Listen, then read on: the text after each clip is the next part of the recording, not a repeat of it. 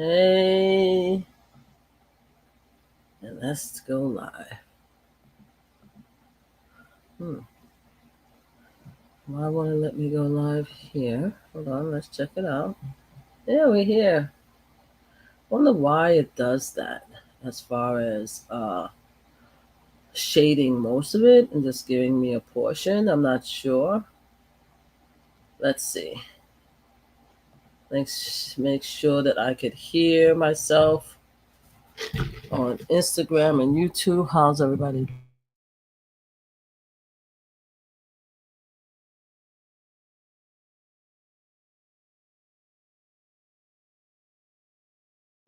All right, I keep saying I'm unplugged. Hold on, let's see.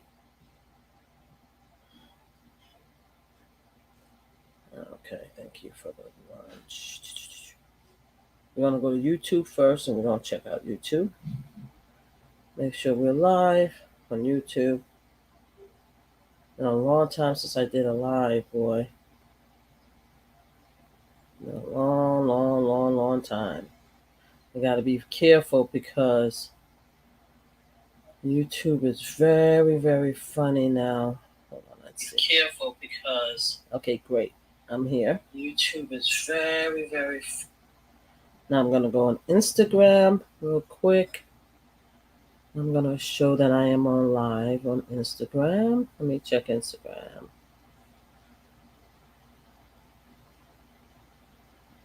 Life really is too short for this video. He wasn't in the seat. It gives to the reassigned seat. I rehearsed all damn day to go hit my mark. That young man wasn't in his seat, so he missed his moment. He's still hurt. He will be fine. I cleaned it up at the end of the show. No love lost here. Taraji is actually having a fight with Keith Lee. All right. I guess Keith Lee now is doing more than food. Lordy.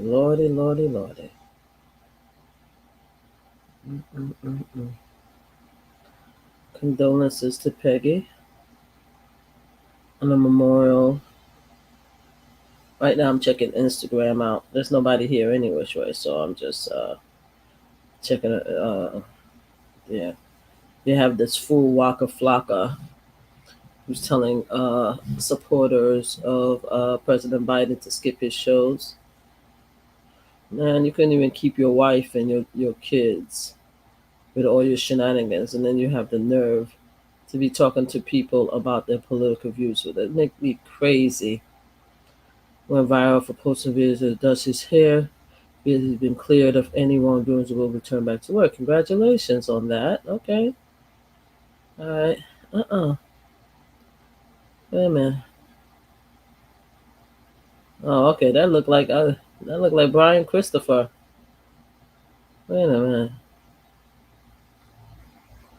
I know that's not Brian Christopher. That guy look like Brian Christopher. Glasses. I was going to say Brian Christopher, who's part of our slot challenge, is actually doing content as far as dancing. So anyway, hey guys, how are you? Whoever's coming, how you doing? I am actually going to take a quick picture. Haitian twin brother Jamal and Jalil Paul pilot first United Airlines flight together. Oh, they do. Okay, Taraji respond to Keep Lee now deleted TikTok following award name mixed up. Okay. Taraji P. Henderson took to IG to respond to food critic Keith Lee now deleted TikTok post of him throwing the rose she gave him at the BET Awards Sunday night. Post of him throwing the rose she gave him. During the show, Henson addressed someone else as Lee, which led to an uproar online. Addressed someone else. Since the popular food critic deleted his TikTok video, he released a video explaining that he is not mad at Henson. The hell is all of this about? So what? So she called the wrong person's name and he got upset? Oh, yeah. Mr. Keithley, I know what you're thinking right now. This is about a... Are you? Are you? Hi. How are you? Mr. Keithley, I know what you're thinking right now. This is about a 10.9 out of a 10.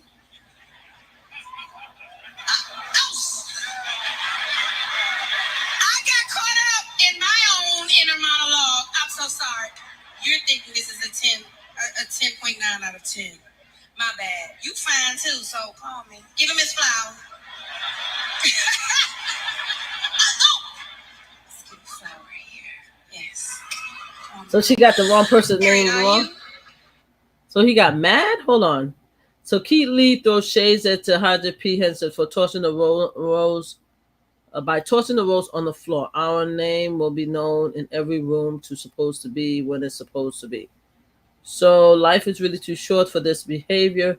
He wasn't in his seat. They gave celebrity assigned seat. I rehearsed all damn day to go hit my mark, and that young man wasn't in his seat, so he missed his moment.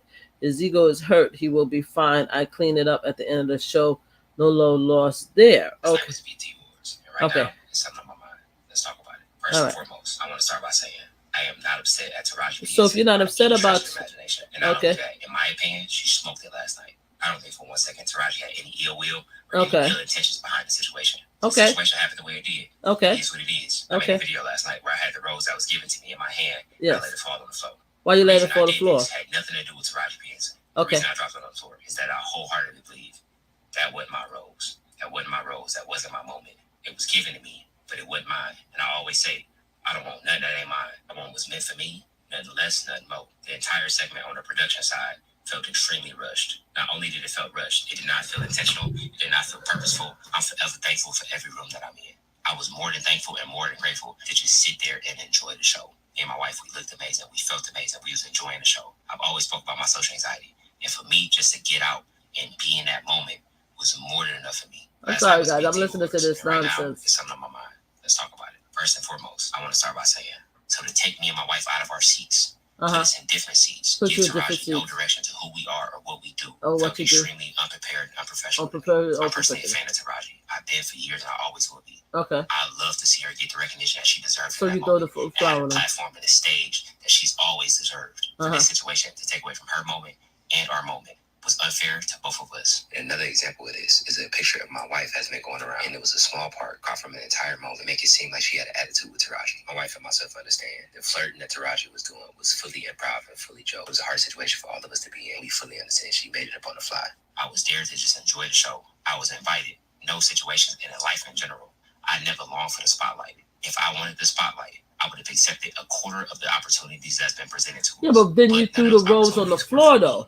Or my family. If you understand that, you understand it. If you don't, I'm okay with that. I'm always gonna be myself. I've always been myself. Nothing about this journey, about this ride. This clip I'm listening to is as a result of. Let's see. I want to make sure that I say this. I do not believe in bullying or anything like that. I'm just listening to it because I went on Instagram to find something and I found it. So everything I'm using, the verbal is as a result of the copyright disclaimer under Section 107 of the Copyright Act of 1976, which allows is made for fair use for purposes such as criticism, comments, new reporting, teaching, and scholarship, and research, and to give my opinion. So my thing is Keith Lee. Let's go back because you guys could see this under Bolo Alert. Never once was I upset that Taraji didn't know who I was. Everything that's for me will be for me. Yeah, but the thing is, she did know because she mentioned your name. Everything that's for you will be for you. When it's supposed to be, how it's supposed to be, with no confusion. I said that last night, and that was still misconstrued, and I stand on it 1,000%. Whatever room I'm supposed to be in, whoever's supposed to know me, whenever they're supposed to know me, it will happen. How it's supposed to happen. Last night. Okay.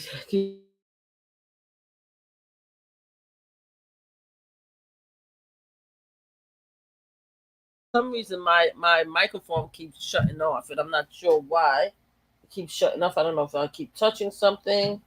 The microphone keeps shutting off. I have to pay attention.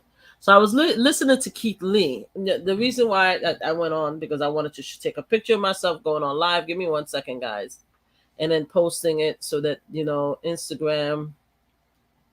Oh, I look so tired, guys. I've had a amazing few days, few months, and I'm trying to make this summer, really trying very hard to make this summer of just relaxation because I've done way too much, I could tell you. And that's why I'm looking so exhausted and tired and everything all the time. So anyway, let's go back to Keith Lee. I mean, I don't know Keith Lee, to be honest with you. So I don't know Keith Lee. But Keith Lee became very famous because of the fact that Keith Lee does a lot of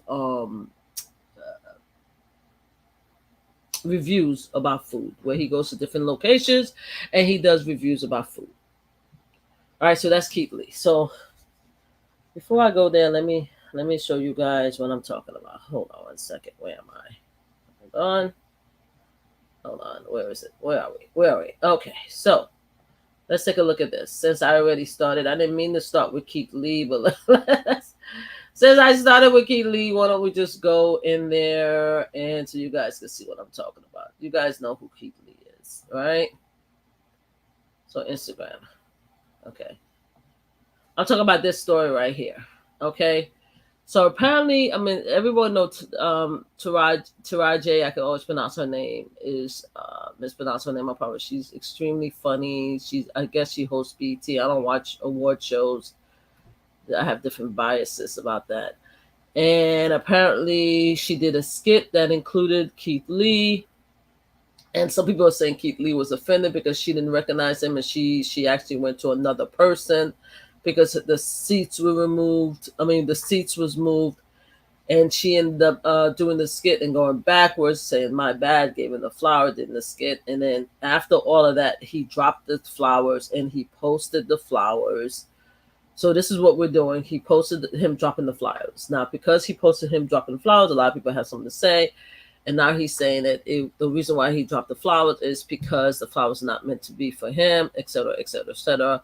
I just, I guess you guys heard me listening to the actual clip um, on my phone because you always want to be careful because YouTube is very funny about sharing content, even though I'm sharing content based on the copyright law.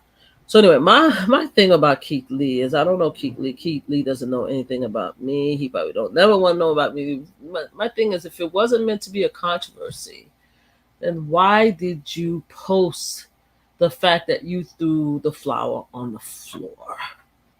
If it wasn't meant to be an insult to Taraji, I hope I'm pronouncing her name correctly, then why did you post you dropping the flower? Anyway, content creators, celebrities, all of that, sometimes we get into our moments, sometimes we get into our feelings and stuff like that, and we do things that we later regret. Apparently he deleted whatever video that he had before, and then after that he had a restatement about what happened. But the fact of the matter is, if you didn't mean it to be an insult to her, you really wouldn't have posted the video. That's just my opinion. But then everybody will have a right to feel any wish they want. I mean, he have a right to feel that she insulted him by not recognizing him and going to the other guy. The whole thing is each person is right, each person is wrong. So it's really not my business. I don't even know why I'm talking about it. I'm just talking about it because I was trying to post that I'm on live and I saw it. I'm like, okay, this is silly. So anyway, so I am on live now on YouTube. Give me 1 second. Actually, on StreamYard. On StreamYard.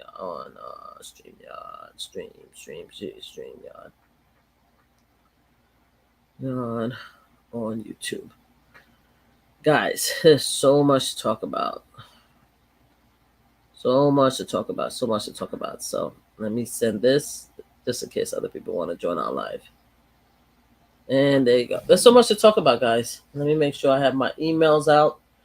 I'm gonna make sure that I put the email out because YouTube have a tendency of emailing you when you do something they don't like, and I want to make sure YouTube now live. Okay, now I'm on live. Okay, perfect.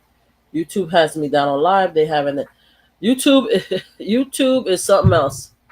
I have to be very, very careful with YouTube because YouTube gave me a warning like over a year ago, and then they gave me a strike. Then I had to fight digitally to get that strike off. Thank God. Sorry about my hair looking crazy. Thank God YouTube. I someone. How did I find out? I was looking through a lot of different content for like almost 24 hours of how to get in touch with YouTube and to let them know that the strike that they gave me was wrong. Like what they accused me of doing was not what I did. So I was going back and forth, and finally I think I found a video or a post or Reddit. It might have been a Reddit post where they said that okay, the best way to reach out to YouTube, because you can't call them unless you're a monetized content creator, you don't have like your own personal contact, because apparently once you become monetized, there's a extra services that you get, like if you get over 1,000 subscribers, etc., there's extra services that you get, and that would help you, get in contact with YouTube. But if you're an everyday person and you just starting your channel and all this stuff is happening, there's no way to reach out. So there was a lot of stuff that I was going to do that I had plans on doing to get in touch with YouTube that, thank God I didn't need to, because I went to Reddit, and then Reddit say the best way to reach out to YouTube is on Twitter. And I'm not going to call the channel the new Elon name. To me, it's Twitter. It was Twitter. It's going to stay Twitter. It was what Twitter is going to stay Twitter. I'm sorry. So anyway, I reached out to Twitter. Thank goodness. They reached out back to me. Yay. I really appreciate the fact that they reached out back to me, and they agreed that what I said was right and what they said was wrong. And so we good. So let me make sure I go here. I need to go. Another thing I need to go do. Because sometimes, let me see. Can I see? I can't see the I can't see the comments here. Sorry, guys. Give me 1 second. I might have to put up. There's two things I need to do then. So I need to keep an eye on YouTube to make sure they don't send me a cease and desist. And I also want to keep an eye on Instagram. Let me do that. Let me make sure I lower this. And Instagram, just in case people have comments. Because unfortunately, if you're on Instagram or Facebook, etc., I don't see your comments. I don't see your comments, guys. Sorry, I apologize for that. Let me see. Can you guys see my live? Did I close the live? Oh, that's going to be frustrating. Look like I closed the live. Did I close the Instagram live? Hold on, guys. Give me 1 second. I need to go check on something. I think I closed the Instagram live unintentionally.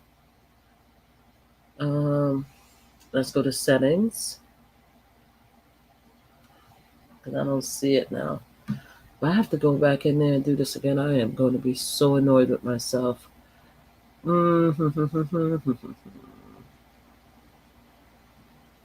don't need to edit name. Oh no, it's here. Okay, hold on. All right, you are live. Okay, so I'm live. Why can't I see you? It's saying that I'm live, which is yay for me for that. But unfortunately, I don't see the live anymore that I am on live. So if I don't see the live, that means I cannot comment on the people who are looking at me. I'm sorry. I sincerely apologize, people, for that. I'm trying to find myself on live. Let's talk about Waka Flocka for a moment, people, shall we? Okay, maybe if I go in and log in as MamaFlipLive. Let's see. Let me see if I do it this way. Maybe I could see myself. I'm just looking. Save it from. Shoot. That's all right. If I have to change it, I'll change it. No, I'm not on live. This is so frustrating. I'm sorry, guys. I don't see myself on live on Instagram anymore. Give me 1 second. It's so frustrating. What happened? It's saying that I'm on live, right? It's saying that I'm on live, but then it's saying once you live, if your stream is public, you'll find it. Okay, let's do edit. Let's do edit. I did this. You're already live. If you need to change, just trying to remove this destination. No, I don't need to. Keep your live open. You'll need to click go live. Oh, okay. So that's what well, I did not keep my live open. So it look like I'm gonna have to do Instagram again. Sorry, Instagram. I'm going to have to create a new live. Hold on. Nope. Sorry, guys. I'm gonna. I know there's a lot that's going on right now, guys. So I just don't know why I can't see it. What happened is it's supposed to just pop up and I see myself, but I don't see myself at all. And I want to be able. The reason I'm going through all this is because I want to be able to. Let's get out of here. Comment and talk to the different people that talks to me on Instagram, and unfortunately, I could see comments on StreamYard, but unfortunately, I cannot see comments on.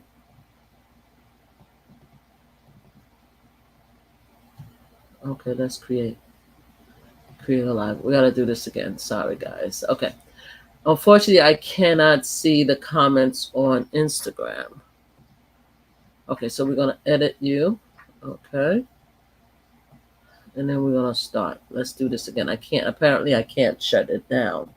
If I shut it down, then I am wrong. So audience is public. Perfect. I'm gonna go next, and I'm gonna copy this. And I'm gonna put this copy link right here, and I cannot shut off the link. Apparently I can't shut off the link, because if I do, then I have a problem. So now I'm gonna edit this again. Go here. I'm gonna edit. Fingers crossed. Let's see if it works. Nope. I'm gonna have to remove this. I'm gonna remove. Yes. I'm gonna remove. Sorry, guys. Now I'm gonna go back in, and I'm going to put in the save. Fingers crossed. Okay. Now I'm going to Instagram. Let's see if we could do. Let's go live. I'm gonna click go live. Hold on. I did do. It is live. Hello. It's live. Okay. Yep. Now we're here. Okay, great. All right, I can't shut it off. So if I can't shut it off, so hopefully I'm just trying to see if I could see you guys. I am live. Now let's see if it's gonna work again. I'm just trying to see if I could get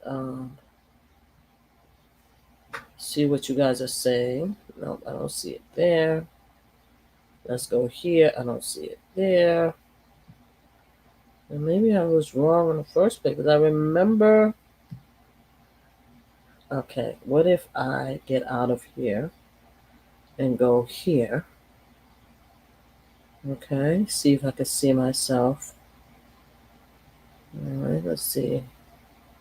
But I just want to see what people are saying, if anybody's saying anything on Instagram. I apologize for all of this nonsense. This is all introductions, right? As you can see, oh, okay, good. All right, so hold on. All right, click. Come on, We almost there.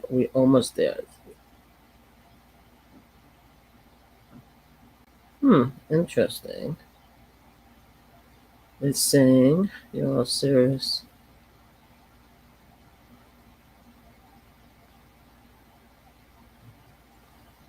This is the most ridiculous thing I've ever seen in my life. It shows that I am here. Oh, there's somebody who actually put Marie Deleuze too. Oh, who's this? There's a Marie Deleuze too. Interesting. I don't know who this Marie Deluxe 2 is.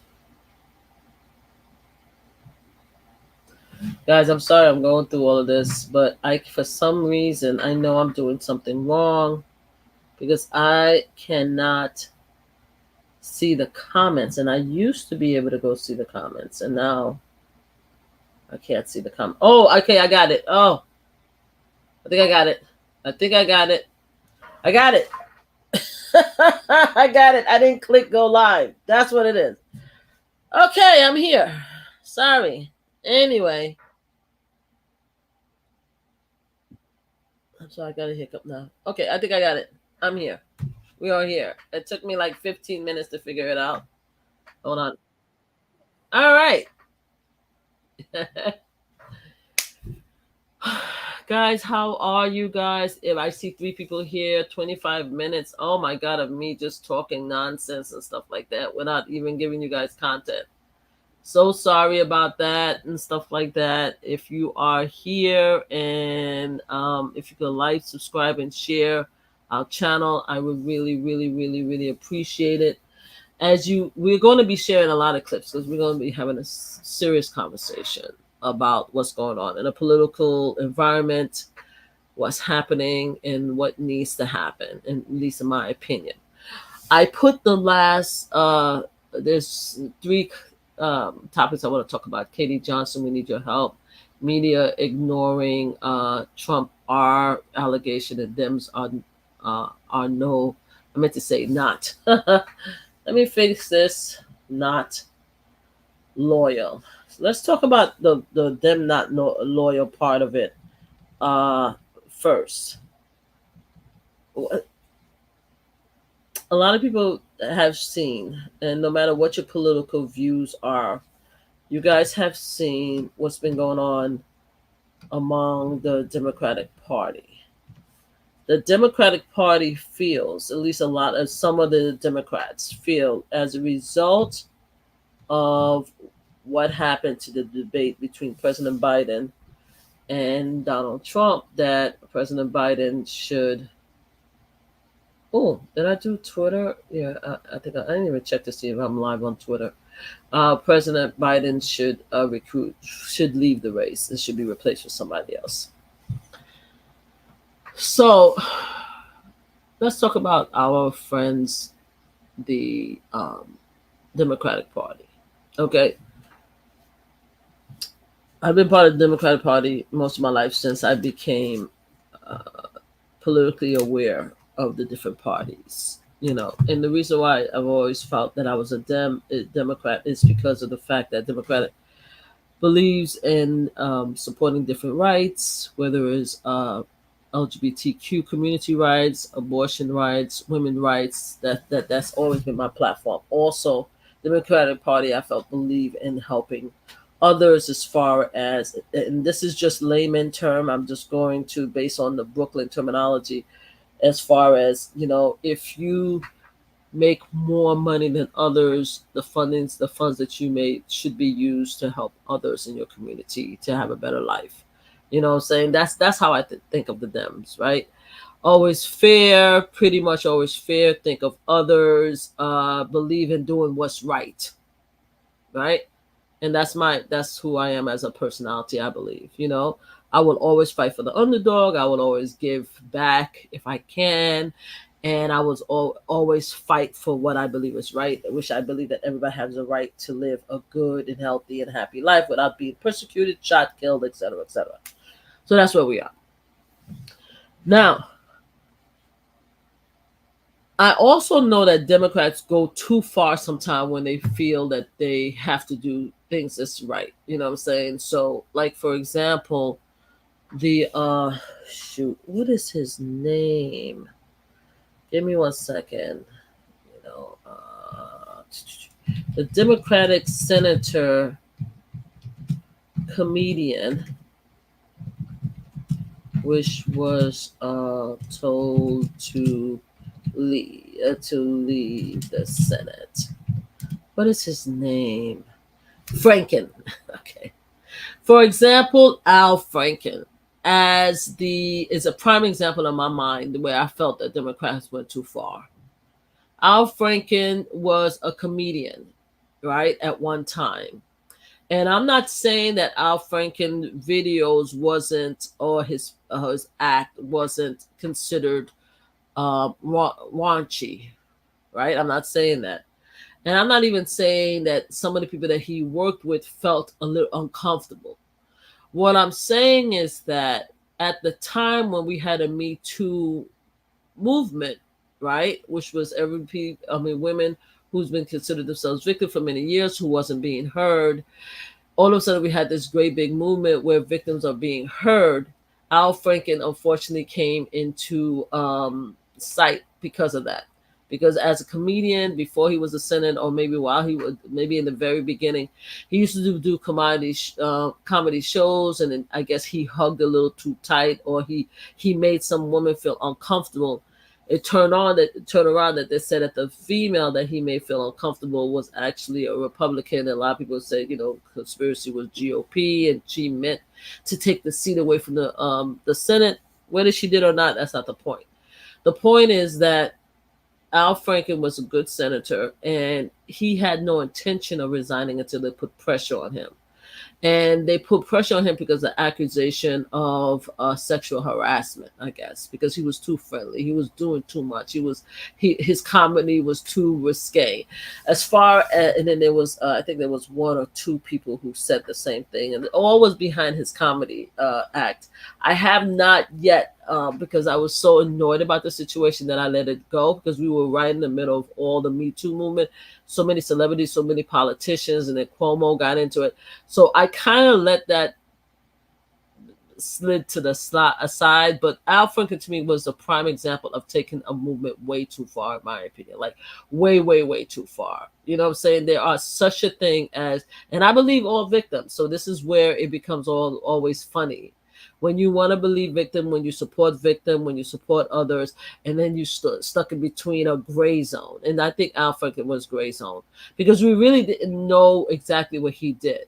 A lot of stuff was associated with his comedy, but they forced him to resign, meaning the Democratic Party, because it didn't look good. It didn't look right. You know what I'm saying? If we're supposed to stand for the victims, and we're supposed to be,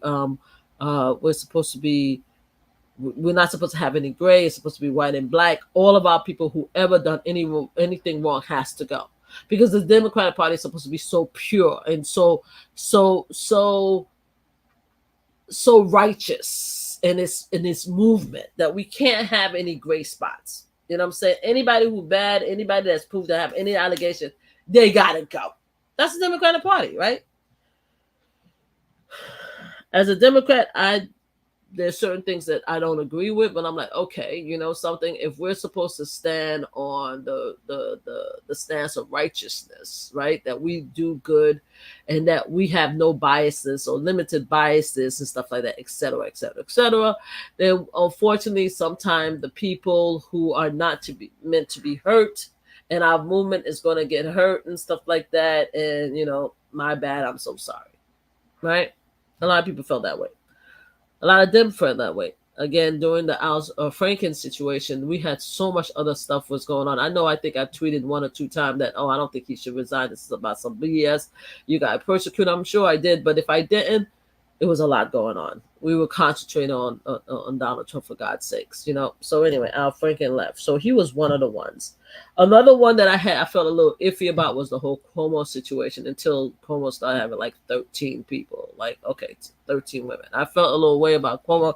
I've met Cuomo personally, been in his vicinity personally, and I felt that Cuomo did an amazing job as governor during COVID. I don't think New York would have been as far or as progressive, and we lost a lot of people. We lost a boatload of people in this world, in New York too.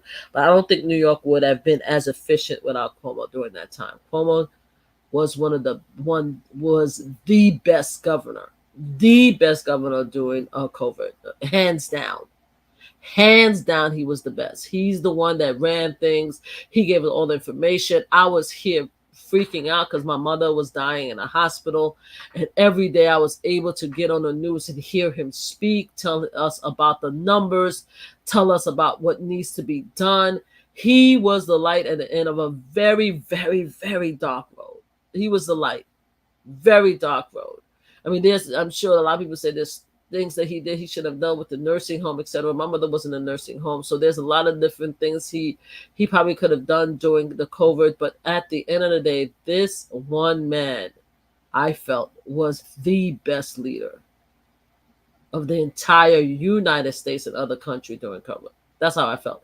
So when they started going after Cuomo, I was like, oh God, here we go. Lord have mercy. Lord have mercy. Then you have one accusation, two, three accusation, 4, 5. I don't know. At the end of the day, how much was 12, 11, 12? I don't know. And stuff like that. And I was pissed. I'm like, yo, really? Cuomo 2? We have to go after Cuomo 2? God dang it. Damn it. Sure. Well, man. And there's been a lot of cases, a lot of and then after that, my girl Tish Jane. Oh, when Tish Jane was like, she's gonna investigate Cuomo, I knew it was gonna be the clash of the titans, because I love me some Tish James. I personally also know Tish James, known Tish James for many years. I can't say that Tish James and I are friends. Like, she's not my girl, like homegirl. We don't hang out and stuff like that. But Tish know me. I know her. We run in the same political circles. So Tish knows me. She knows me by sight. You know what I'm saying? I believe she knows my name, but I know she knows me whenever I'm around. Because we know the same people. So when I heard that Tish was going after Cuomo, I was like, oh, it's going to be a problem. It's going to be a problem. Because I know Tish.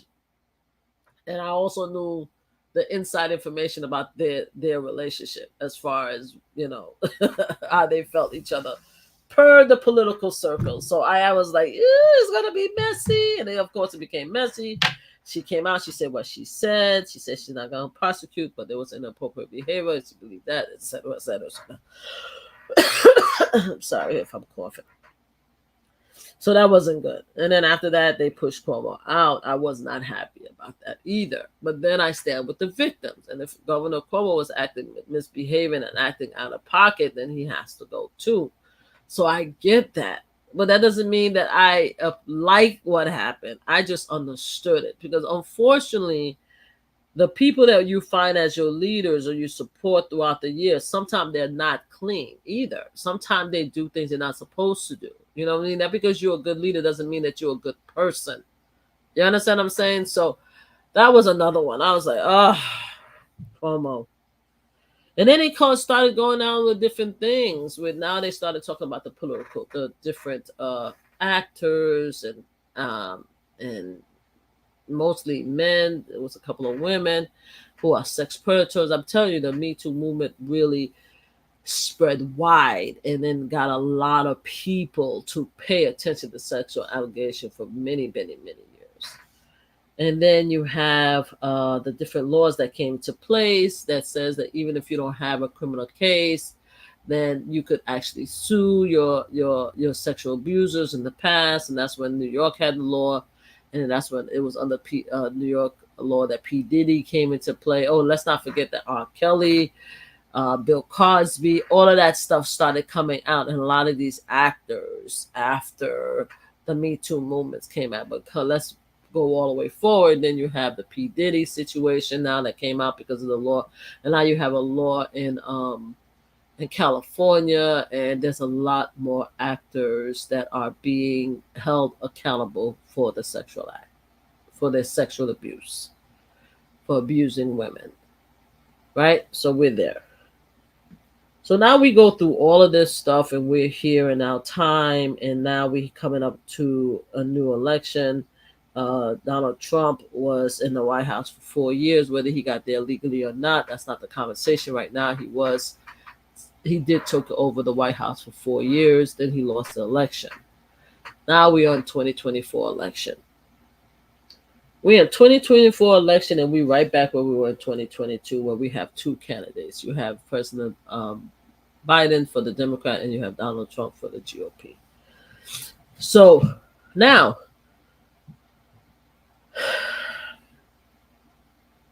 you have a situation where you have a guy who's been accused, that's Donald Trump, who's been accused of cheating, lying, stealing through his business, right? He has He was, again, Tish Jane coming to play. She took him to court, and he was found guilty of of doing a lot of racketeering type of behavior with his company, where he lied and cheat, not pay taxes, etc., lied, blah blah blah.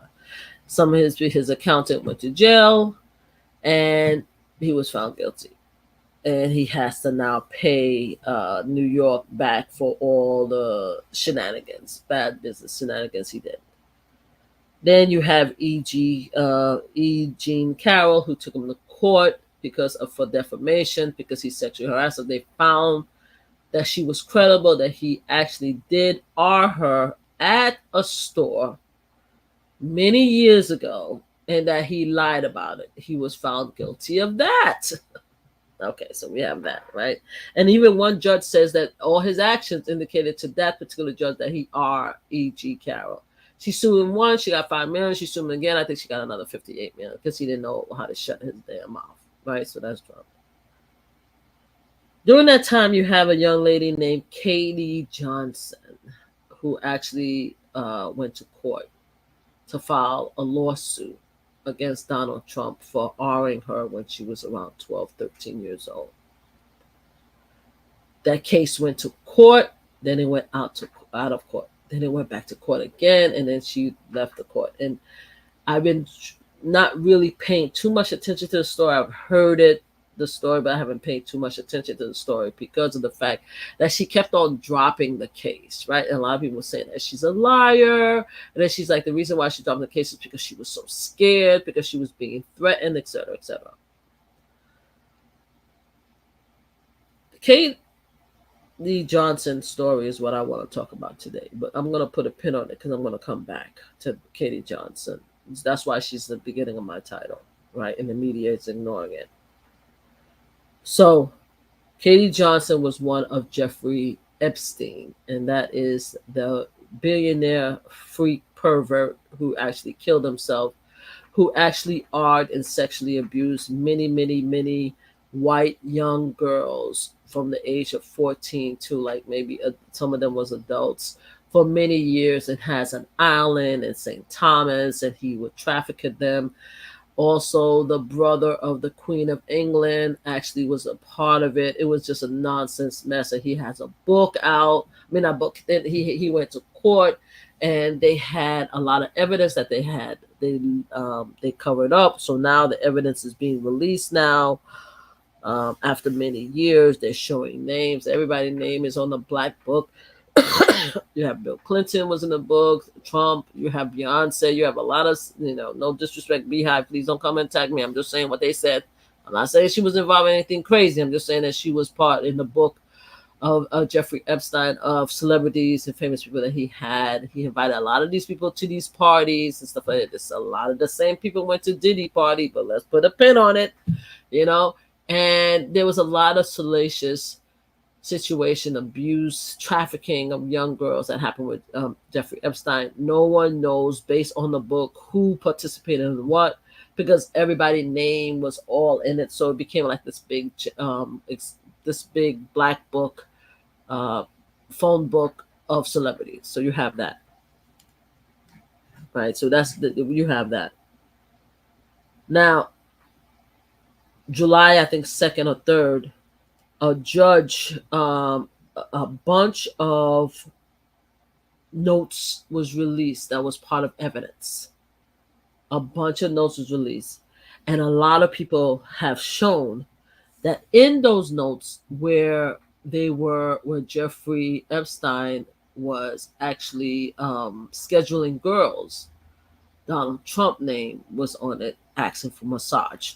All right, so let's put a pin on that, right? This is all happening within the last few days. Okay, so let's put a pin on everything. Now let's go back to Dems. Let's go back to the Democratic Party. While all of this stuff is happening with Donald Trump and everything, the GOP, they have their guys back. They don't give a damn. They don't give a F. They don't care this guy Rick, the R word, sorry, YouTube. Let me make sure YouTube didn't try that and then shut me down. Hold on, let me see. Let me go to YouTube, make sure YouTube didn't mess with me because it's been more than 20 minutes, so I could probably use some of these words.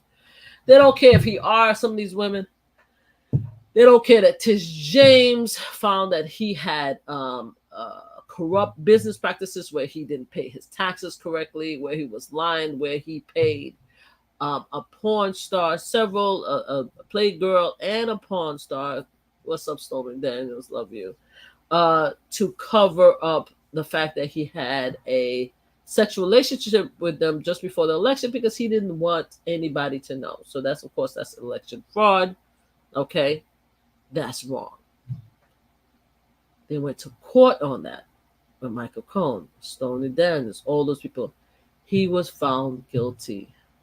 Okay, which is a felon, and he's supposed to go get. He was supposed to get a his hearing, the date for his what is it called? The judge is supposed to give him. Oh God, what is going on with you? Sentencing. Thank you. I'm tired, guys.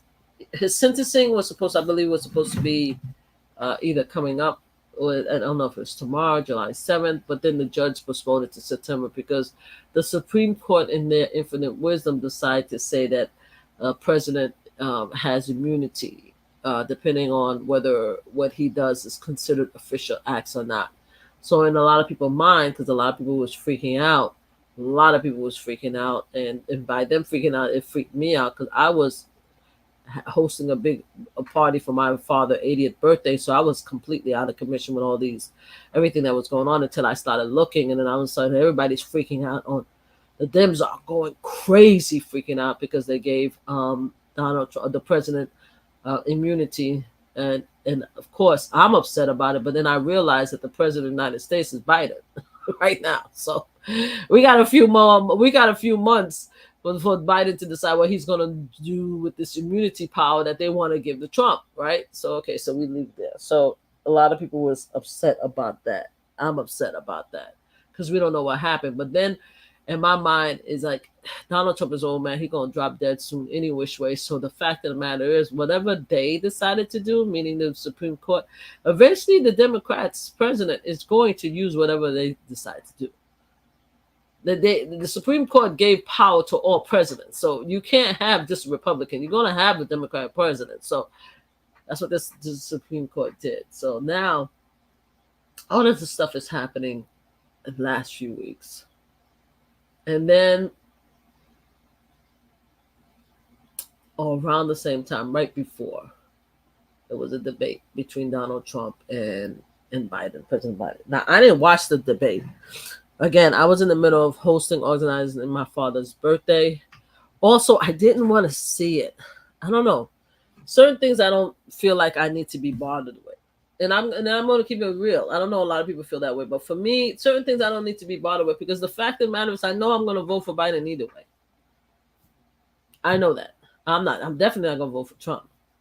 Who's a felon, who's an artist, who's a liar, who's a pig, who took everybody right, who made the Supreme Court a political conservative freaking hatchet mafia job. So I'm not going to vote for him. So why am I going to spend my time watching a debate, in my opinion, where it's not going to influence my thoughts, my views, or whatever? I'm voting for President Biden. That's it, right? That's me. However, I get that other people have to watch it because they want to see what President Biden is going to do.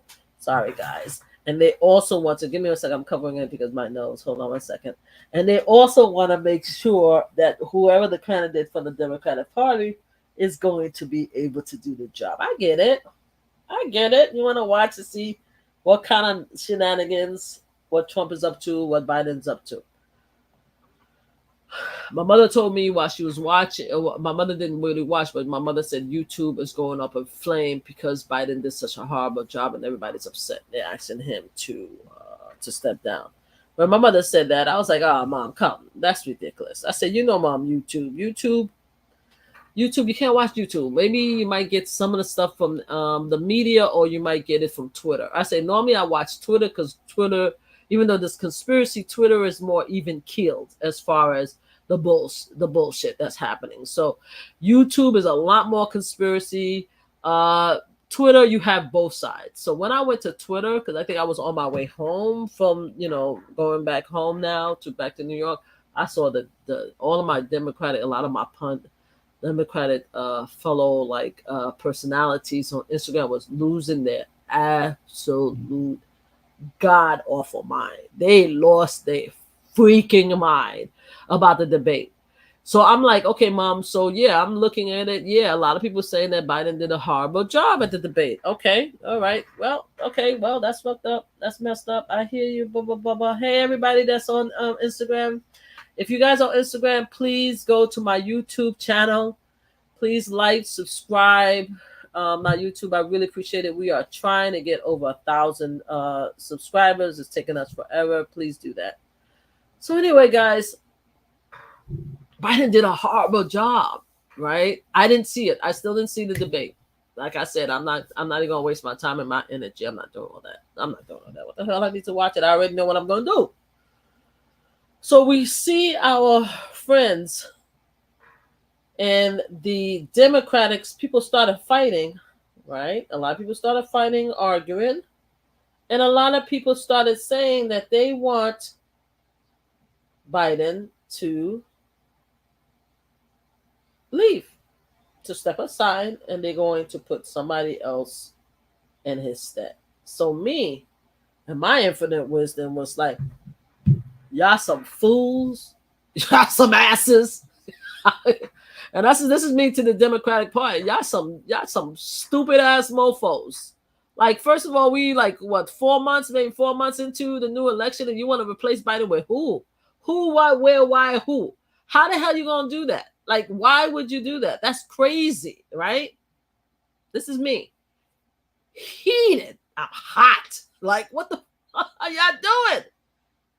You have the GOP who have a pervert, lying, dictator type candidate who wants to take over the United States of America. Right? He gave you conservative judges. He took away all of our rights. So he's working it. He says there's a project 2025. And what is it? That project 2025? Is that the project? I want to see what the project is. Let me make sure. He's talking about dictatorship by implementing this project 2025. I want to make sure. Yeah. Project 2025 plan. Right? He has been found guilty of abusing and defaming a woman back in the 1990s, around that time, in a dressing room. He was found guilty. He has to pay them. He was found guilty of bad business practices. He was found guilty of campaign violation by paying Stormy Daniels and the Playgirl model money so they don't tell their story before the election. And I'll fast forward now. He was just found guilty the other day. Like, literally found guilty the other day in New York court of law. He's a felon. He's supposed to be sentencing, which was delayed. He's supposed to be, I doubt he's going to go to jail, but he's a felon. He was found guilty. But yet the GOP and the mega are 110% behind that guy. 110% behind that guy. Hey, let me tell you something. I tell you it all the time. My family, I love my family. But my family, we have some hustlers in my family, boy. I'm the good one in the family. I'm pretty good. There's certain my brothers and sisters from my mother's side of the family. We're pretty good. We're good people. We serve our community.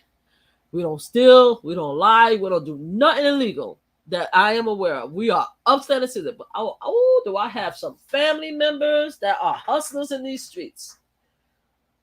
And if I could tell you half the things my family members have done, you guys would be like, God damn, I can't even run for office. I mean, there's a lot of people that wants me to run for office. I was like, I can't run for office because I run for office. There are going to be skeletons fly all around in my family. I know hustlers. And I have family hustlers in my family that I love dearly, that I will always have their back, whether they're right or wrong. I will have their back. I will support them. I will tell them if they're wrong, but I will have their. I have friends. I met people who are murderers, who killed people in the past, who are friends of my son. I met murderers who are friends of my son. I met con artists who are friends of my son. I've met these people. I get it. I get when you have boys and girls that is your family, that is part of your community, that you love and you adore. They're good to you. They are some fucked up human beings. I have advocate friends. Advocate friends who are currently right now helping to stop gun violence, who killed people, who had to come to terms with sin time for taking a life. And you're not allowed to take a life per the Bible, per God who took a life, who's out here trying to do good. I know these people. I watched them. I talked to them. I worked with them. A lot of these people I actually liked in person. Like, they're good people to me. Some of the people that's in my family, I love these people. I have people who've done some very, very, very bad things in my family. And even though I disagree with what they've done, I get the fact that you love that person. You have to have their back and you have to support them because they're family. If they're wrong, you let them know that they're wrong, or you say Switzerland. When it comes to me, I say Switzerland across the board. I'm not picking sides. I'm not picking sides. I'm not picking sides with the perpetrator. I'm not picking sides with the victim. I'm just like, I'm walking a straight line. The GOP and I like that. They have this pervert, crazy mofo who's 3 years younger than Biden, right? Who's doing a lot of crazy and saying a lot of crazy shit, who's been found guilty or several, and they have his back 100%. Oh, they have his back. What? Come on now. Let's give it to, like my son, like Queensford does. Okay, let's give him a hand. Let's give him a hand. They have this mofo back. Yes, they do. They don't care what he did. That's their candidate. They're going to go down in hell with this mofo. And what is the Democratic Party trying to do now? So now, what about to tell me Biden did bad? I'm like, so I'm looking. I'm like, okay, how bad did he do? Everybody freaking out. Half the Democratic Party, half the dependent that I followed, half the personality that I followed for many years are asking President Biden to step down and be replaced by somebody else. So I want to know, in my opinion, why isn't the Democrat as loyal as the GOP? That's what I want to know. Why isn't the Democrats as loyal as GOP, as the MAGA base? Don't get me wrong, the MAGA base is rabid.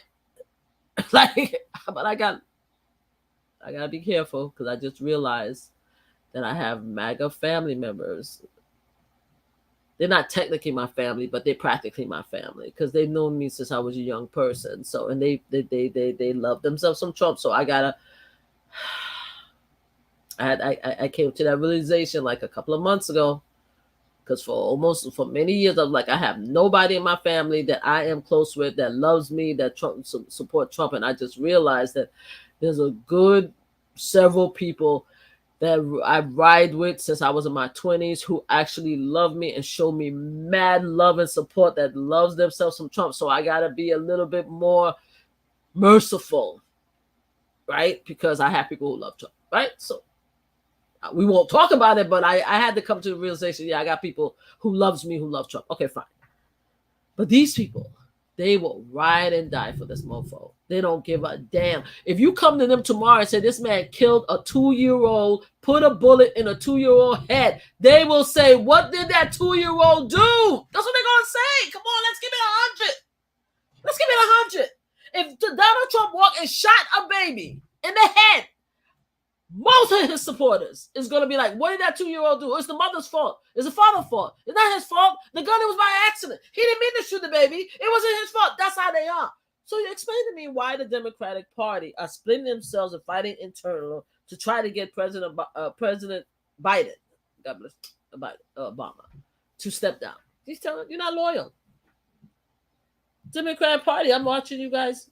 A lot of them are not loyal. And then you have the never Trumpers who used to be Republicans, who said that they're on the side of the Dem. They asked Biden to step down too.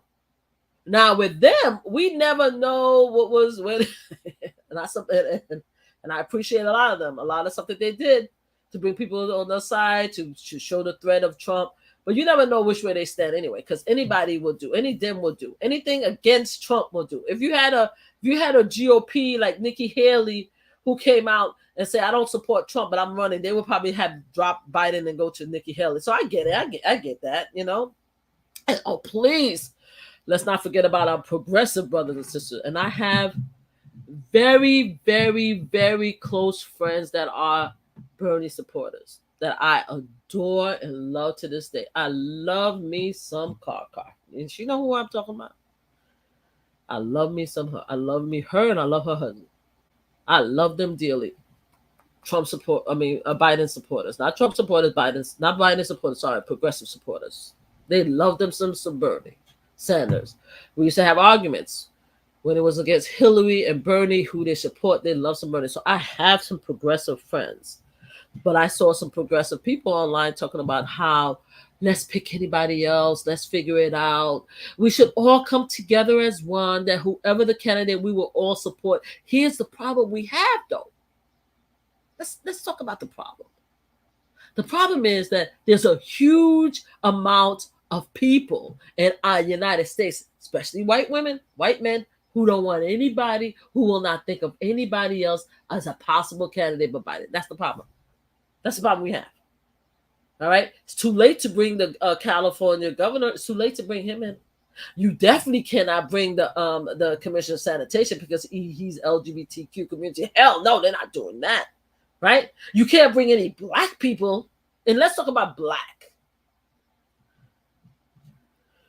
The reason why, in my opinion, that these people are freaking out about Biden, because Biden is slow and because Biden didn't do a great job, is because they do not want President Kamala Harris. That's what it is. Come on, let's talk about it. Let's keep it real. Come on.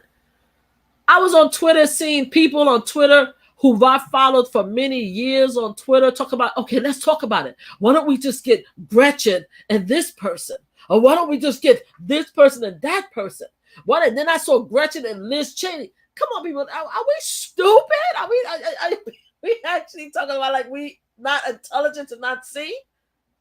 I did see somebody was like, okay, why don't we bring this white woman and Kamala? I did see that.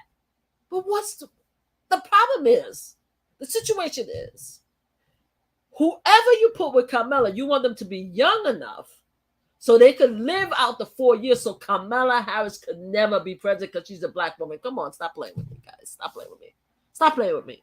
Y'all worry that Joe Biden will not last 4 years because if Joe Biden passed away, Kamala Harris would be president, and y'all can't do that. You can't deal in your mind, in the Democratic progressive, far left progressive, even the middle progressive, even the middle Dem, the white Dem, even some of the black Dems. You cannot see a black woman being the president of the United States. Y'all can't do it. Y'all can't do it. Y'all can't see it. Y'all can't see it. And then I saw some people talking about Michelle Obama. Oh, maybe not Kamala. Why don't Michelle Obama? Why are we playing games, Dems? Why are we playing games? Stop playing with me, you guys. Most of these Dems that I've been seeing the last few weeks, you have no loyalty. You're not loyal. And it's shocking to me because I'm like, yo, you guys are tripping. I'm like, what?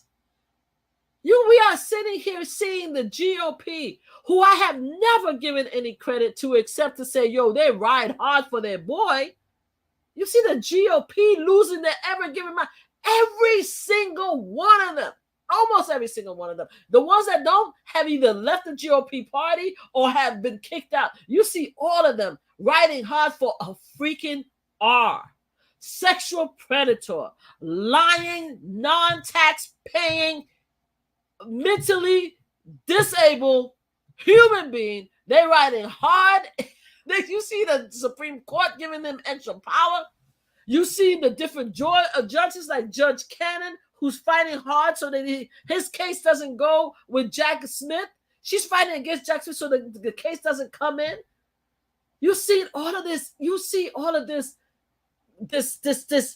aggressive power of a bunch of insane power coming together under the GOP heading, under the MAGA heading, to protect this one cockamamie idiot clown And you guys are coming back and you telling me that you want Biden to step aside. Y'all guys gonna find somebody else because he's too old. Where's the damn loyalty? Where's the damn loyalty? So then let's put a pin on that. So I'm pissed off about the damn loyalty. And then we realize, whoa, there's a judge out there that asks for paperwork to be revealed from Jeffrey Epstein. And in that paperwork, you see that Donald Trump's name is all over these documents. You see that Donald Trump's name, and I'm going to bring it up. Hold on. Name is shown in some of these call logs. It's called call logs. And his name is brought up, and he is asking, according to my understanding, for massages for these young girls that Jeffrey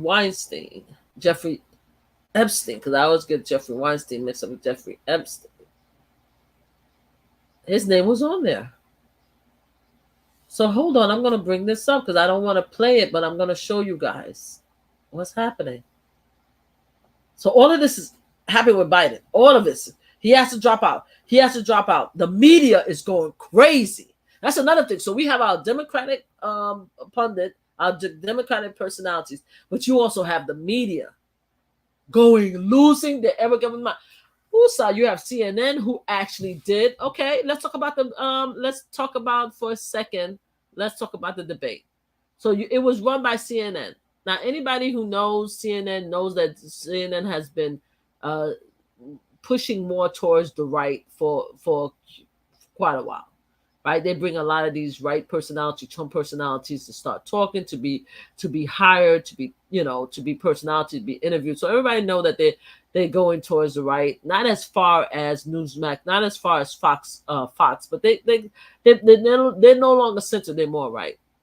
So you mean to tell me that you had Jack Trapper, and I don't know who else was there, was actually the mediator, and Trump said 41 lies, and he didn't even address the lies, but yet he just, based on his after interview, he's not taking responsibility because he feels that Biden poor performance doesn't reflect on him. But the fact that Donald Trump lying doesn't reflect on him either. So that's what we're doing on CNN. So, a lot of people are mad at CNN, right? So CNN I don't pay attention to. It's MSNBC that I'm paying attention to. And I'm like, yo, and my girl is Rachel Maddow. Rachel Maddow over here on a Monday after that was like, oh, if the Democratic want to change candidate, they only have a limit to the time. See, my expectation was that not if the Democratic was changing, have a limit to the time to change a candidate. My expectation of MSNBC was like, are you guys stupid? That's what my expectation was. Are you guys crazy? Y'all see what Trump is doing? You see he wants to be a dictator. You see what's going on. Like, everybody needs to come together and unite behind Biden. That's what we need to do. We need to make sure that everybody understand this man did a great job for 3.5 years, and we need to support him. But no, of course, it's media. Media don't want to be biased, even though they are biased. They don't want to be biased, even though they are biased. And they want to give everybody an idea, a perception that they are fair across the board, right? They want to give everybody a platform. They don't want to implement their own personal views and stuff. Whereas that's all they do. That's all they do. That's all they do. So I was annoyed with Rachel Maddow. Then Nicole Wallace, who's a former, I don't know, she's probably still a Republican, bringing in a lot of guests who are saying the same thing, that Biden should step aside. And I think it was on her show, and also on and she brought other people who was like, you guys are crazy, we need to stick with Biden. I just saw that, but it was on her show. It was somebody else's show that was like telling the media like that it's the media fault. And a lot of people are saying that is the media fault, because the media is not that the media doesn't have a right to express their views, right? Okay, let me be careful. It's not it's not that the media doesn't have a right to give everybody a platform to tell their views, right? It's not. I hate that they bring liars and backstabbers on, but you know what I'm saying? They're doing a job. What makes me crazy, and I think a lot of people are crazy, is that the media is focusing so much on Biden and the fact that Biden did a bad job, and then a lot of people are saying that he needs to step aside, that they forgot the fact that everything else that Donald Trump is doing, the fact that they don't talk too much about the Supreme Court. They do mention it a little bit, but they have been harassing for about a week or so about Biden needs to step aside, and they refuse. I'm yet to see anybody do the story about Donald Trump name being brought out under Jeffrey Epstein log. You guys they spending so much time, the Democrats are spending so much time on Biden that they forget that the person that Biden is fighting against is a sexual predator. Yep. Okay. Screen sharing was canceled. Make sure to click share on which one was canceled? Hold on a second. Sorry guys, you are live here. You are live here. You're live here. Okay, I'm still alive. I don't know which one was canceled. And give me a second. Let me make sure YouTube didn't get mad at me about something. Give me a second, because I just showed something for just a second. Hold on. Because I have to be very careful with YouTube. YouTube, I am following the copyrights. Hold on, I'm just watching. Yep. I don't see anything here. Let go here. All right, good. So far I'm so good.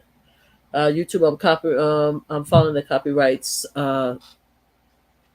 copyrights disclaimer. I put it there, and I am using different clips in order to have a discussion, in order to give my personal opinion, and based on Section 107 of the Copyright Act 1976. So give me 1 second, guys. Give me 1 second. My notes again. So you have the media spending all this time talking about bringing candidates in, and I think what I was thinking, if there was one time that somebody was saying, I forgot who it was. I don't know if it was because I unfollowed so many people. I don't know if it was Andrew W. I think it's Andrew Weinstein. It was a Wiseman. There was a bunch of them that I've unfollowed the last few days, and unfollowing them. I'm going to be blocking a bunch of them. There was some people that were saying that, they don't think it's fair that people are blaming them as media for telling us the story, because they're not trying to be biased against the other. They're just trying to tell what the story is, and there's a lot of concerns among the Democrats that Biden can't do the job, and they want to replace him, and people are trying to bury the story, but they're just telling the story what it is. Okay, so let's say you are doing that. Where is the Trump coverage? Where is the fact that Trump was told for at least 41 lies? Where is the back-to-back coverage where you're talking about Biden, you say, well, Trump lied about this, he lied about this, he lied about this, he lied about that. Where is that coverage? You didn't do that. Okay, where is the now I'm waiting for someone to do an expose about his name showing on the call log where they said that he asked for massage. And the reason why I bring Katie Johnson's name in it, and the reason why I'm going to tell you about her lawsuit, is she said the same thing. So because Katie Johnson dropped her case, right? Nobody decided that we right now in the middle of having a freaking R trying to run for GOP, and they have his back. They don't care who he are at all. We don't want to talk about that. There is a legitimate proof right now that has been handed to us by the courts that there's a proof right there. There's proof right here that hey, wake up everybody. Hey, there's proof right there. This guy right here, there's proof, there's evidence. We're not assuming. There's evidence right here that this man asked a young girl who was part of Jeff Epstein to massage him, right? And there's a case that was brought up, dropped again, brought up, in which the young girl said the same thing. So we don't want to do no exposés, right? We did an expose on R. Kelly. We did an Earth Day on Crosby, which I both believe they should have gotten that. We did a whole thing. So you guys don't want to touch none of that. Why? Y'all afraid y'all going to be sued? You afraid you're going to be sued? I can understand the media like, okay, because Fox got sued, you don't want to get sued. And we all understood that. What happened with Melania Trump, where this, I forgot the group that was sued out of existence. Let me find out. Hold on. Melania, hold on. Trump sued publication for calling her a hoe. Daily Mail. She won over Daily Mail over escorts. Let me show you guys. You guys are scared of this? You guys are scared of it because of the fact that you feel that because Melania Trump sued the Daily Mail, here's a story, over the escort because they couldn't prove that she made financial gains. They couldn't prove that she was an actual escort because they saw videos of her naked and wrapped around another female and stuff like that. They couldn't prove she's an escort, so she sued him out of existence. So you guys are afraid of that? So the only people that's really talking about the fact that there is evidence that Donald Trump was under Epstein call law, calling Epstein for a girl. There's evidence out there. You mean to tell me y'all don't want to talk about it? So the only people that's talking about it is people on Twitter and stuff like that, right? So, okay, so let's do this. Let's do this. Her name is Katie Johnson. And I would like to implore Katie Johnson to come out and tell her story again. Katie Johnson, we need your help right now. Right now, there is evidence that I've seen in the court document that actually correlate to what you said in your court case. They said that you dropped the court case because you were afraid, because they were threatening you and stuff like that. And I get it. But right now, we have a problem. We have a major problem right now. Nobody want to pay attention right now. The media doesn't want to pay attention. MSNBC doesn't want to pay attention. Nobody want to pay attention to what the hell is happening. And so we need your help right now. So I'm employing Katie Johnson to come out and tell her story.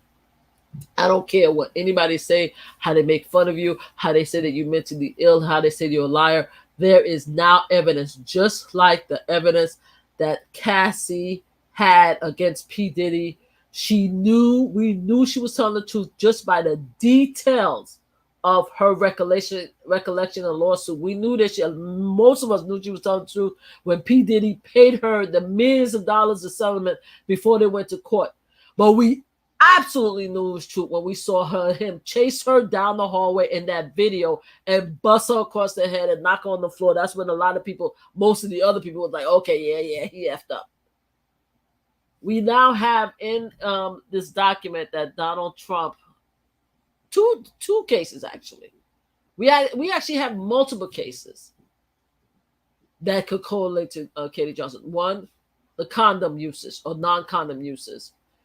Gene Carroll says it implied it that he didn't use condoms. Stormy Daniels talked about that he didn't use condoms. This young lady, Katie Johnson, said in her lawsuit that he didn't use condom, and she asked about the condom, and he knocked her across the side of the head. Right? Then you have now the massages. Okay? The massages. Okay?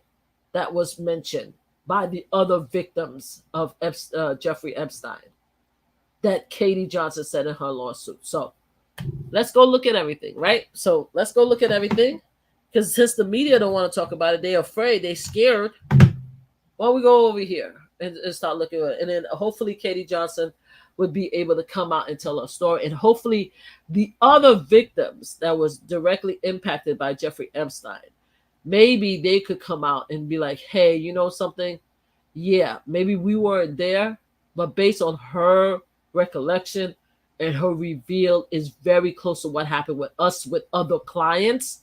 It doesn't mean that the client that you would, because I call them I shouldn't even call them clients. I should call them perverts. It doesn't mean that these perverts that you services was Donald Trump, but these perverts that you services were so similar as far as the calling, as far as the request for massages, as far as your age, that you could look at her story and say, you know something, is this credible? Because sometimes you cannot give the exact detail because it's many years ago. But you could actually look at a story based on other stories and be like, yeah, that's credible. You can't tell me that Donald Trump had 13 women who accused him of sexual harassment, that Ivana Trump, who passed away, said that her husband are her when they were at one time, and then she retracted when he was running for president. You can't tell me that all these things happened and there's no truth, there's no light, there's no nothing in it. You can't tell me that. But of course, again, the disloyal Democrats who are asking Biden to step down, they don't realize that by you keep harassing Biden, you letting this story go away, right? You're not paying attention to this story. You guys are not coming together to be like, look, under all that's holy hell and heaven, there's no way we're going to let this pervert, this sexual predator, this R, take the White House. We're not doing that, and we will support our candidate no matter what, just like the GOP and the MAGA does. No matter what, we're supporting them. We're not talking about nothing except for every single way, every single day, every single moment, every single hour. What we got to do to support this man to take the White House, because we have Project 2025 where they're talking about abandoning abortions, abandoning rights, abandoning birth controls. They're changing all kind of things, removing all rights for Black people. We're not talking about none of that. And then you have, and let me put a pin on Katie Johnson. So besides the Democrats, let's talk about these folios, hip hop artists, especially on the male persuasion out here showing their entire ass, like Waka Flocka and all these other people that showing their entire ass talking about how they support Trump. You cock-a-meaning bird brain mofos. Do you guys honestly think the rest of us are stupid? Do you honestly think the rest of us are stupid? We even have some of these people who are friends of my sons. Do you honestly think that we stupid? Two reasons that these mofos are celebrating this man. One, because they believe that they make so much money that this guy tax break is going to save them more money. Let me explain something to you. It's not working. I can't tell you why I know, but I promise you, you're not paying attention. You need to call your accountant. You need to call your accountant and find out how much taxes you are actually paying, and how Trump bullshit, unless you're a billionaire, possibly, how Trump bullshit is taking most of your money out. You need to check it with your accountant, because I can promise you, what Trump did the last 4 years is not saving you anything. It's costing you a lot of money. I can't tell you why, privileged information, but I promise you, call your accountant. Call your accountant. And the rest of these fools are supporting him because he's a felon. And they felons. And they feel by him being a felon, if a protected felon, he could do one or two things. He could, if God forbid he did take the White House, he's going to give them a pardon. Nah, the motherfucker ain't giving you a pardon. Please. You think Donald Trump going to give you a pardon unless you have money? Project 2025 shows that they don't like Black people that much. You Black. He may have some Black people that are very rich that he look upon and be like, yo, you could come to my white barbecue, but it ain't gonna be y'all sorry asses. It ain't gonna be y'all sorry ass. You're gonna act like he don't know you at all. And you think that by him supporting you, he's gonna change the laws. You're still a felon. And the fact that some of them even thinking they're per brain, Peter brain, small brain, that they could relate to this white man as a felon. A white felon is different than a Black felon. I don't even understand why I have to even say that. A white felon is different from a Black felon. You ain't gonna see Donald Trump on no Rikers Island. He's sitting in a golf club, spending time with all his fancy white collar people. Stop playing with me. When the hell does a Black felon as a Black man or Black female think they can relate to this fool? Like, I don't even understand. What is he going to give you? Lord have mercy and Christ in heaven. So you have all these people. You have Amber Rose, for God's sakes, who created the slut walk talking about how she support Donald Trump. See, these cockamind bird brain. And the reason why I use the word bird brain, because bird has very small brains. And I wonder what happened to their mind and brain to make them think that this mofo cares anything about you or cares anything about your people. He does not. He's shown time and time again he doesn't. The people that's been close to him told you that he doesn't. People that was part of the Apprentice, the black people are part of the Apprentice. Amoroso, who I cannot stand. I cannot stand the sight Amoroso. Can't stand her. I think she's a backstabbing all kind of. I have a lot of words for Amoroso for the way she did Hillary Clinton and went towards Trump, and then after that, the way she practically got dragged out of the White House. That story itself showed you what he does to a black person, that he allegedly supported him when he no longer needed him, how he treated Amoroso. Come on, stop playing with me. Stop playing with me. You guys funny. So you got all these black hip hop artists and entertainers are now supporting him because they feel that he could do something, like he's done something for black people. The Democrats don't do anything, but Donald Trump did something for black people. What? What did Donald Trump? Because Kim Kardashian went to him and asked him to pardon some people that she knows through the back connection that he helped. Most of the people that he helped was people that was connected to a celebrity or had money.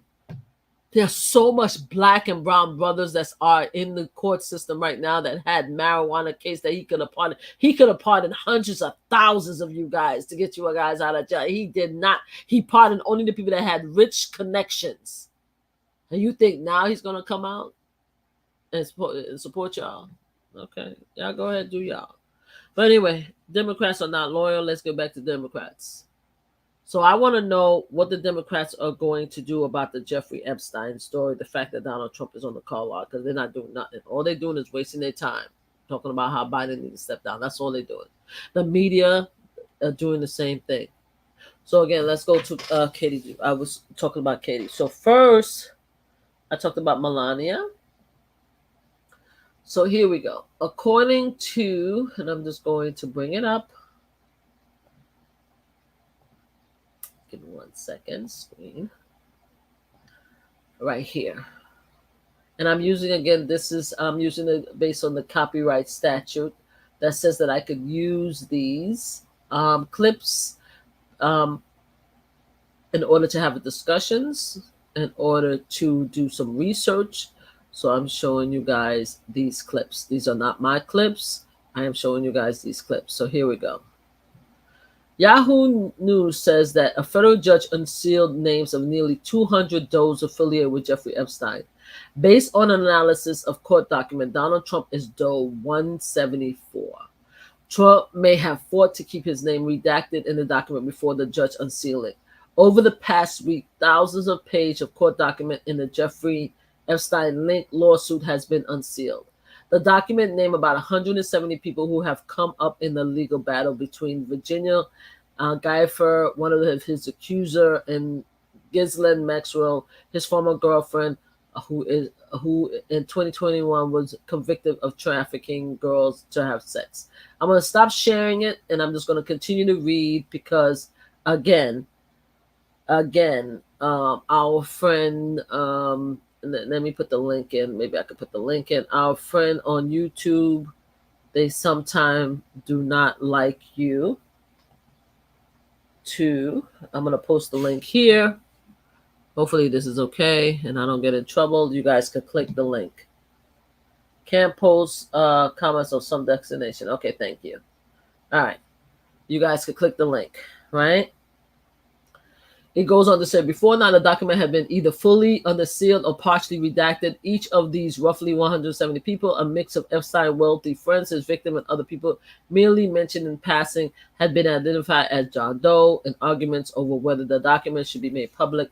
Donald Trump is one of them, but until now, it wasn't clear which of the nearly 200 Does, as enumerated by the U.S. District Judge Loretta Preska in the 50-page list he actually was. An exhaustive review of the document by Business Insiders point to One no longer anonymous Doe who checks all the boxes, Doe 174, and if in deciding whether to make the name and list public, press card weighed any privacy rights the Doe might have against the public right to access judicial document, I'm thinking of Democrats, documents. The newly unsealed document included new excerpt of disposition transcription and other legal filing where Trump name is now revealed. Prescott listed identity Doe 174 as a person who associated with Epstein and Maxwell had been widely reported in the media already, and his or her name came up during Maxwell's public criminal trial. The former president fit the bill of someone who had a long history with the now dead pedophile and who said, "I wish her well," when Maxwell was indicted in the sex trafficking charge. Trump also came up several times during Maxwell's trial. One of the Mar-a-Lago employees testified about an Epstein victim working on Mar-a-Lago. Flight records made public on the trial showed Trump flew an Epstein plane with his son Eric. And one victim at the trial said Epstein name dropped Trump apparently to demonstrate that he had connections to powerful people. A newly unsealed filing has shed more light on Epstein's connection to some of the most powerful people in the world. They detail some of his connection with former President Bill Clinton, sexual misconduct accusation against Prince Andrew, the prince that's the Queen of England who passed away, brother who I said also was part of the Epstein situation, which the British royal has denied. But in her ruling, Prescott says Doe 174 name came up in 9 different documents that were previously under seal and had their name redacted. As of publication Monday night, 3 of those documents has not yet been completely redacted, but Trump does fit into the context of those documents. The other 6 documents that has been unsealed all include Trump name too, and no other Doe is listed as being named in all those same document entry. It's unclear whether Trump fought to keep his identity under seals in the document. In her December order to unseal the name, Prescott said some docs didn't argue to keep their identity secret. For Doe 36, who Bill Clinton, for example, Prescott wrote that he didn't object to having his name unsealed. Okay. The individual did not raise any objections to unsealing and thus did not meet his or her burden of identifying interests that outweigh the presumption of access to specificity.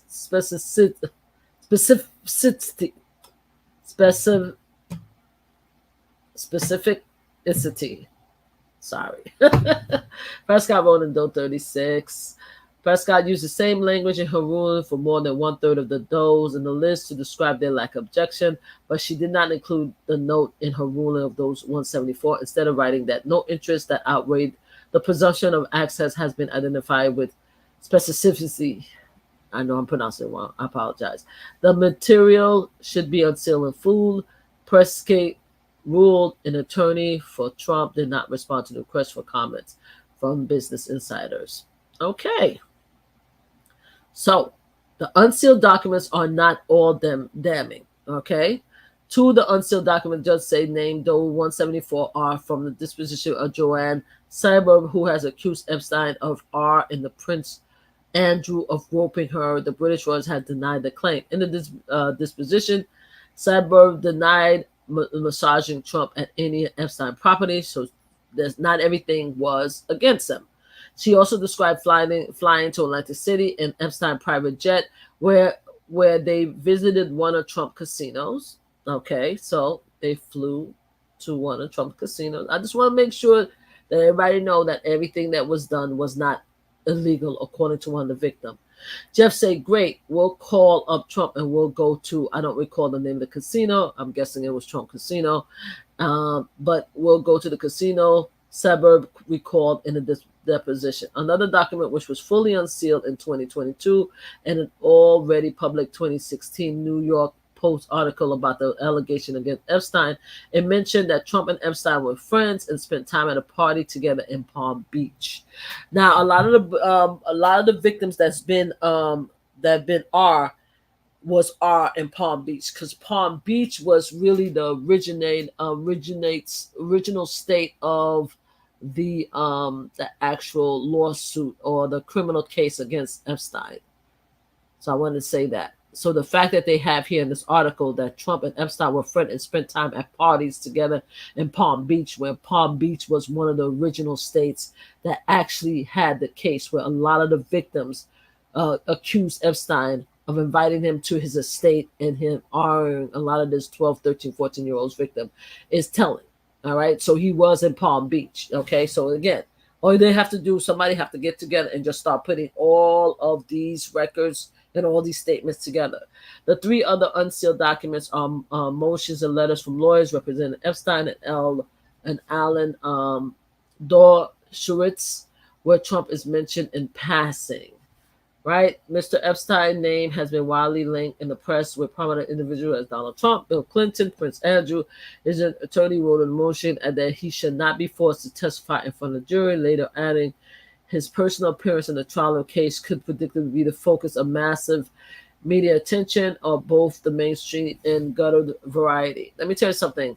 A lot of the cases happening in 2018, 2019, they should have made that mofo. I don't care if he was, because apparently, according to the Department of Justice, you cannot prosecute a sitting United States president. They should have brought that piece of crap to the court so that he could testify on all these documents, to be honest with you. You know what I'm saying? They should have brought him down. I don't care if it was going to be explosive. At least people would have more information. So anyway, one of the unsealed documents from a lawyer representing Dershowitz seeks to discredit one of his accusers, Sarah Ramson, by saying that she has made unproven claim about possessing video footage of the powerful people having sex with girls at Epstein homes. Ransom has said that she had a friend who was one of the many girls that had sexual relationship with Donald Trump, and that the friend said she had sex with Trump at Epstein Manhattan mansion. I want us to put a pin on that, right? The girl says that she had a friend that says that she had sex with Trump in his Epstein Manhattan mansion. Okay. Let's put a pin on that because that's going to come back later.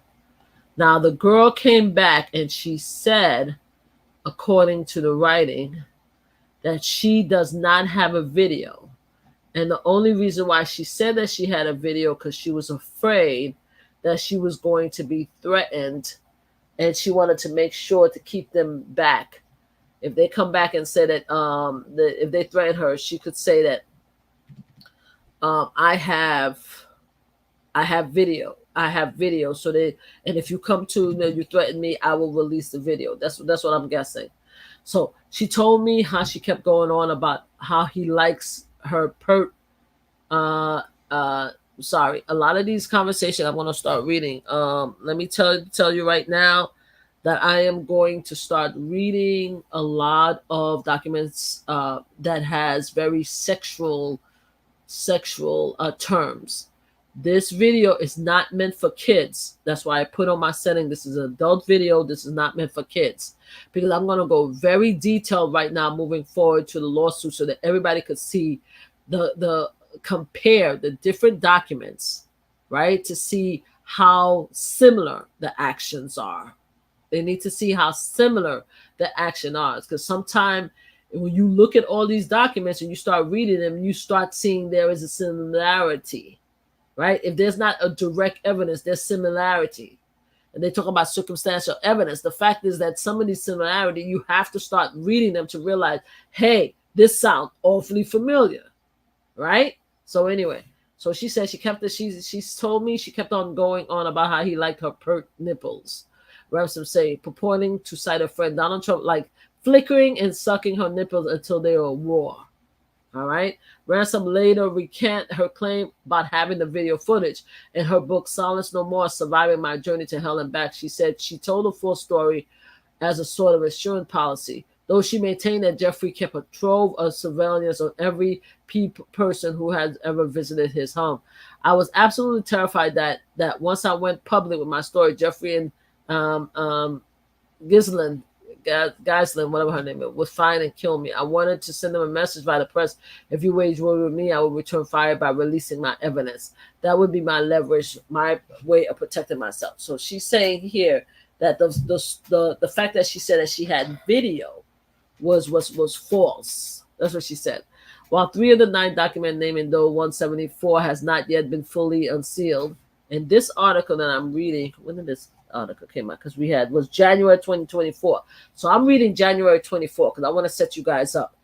This article, we're talking about these documents has now been unsealed, but at the time it wasn't unsealed. He was considered though 174.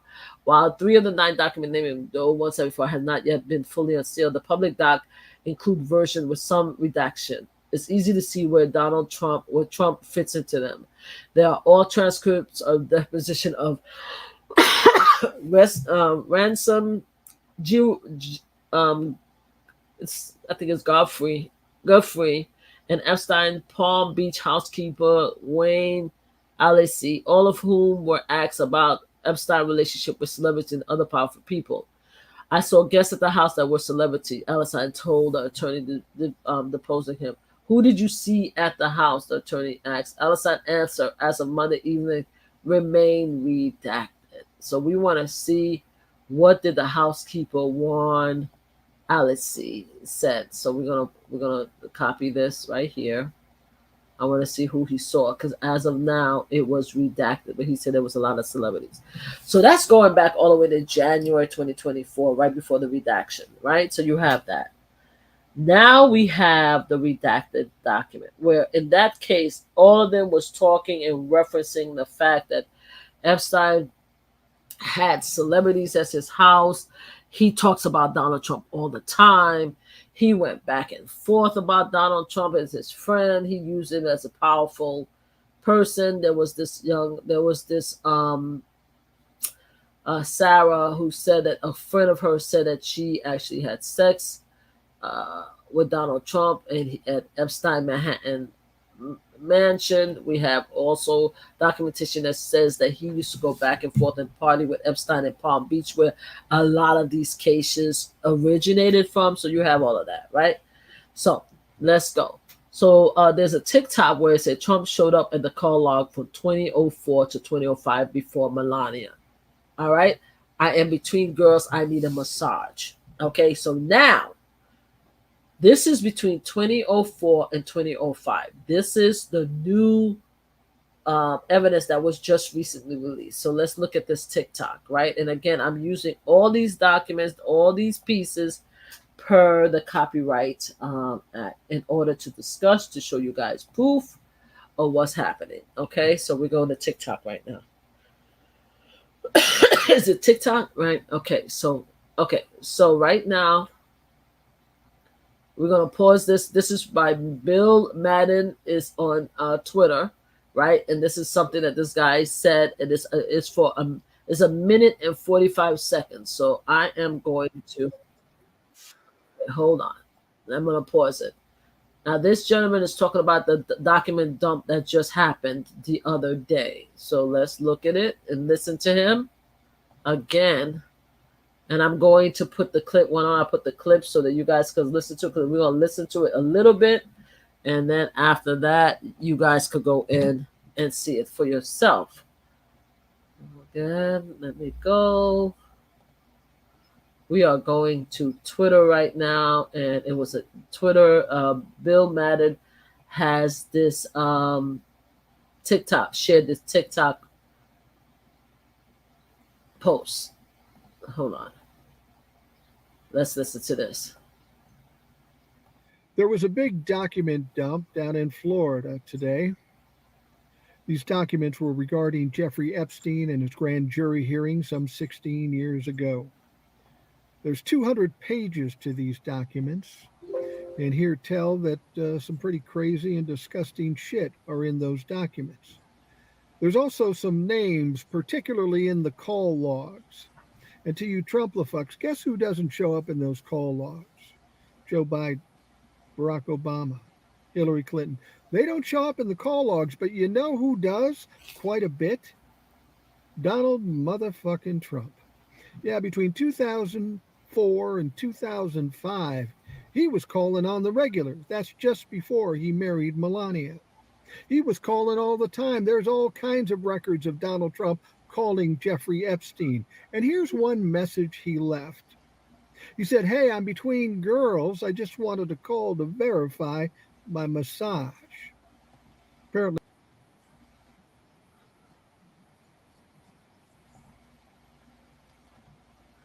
All right, guys, I wanted to pause that. We want to make sure that you heard that part.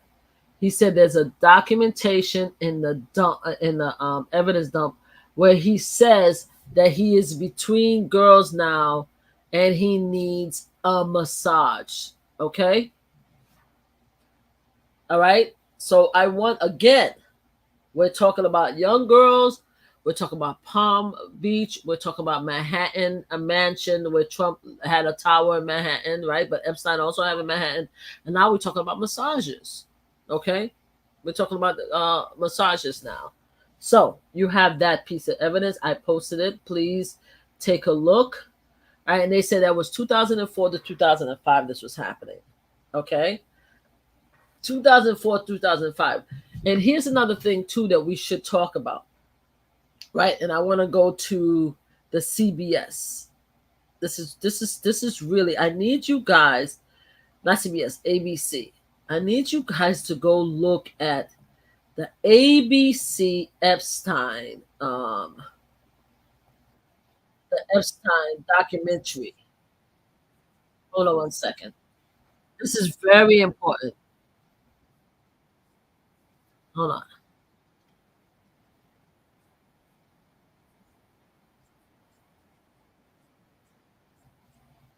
All right.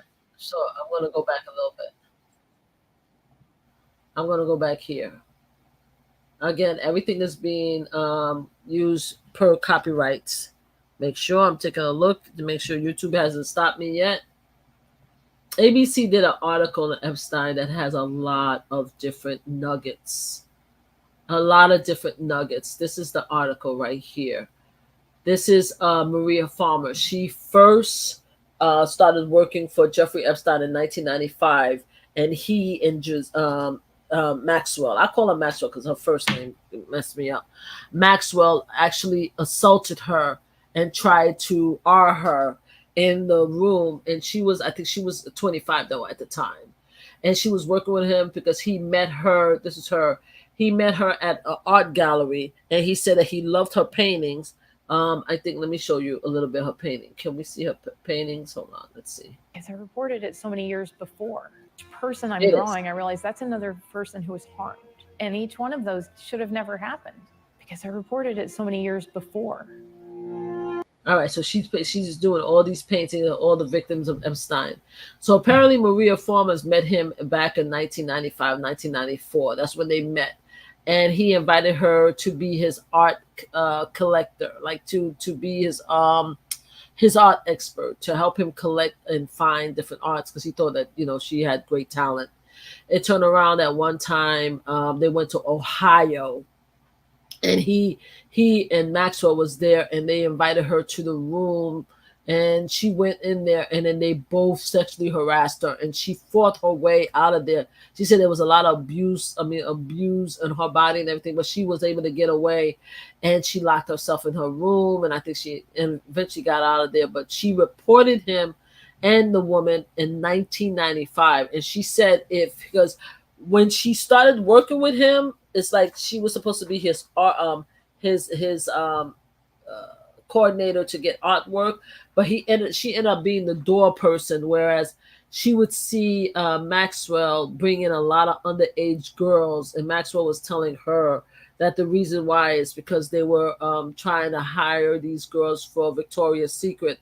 But she said that once she got assaulted, she went to the FBI to report the fact that Epstein was bringing all these underage girls to the house, and then they were leaving shocked and traumatized. She could see it in their faces. She felt that they were R-ing and trafficking girls, and they wanted the FBI to do something, but the FBI didn't do anything. So she ended up her clip by saying if they listened to her in 1995, then Florida and Manhattan and all these other victims would never happen. That's Maria. But it wasn't even Maria that I was really this. You could see it. This is 2004, all these victims started coming out to tell their stories, right? Many years later, look at all these young girls. They look young, right? She's a 31-year-old mother right now, is one of 9 women who was interviewed by ABC over the past year about their traumatic experience with Epstein in Palm Beach. Again, Palm Beach is where this whole thing started, right? You see it here. And Trump used to go party in the Palm Beach mansion. If you listen to these women now, most of the attack happened in the Palm Beach house, mansion back then. That Trump used to go. You mean to tell me this man used to go back and forth to this mansion and party with him and he didn't know nothing about it? That's what we're talking about. So anyway, it's a 2-hour ABC Truth and Lies of Jeffrey Epstein. They talk about a lot of things. I listened to this like 2 or 3 times. If you go in there, look and hear again. Look at what she said. Michelle Licata said. Licata said on the day that she went to Epstein's home, she was led upstairs by a young woman to a large bathroom where Epstein was talking on the phone. Let's talk about Stormy Daniels' story. Okay, let's talk about Stormy Daniel. Stormy Daniel. Hold on a second. Let's go. Let's leave here for a second. I'm gonna stop this. I want to go into Stormy Daniels. Let's start comparing stories right now. All right, Stormy Daniels' testimony. Okay. Script. I want to see the script. I don't want the video. I want written script. Live stuttering. Video to have a voice that you can't use. Stand by your testimony. Must. Read the script. Okay. All right. Keep quiet. I want to see what she said. I want to see what she said happened. Give me 1 second. No, I want to read what Stan her testimony. Okay, trial. Let's bring this up. Nobody else want to tell this story, right? Okay. All right, Daniels. Okay, she took the stand. Transcript, took the stand. And when I said the studio, okay. Well, apparently he can't discuss that. I don't know if you remember that at the start of the trial. He did know a whole lot about that. Trump eyes, I don't know. Honestly, the lack of attorney kind got his boredom. Some of the woman in Harlan case, he did it there. Then somebody that took a stand yesterday was very nasty. The general is flipping insane. I'm Harry. In that case, Stormy Daniels. We're going back. I want to see what Stormy Daniels says. I need to see what she says that happened. Said in the trial. Oh God, I hate this stupid. I hate the Washington Post. We think there's relevance, nothing, Your Honor. Description. Okay, Daniels. Then I thought, oh my God, okay. Daniel appeared nervous when she arrived. She thought Daniel said it was well. Okay, here we go. All right, guys. All right, here we go. This is one of them, right? All right, this is Washington Post. Let me copy and paste again. All of this stuff is being used by copyright laws, approved by the copyright laws. I'm posting this so you guys could go in here and look at it. 2.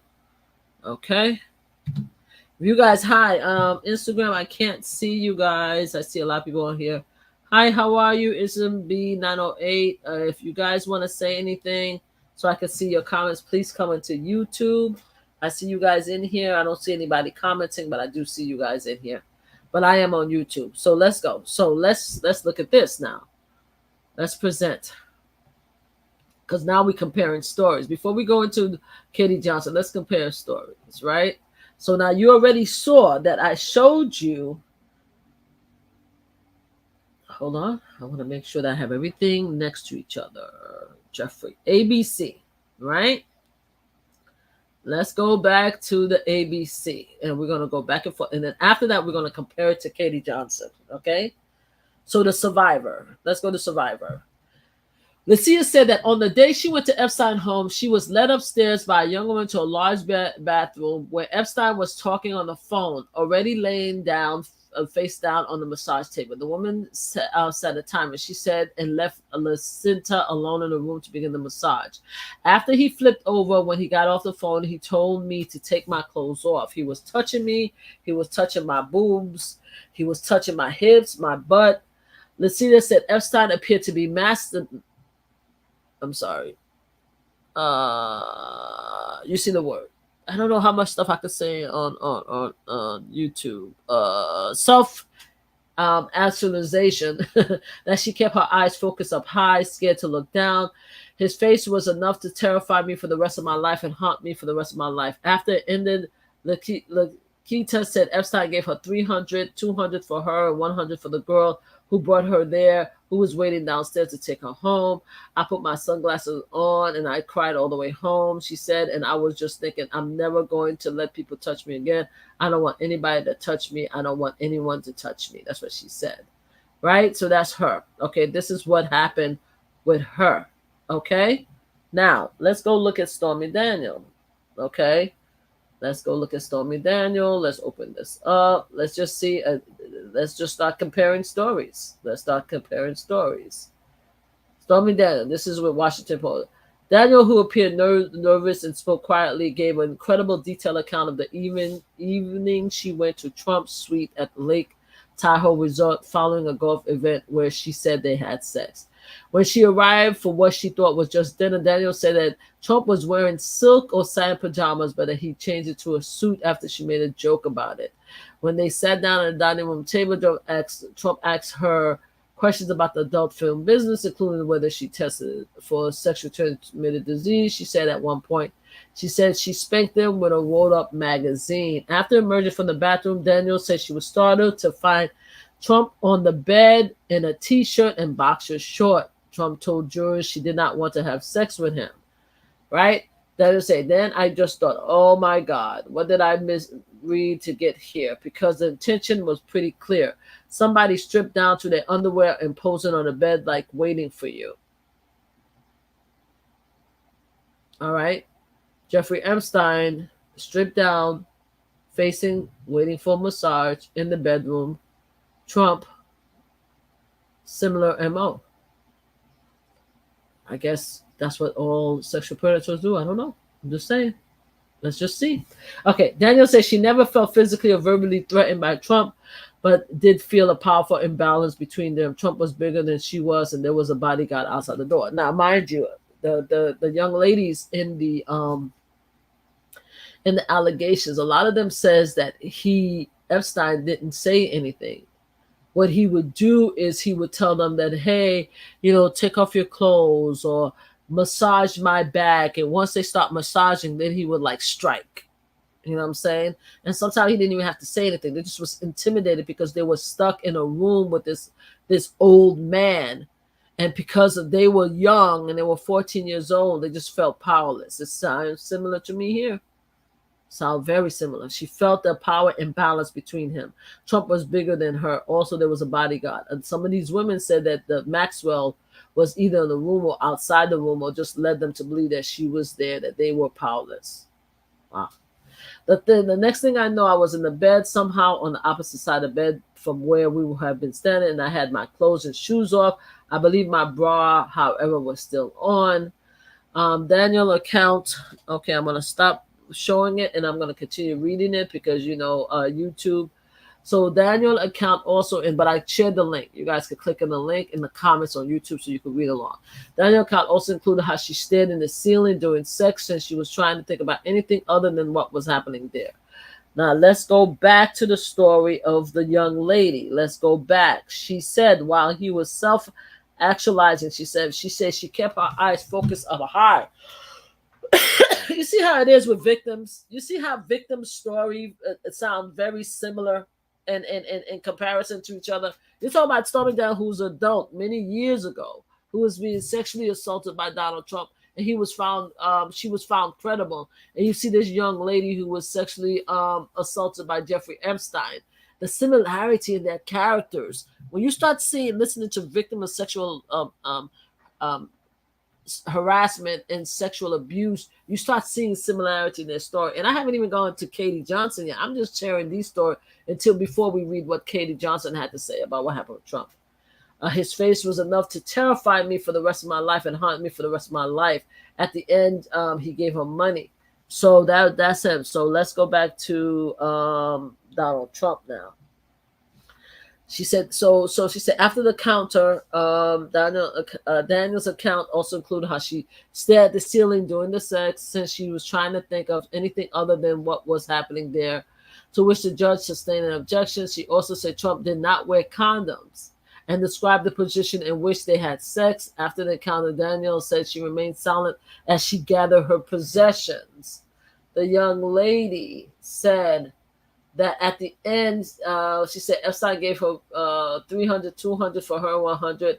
The girl and she, who brought her was waiting downstairs. She said, I put my glasses on and I cried all the way home, and I was just thinking, I'm never going to let anybody touch me, ever going to let nobody touch me again.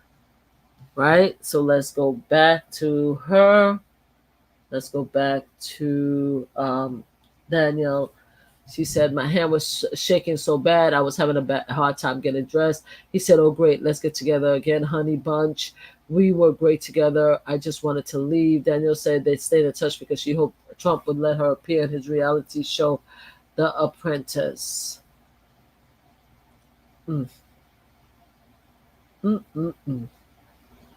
So you have those two stories. Now, let's go to ABC. You have other people that talked about.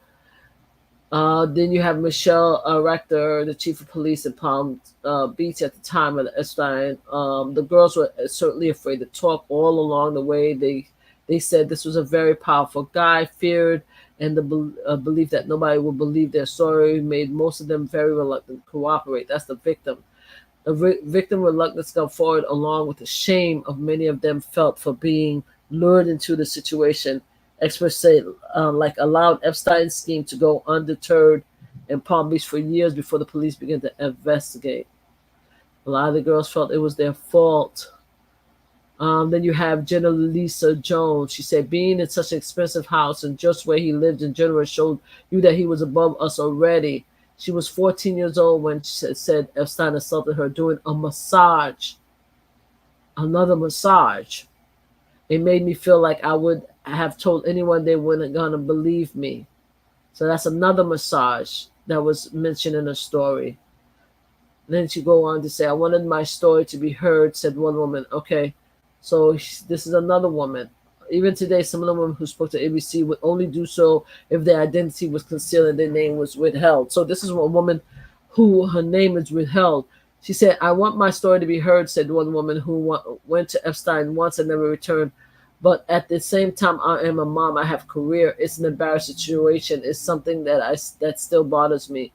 Three of the women who spoke of condition that ABC News not named them, all of whom have been friends since high school, said they were recruited separately in 2003 when they were 17, and they were told nothing of what to expect from Epstein beyond a massage. You see the setup here. All of them came to the house to give a massage, or in a Danielle case, it was to talk business, but she was an adult, right? So he promised to talk business because she wanted to be an apprentice. But then when she went in there, firstly, he was laying in the bed in a robe. And what do we do when we do massages, ladies and gentlemen? When you come into a room and they tell you to take off your clothes and put a robe on. So he was already set up for that. So when she teased Trump, and I'm talking about Stormy Daniels, he put on a suit. But then when he was about to have sex again, he now back in the bed in his shorts. Same thing.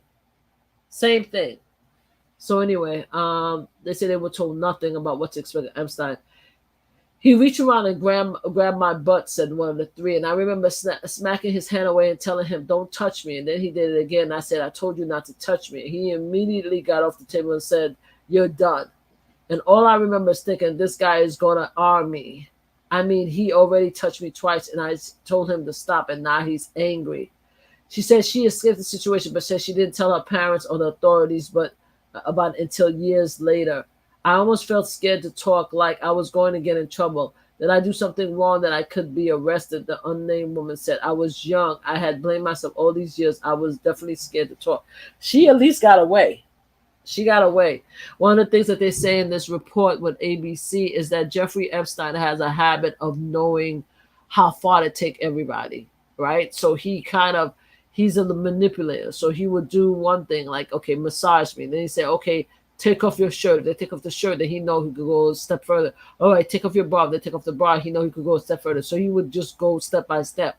But one of the things that they do say, if he, in most cases, not most cases, a couple of cases, if the girl get really angry, he would tell them to leave. But then, according to my understanding, he started flying some of these girls to the island, to his island in St. Thomas. And a lot of these girls eventually just allowed him to do whatever because there was nowhere for them to go. So as time went by, he got a little bit more cunning and stuff like that. If he flies them out of there's no place to go. You know what I mean? There's no place for them, so they can't say no. You know, because eventually he's going to get what he wants. So that was Epstein. Despite those, now we're talking about the police. Despite these, again, they talk about how a lot of these victims were scared to talk. Despite these, how those Palm Beach police detective would ultimately conduct interviews with more than 20 alleged victims and witnesses over the course of years-long investigation beginning as early as 2005. Victim A would tell us about victim B. Victim B would tell us about victim C. Victim C would tell us about D. And each of them, it was a tree that branched out from their murders. Say they were basically the same story. This is what the house looked like. This is what they had. They had me do. This is where they found me. This is what I was told. This is what I was offered. So you see how the story connect with Epstein? You see how the story to Epstein? Now connect those victim statements to what Katie Johnson said about Donald Trump and what the other victim says about Donald Trump. There is always a connection. There's always similarity that you could tell the story. But of course, the media is not talking about it. You have to remember, the media is not talking about this at all because the media just want to talk about Biden needing to step down because he did awful on the debate. Here's another thing that I found where it says Donald Trump can be found on Epstein flight log page 18, 27, 20, 18, 24, 27, and 45. So let's look at this clip right here. So again, there was a dump right after the debate. There was a dump of material of evidence from Jeffrey Epstein that is not being discussed. Okay, so now I'm showing you guys another, again, everything that I'm showing you guys, and I'm going to put the clip here, is based on Fair Act for us to have a discussion. Is the copyright disclaimer is under Section 107 of the Copyright Act 1976, which allows allowance is made for fair use for purposes of criticism, comment, news reporting, because I'm reporting, and teaching, for scholarship and for research and for discussion. So I'm going to share you guys this link right here. So according to the notes, hold on one second. Screen. Donald Trump name could be found on these, right? Okay. Okay, they said there's a lot of people, there's a lot of notes here. All right. There's a lot of notes. So you have the aircraft, point of departure and arrival. They have remarks there and everything like that. So according to my notes, is on page 18. So let's go to page 18. Let's go to page 18.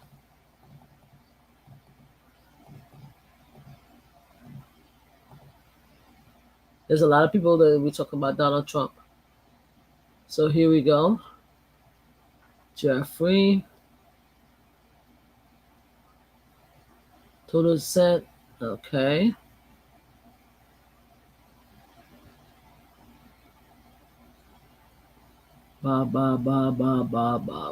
Right here. It's under 26. Right here, aircraft. They have the aircraft. They have from I don't know what BBI is. I guess that's actual from BBI. I think that's PBI. Let's see what PBI is. Give me 1 second. PBI, what is that?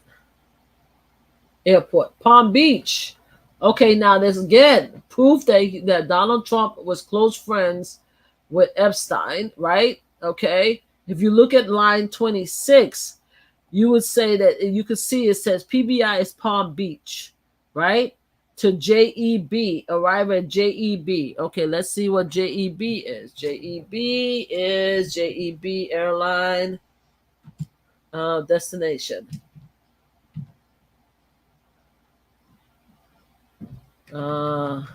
Airport code. What is JEB? The code. Okay. Which country is JED? No.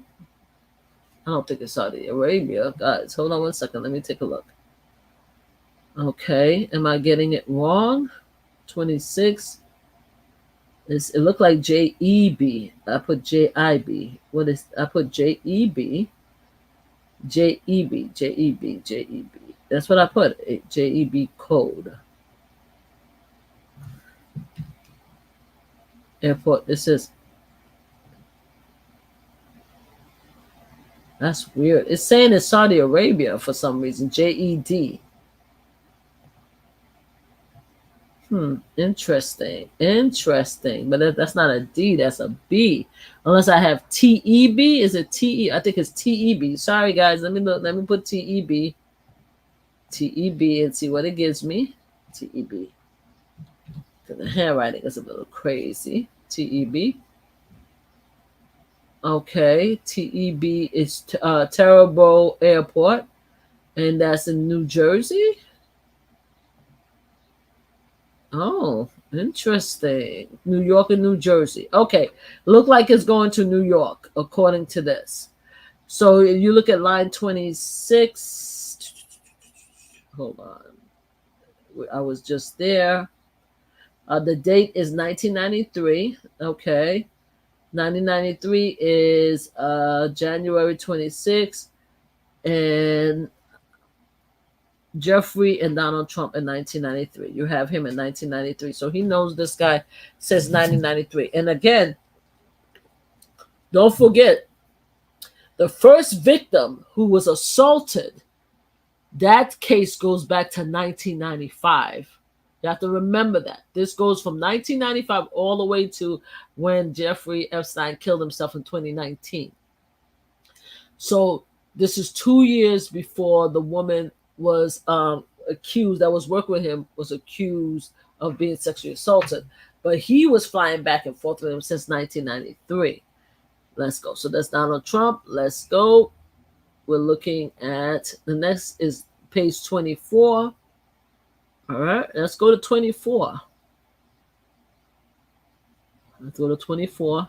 Again, we are using this based on fair usage. Let's go to 2024. 24. This is still 1993. Let's see where our guy is at now.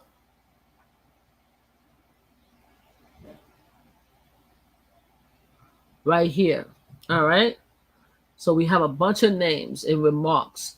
So that's October 11th. Donald Trump is on. You have JEGMDDSB Donald Trump. These are initials. Right? Airplane. I would love to know who these initials are. This one could be Maxwell. But if we could find out who these initials are,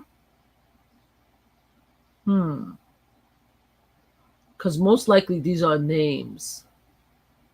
We need to find out who this is, because I think GM is Maxwell, right?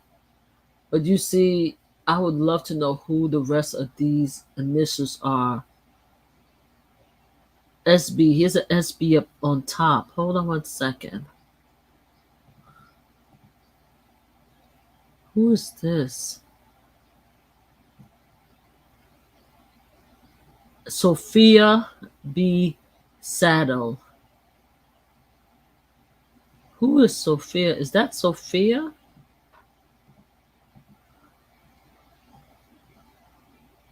Oh, Sophie.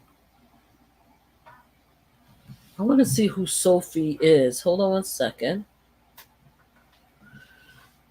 Give me one second, guys. I'm just checking something. Jeffrey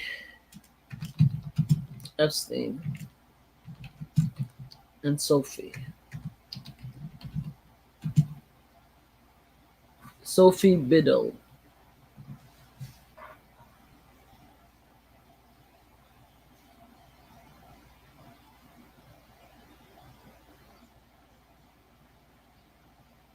The Independent. Who is that? Who is Sophie Biddle?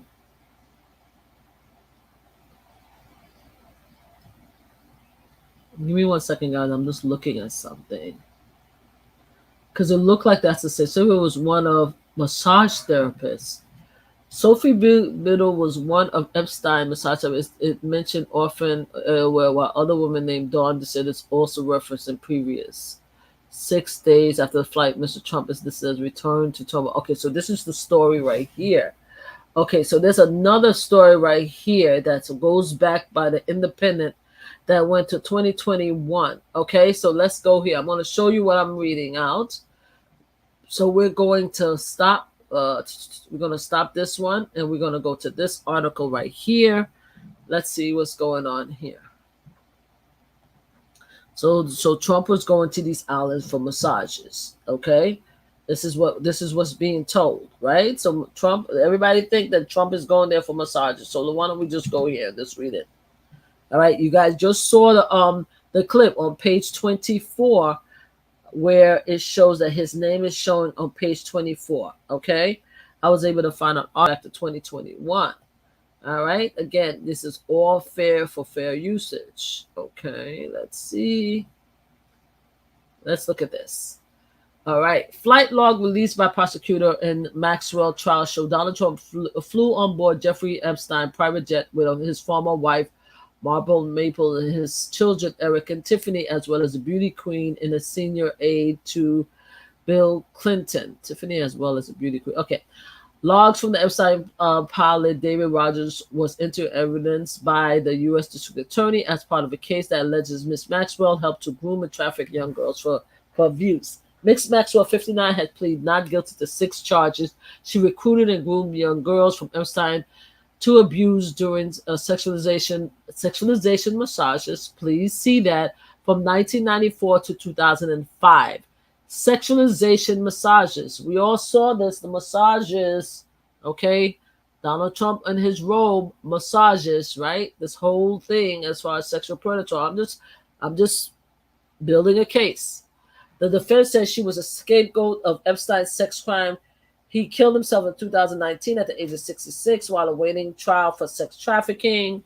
The passenger list shows on March 23rd, 1993, Mr. Trump and Epstein flew from Titterbird Airport to New Jersey to Palm Springs with Erin Nance, a former Miss Georgia who competed in the 1993 Miss U.S. beauty pageant. Okay, we need to know Erin. Hey, have we ever heard from Erin?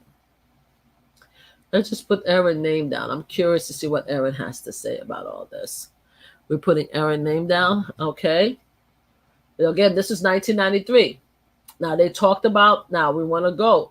Now a lot of these young girls says that Epstein abuse was 1994 to 2004. Now this happened in 1993, March of 1993. Okay, 3 days later, Epstein and Mr. Trump made a return journey to Titterbird, the preferred private airport for wealthy New Yorkers, without Miss Nance.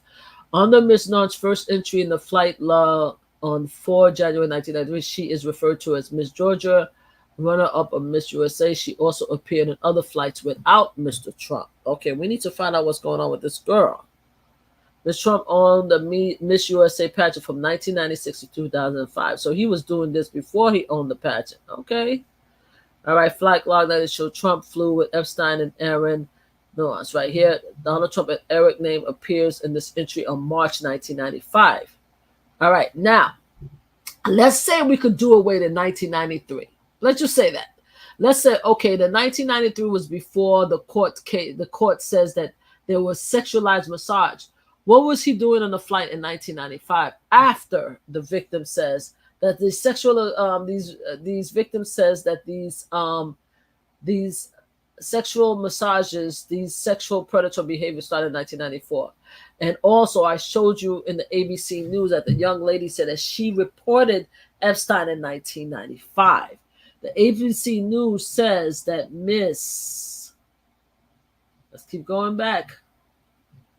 Her name is Maria Farmers, says she reported them in 1995 after she was assaulted at Jeffrey Epstein house, and she said over and over again that he was bringing young people to his house in the Palm Beach where Donald Trump parties with him, but he's flying in a private jet with him in 1995, and we're supposed to assume and believe that he knew nothing about this man's reputation, especially since he loved massages, right? Now, we just showed that Sophie Biddle is a massage therapist that was on the flight, right? And she was with Aaron Nance. I would like to know how old was Aaron Nance at the time that she was Miss USA. But let's continue. We'll continue to read. I stopped showing it. I'm going to continue to read. Please, I shared the link on my YouTube because I don't want YouTube to fight me on this. If you want to continue to follow, I'm going to read it from the link. It's the last link I put in the YouTube comment. All right. So 3 days later, Epstein and Mr. Trump made a return journey to Thurgood, the preferred private airport for wealthy New Yorkers, without Miss Nance. Under Miss Nance's first entry in the flight log in 4th January 1993, she is referred to as Miss Georgia. Okay, we read that. On 11 October 1993, Mr. Trump is named as a passenger on a flight from Palm Beach to Thurgood alongside Epstein, Miss Maxwell, both indicated by the initial, and two other people referred to as DD and SB. Now, you saw what I did, right? I didn't even see this article. I saw Sophia Biddle name on a previous flight, so I Googled Sophia Biddle, Epstein, and this is how I found this article. Sophia Biddle, one of Epstein's massage therapists, is mentioned often elsewhere in the log, while other women named Dawn DeVito is also referenced in the previous log. So Dawn DeVito is also mentioned with Donald Trump on that flight. Okay, Dawn, who are you? Epstein. Let's see who Dawn is. Jeffrey Epstein. What were you doing on that flight? Okay, so Epstein and America, so the Black Book, right? So there's another article here. Yeah, I'm not trying to do all of this. Gail, witness. There's a lot of people that's going through. Dawn Epstein is listed in Epstein Black Book, page 85. Epstein records 5 phone numbers and 2 addresses under this name. The man address is Palm Beach, USA. So Dawn DeVito is on page 45, right? Okay, let's look and see what I have here. So I just put Dawn DeVito name, and then it brought me to another screen. This is all these mofos media needs to do, is just start doing these investigations, right? So this is what I'm looking at, right? So now I'm here, and it names different. They have her on page 85. They have 2 contacts for her, and they have her listed. They have 5 of her phone numbers under this name. Her main address is in Palm Beach. So she is in Palm Beach, right? So she was on that flight.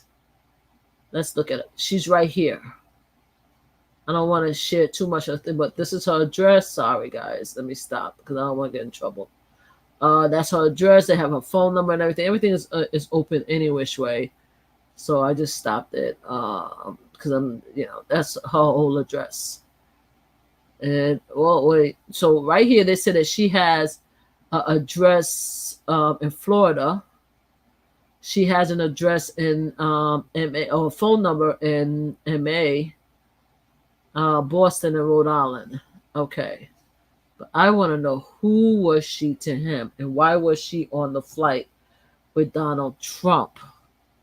All right. That's because we already know the other woman was allegedly, a masseuse. All right, hold on. I'm just looking at this. Let's look at this. Listen, nobody try to investigate why only cherry pick names are confrontational. Yeah. Okay, Jeffrey's in America for. I just want to know who this person is. They keep putting her name. This is as a way to get in touch with BP. So it's saying in another article, DP is listed as a way to get in touch with BP Massage Florida. So she was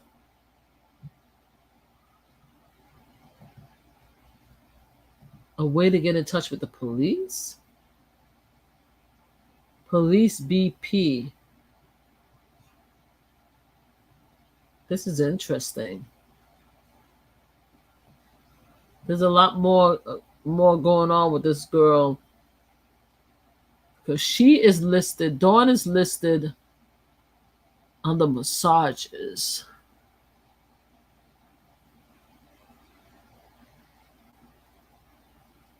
Her name is all over the place for massages. Woosah, Dawn. Lordy. I'm sorry, guys. I just want to see what she's. So apparently she's connected because of her connection with the massage. So there's another article that says Epstein record, one phone number, one no address under this name. Dawn is listed as a way to get in touch with BP Massage in Florida. Okay, so she's the connection according to this as for the massage. So it looks like, according to everything that's written, that this person and the other person is connected to massages. So Sophia Biddle, right? And I'm looking here. Defense rests for too lackluster. Should be trusted. Only called who are admitted to having memory, who have Rolling Stone. Now I'm looking at the Rolling Stone article. Give me 1 second. Come on. Oh, God.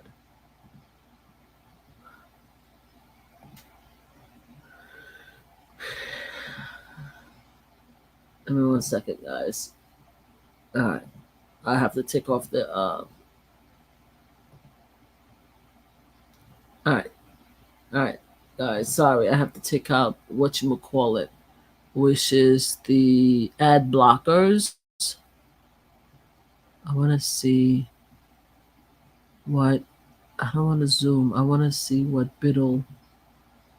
Where is it? Fine, guys. Fine. I really want to see what Biddles and them are accused of. Fine. Okay, hold on. Okay, fine. Okay. I want to see what Dawn. Okay, you'll have Dawn here. What about Biddle? Okay, there's only one Biddle. Okay, show me what you have on this person.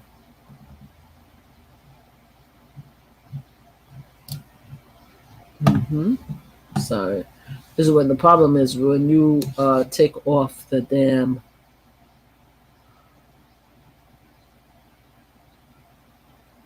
Oh, you have to subscribe to read the whole story. Oh, please. Okay, we're getting out of that. It wants us to subscribe. Okay, so let's continue. Sorry, I went down a rabbit hole for a minute. So you have Dawn DeVito, who's connected with massages. So is SB, which is Sophia Biddle, was also connected. 6 days after the flight, Mr. Trump is listed as returning to Theobald on the flight with Epstein, Miss Maxwell, and others mentioned by their initials.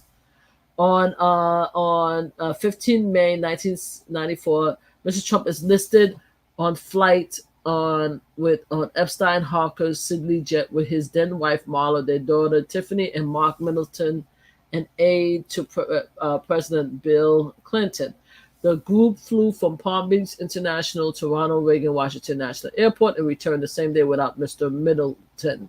What will you do with Mr. Middleton? Visitors log from the White House released to the Daily show that Epstein was a regular presence at the presidential mansion during Mr. Clinton's first term in the office. We should speak to Bill about that, but we're gonna leave that. We're gonna put a bullet on that for a second because they so far technically they didn't find anything wrong with that. So then on the 13th of August 1995, Epstein, Miss Maxwell was joined by Mr. Trump, his son Eric Trump, and several others on a flight from Florida to New Jersey. More than 100 pages of flight information between 1993 and 2005 show Epstein was constantly on the move between his properties in Manhattan, his Palm Beach Villa, New Mexico Ranch, private island, U.S. Virgin Islands. Other prominent names to appear on the list are former Senator George Mitchell and prominent lawyer Alan Dworsky. Guys, give me 1 second. I will be right back. I'll be right back with you guys. I'm going to pause the live and mute. I'll be right back.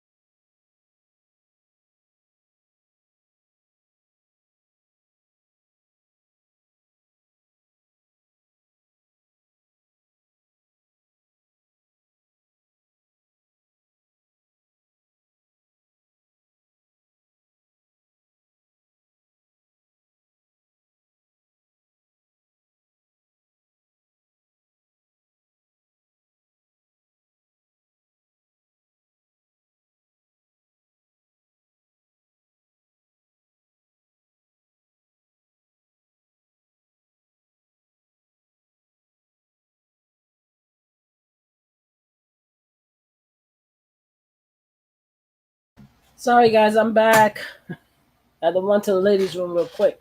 So, guys, I wanted to connect. So, you guys saw the time log, right? The fact is, and you saw the article that I found, right? The fact that Donald Trump was on the flight with Epstein, and on both situations, there are names of two people that was on the flight that were either massage therapists or connected with massages, right? Now, mind you, all of this is going to be leading up to Katie Johnson's stories and what happened with E. Jean Carroll. I haven't even read the rest of the people who alleges that Trump's sexually assault them. I may go that deep into that rabbit hole, but right now I'm just doing the most public stories that we all heard in the past.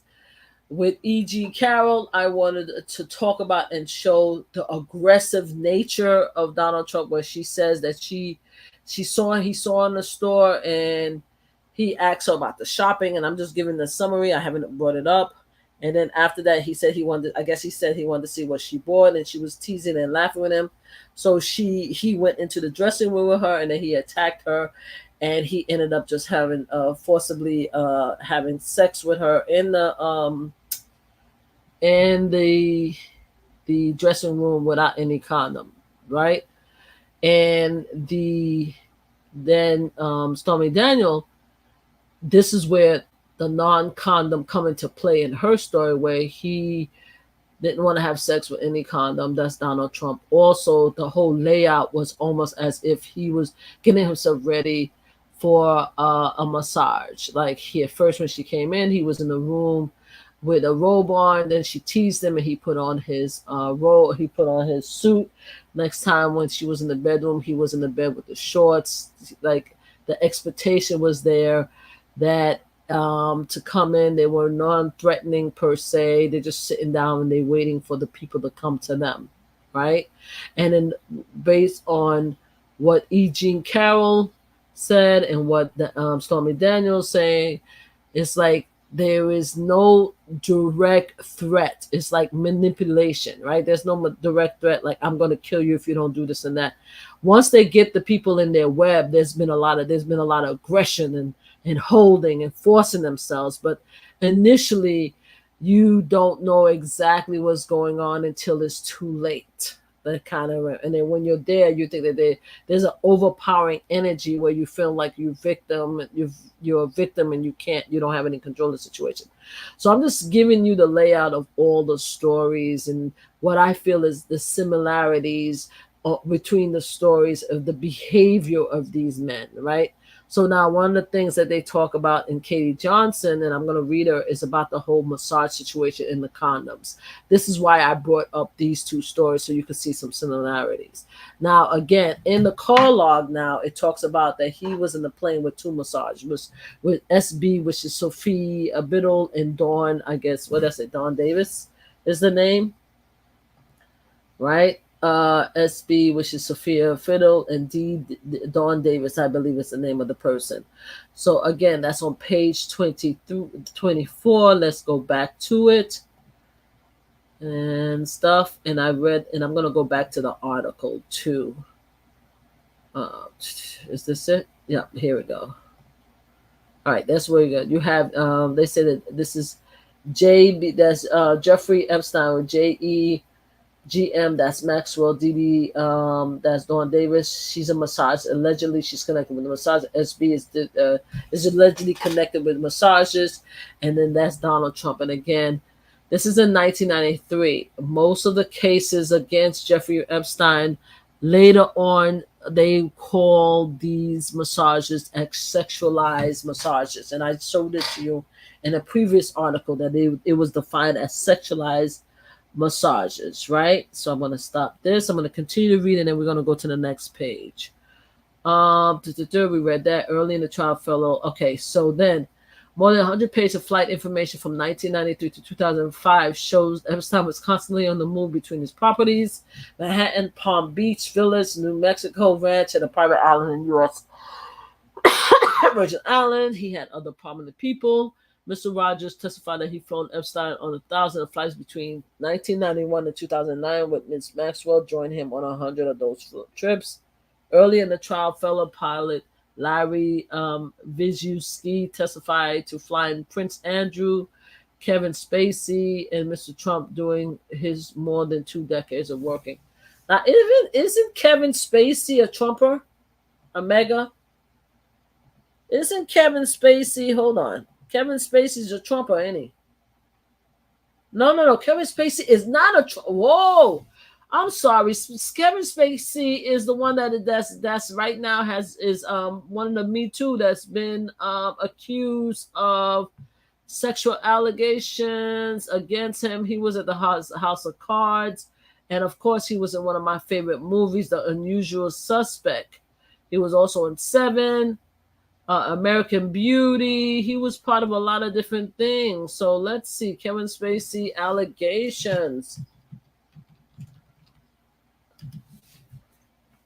Sexual allegations against Spacey first made headlines in late 2017 when actor Anthony Rapp alleges in an interview with BuzzFeed News that Spacey had made sexual advances against him in the 80s when Spacey was 26 and Rapp was 14. Ooh, All right, we're not going to go crazy on this, but Kevin Spacey... Lord have mercy. Hold on. We're going down another rabbit hole, right? We already know about Kevin Spacey. Look at this. Look at the age again, guys. Look at the age. Kevin Spacey alleged to attack this kid. The claim spanned for decades, with the man describing alleged incident between 1976 to 2013, according to Channel 4, the UK network.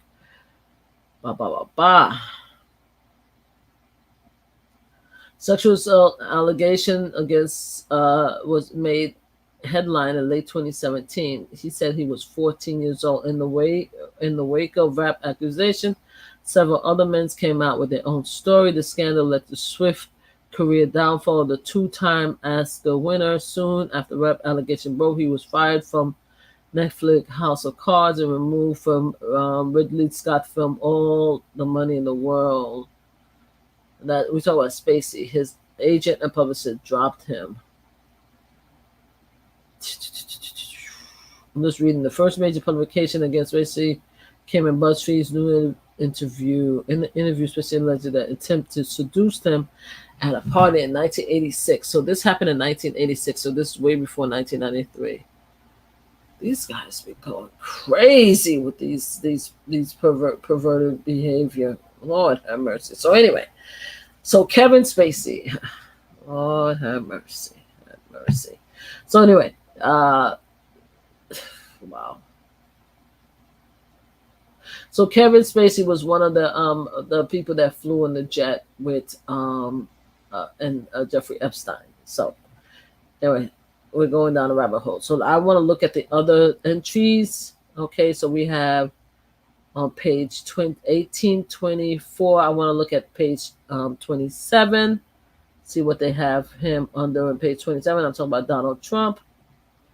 On page 27, I'm looking at the flight log. Let's see. Where do we see Mr. Trump? Okay. Jennifer Ma. Okay. Okay. So we have, Tiffany, Nanny. Who the hell is Nanny? You have Jeffrey, you have Donald Trump, you have Marla, you have Tiffany, you have Mark Militant, and you have Nanny. Who the hell is Nanny? And then you have them again. Nanny. Oh, I'm sorry. Let me go in here. Who's the nanny? Who's Nanny? Sorry, guys. Here we go. I'm looking at the log right here. I wonder who Nanny is. All right, so you have him down twice on page 27, right? Him with Tiffany. Mark Militant is Bill Clinton, apparently director or something like that. Somebody that worked with him. But I wonder who Nanny is. I'm curious about that. Okay, and then there was one more page 45. Let's go to 45. And this, what day is this? Hold on, I want to make sure.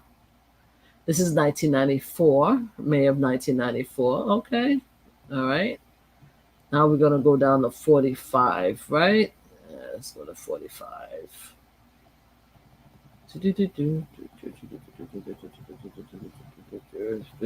Let me make sure that I'm okay to use this.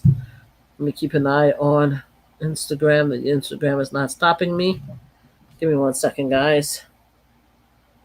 Not Instagram, I mean YouTube. Okay, I don't see any comment from YouTube, guys. Okay, good. All right, so we have 45. 45, let's see. And this is November of 1996, guys. All right, so you're telling me all this time this man been doing all kind of crazy crap, right? But you're telling me that he did not know that this man was a sexual predator in 1996, okay? And the first case against Jeffrey Epstein was 1995. And you think that in this whole arena where people know everybody's business, especially the very powerful, you're telling me that Donald Trump did not know this guy had a case against him. Okay, all right, let's go.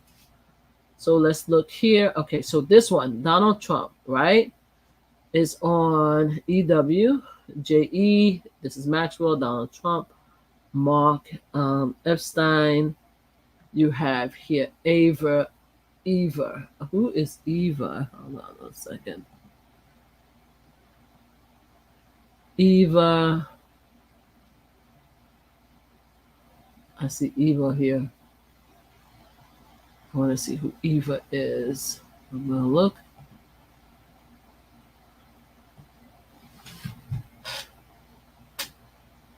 The deer. Okay, because they don't talk about Eva. Hold on one second. Let's stop. I want to see. So we just put all these pervs in the island together. Oh my God. Okay. Did you talk about the 1995 Sun Air? You don't talk about this. You don't talk about who this person is. Okay. Let's see who Eva is. Eva. Jeffrey Epstein. Okay, it says Eva Anderson. Who's Eva Anderson? Is a former doctor, model, was a longtime friend of Anderson, who dated in 1901 at medical school. Okay, it's a Swedish model. Okay. Eva Anderson Dubai is a Swedish-born former model and doctor, emerged as a figure of intrigue during the Maxwell sex trafficking trial in 2021. Her past relationship with Jeff Epstein, coupled with her continued association with him even after convincing Rich Cousin about her knowledge of his crime and his own potential involvement. Ava was a former Miss Sweden physician, philanthropist, found herself thrust into the spotlight during the trial. Jeffrey Epstein, alleged co-conspirator, that I'm talking about Maxwell, her past relationship with Epstein and her continued association with him after his conviction for soliciting prostitute with minor race, questioned and drew scrutiny. Met him in the early 1980s while she was attending medical school. They dated on and off for several years. Even introduced him to her future husband, hedge fund billionaire Glenn Dubai. Despite their eventual breakup, the two remained close, with Epstein later testified that she considered Epstein a dear friend. That must be nice. In 2018, Epstein pleaded guilty to soliciting prostitution for a minor, sentenced to 13 months. However, Dublin remained in contact with her, even expressing her comfort with his presence around her children and in a letter to probation officer. Oh, I tell you. I told you earlier on about people who support these creeps that you consider are friends around your children, huh? Hopefully he ain't touchy. He didn't touchy-feely your children. During the Maxwell, Anderson was called as a defense witness. She denied participating in any group sexual encounter with Epstein and Maxwell, as alleged by some prosecution witnesses. Oh, so you were part of that. Her testimony aimed to portray Epstein as a brilliant and generous individual while downplaying the extent of the crime. Despite her defense of Epstein, question remained about the nature of her relationship and her knowledge of illegal activity, the extent of her involvement, if any, in Epstein was abused. So Miss Anderson Durbin was called as a defense witness. She denied participating in any group sexual encounter with Epstein and Maxwell, as alleged by some prosecutor witnesses. So the witnesses says that this freak, let me show you the story, was engaged in some of the salacious activity right here. She denied participating in any group sexual encounter with Epstein as alleged by prosecuting witnesses. So why was this woman, who they said was a sexual predator, who was also part of the group sexual encounters with the alleged victims, why was she in the plane with Donald Trump? Why was she in the plane with Donald Trump? Let's go back. We want to go back. Let's take a look and see. right here in the flight log. There she is, Ava, right here. Ava right here. I want to know who the hell is these other people. Didier, okay, that's the masseuse, okay. You have Ava the freak, right? We have Mark Epstein, okay. I think it's Mark. I don't know. Let me look at Mark. Hold on a second, guys. I'm gonna look who Mark is with Jeffrey because it's easy. All you have to do is just put Epstein in their first name, and these people's name will just pop up. She was a former girlfriend of his, and a lot of the victims said, yeah. Oh, so he was the brother. Mark Epstein is the brother. Mark Epstein, nicknamed Pudgy. Oh, Pudgy. Hold up. No. I didn't say Pudgy. I saw Nanny. Okay, never mind. Nickname is American property developer and the brother of financier Jeffrey Epstein, a former artist. That's how his father led a real estate company. So even the brother doesn't believe that he died of suicide. Say he was investigated by the FBI with his brother, the source of his wealth. So that was Epstein's brother. Oh, that was there. Okay, so that's Epstein brother is, and then we have here.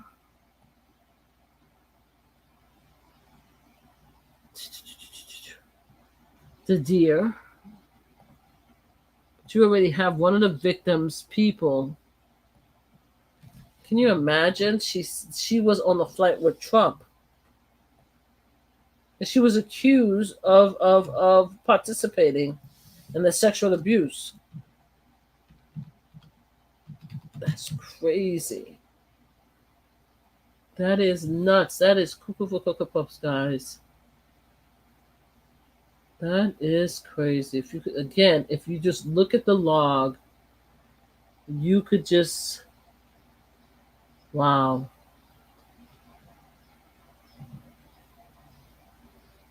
All right, I'm just looking to see if I can find the deer. Wow. I'm just looking real quick.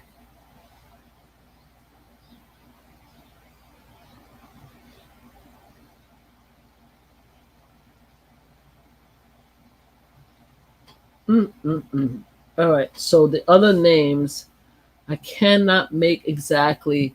I see Donald Trump. I see only one of them so far I could identify as a sexual predator, and that's Ava, right? The other name I have, Dear, but I don't see. Let me just remove this. I want to make sure.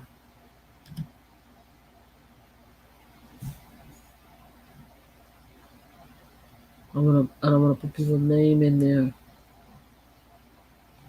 All right, the other people I cannot identify. I'm sure one day people will be able to identify them, but the only one I can really identify is Ava, and her allegations. Ava allegations against her. Is that ELD Dubin? Okay, hold on. Let me see.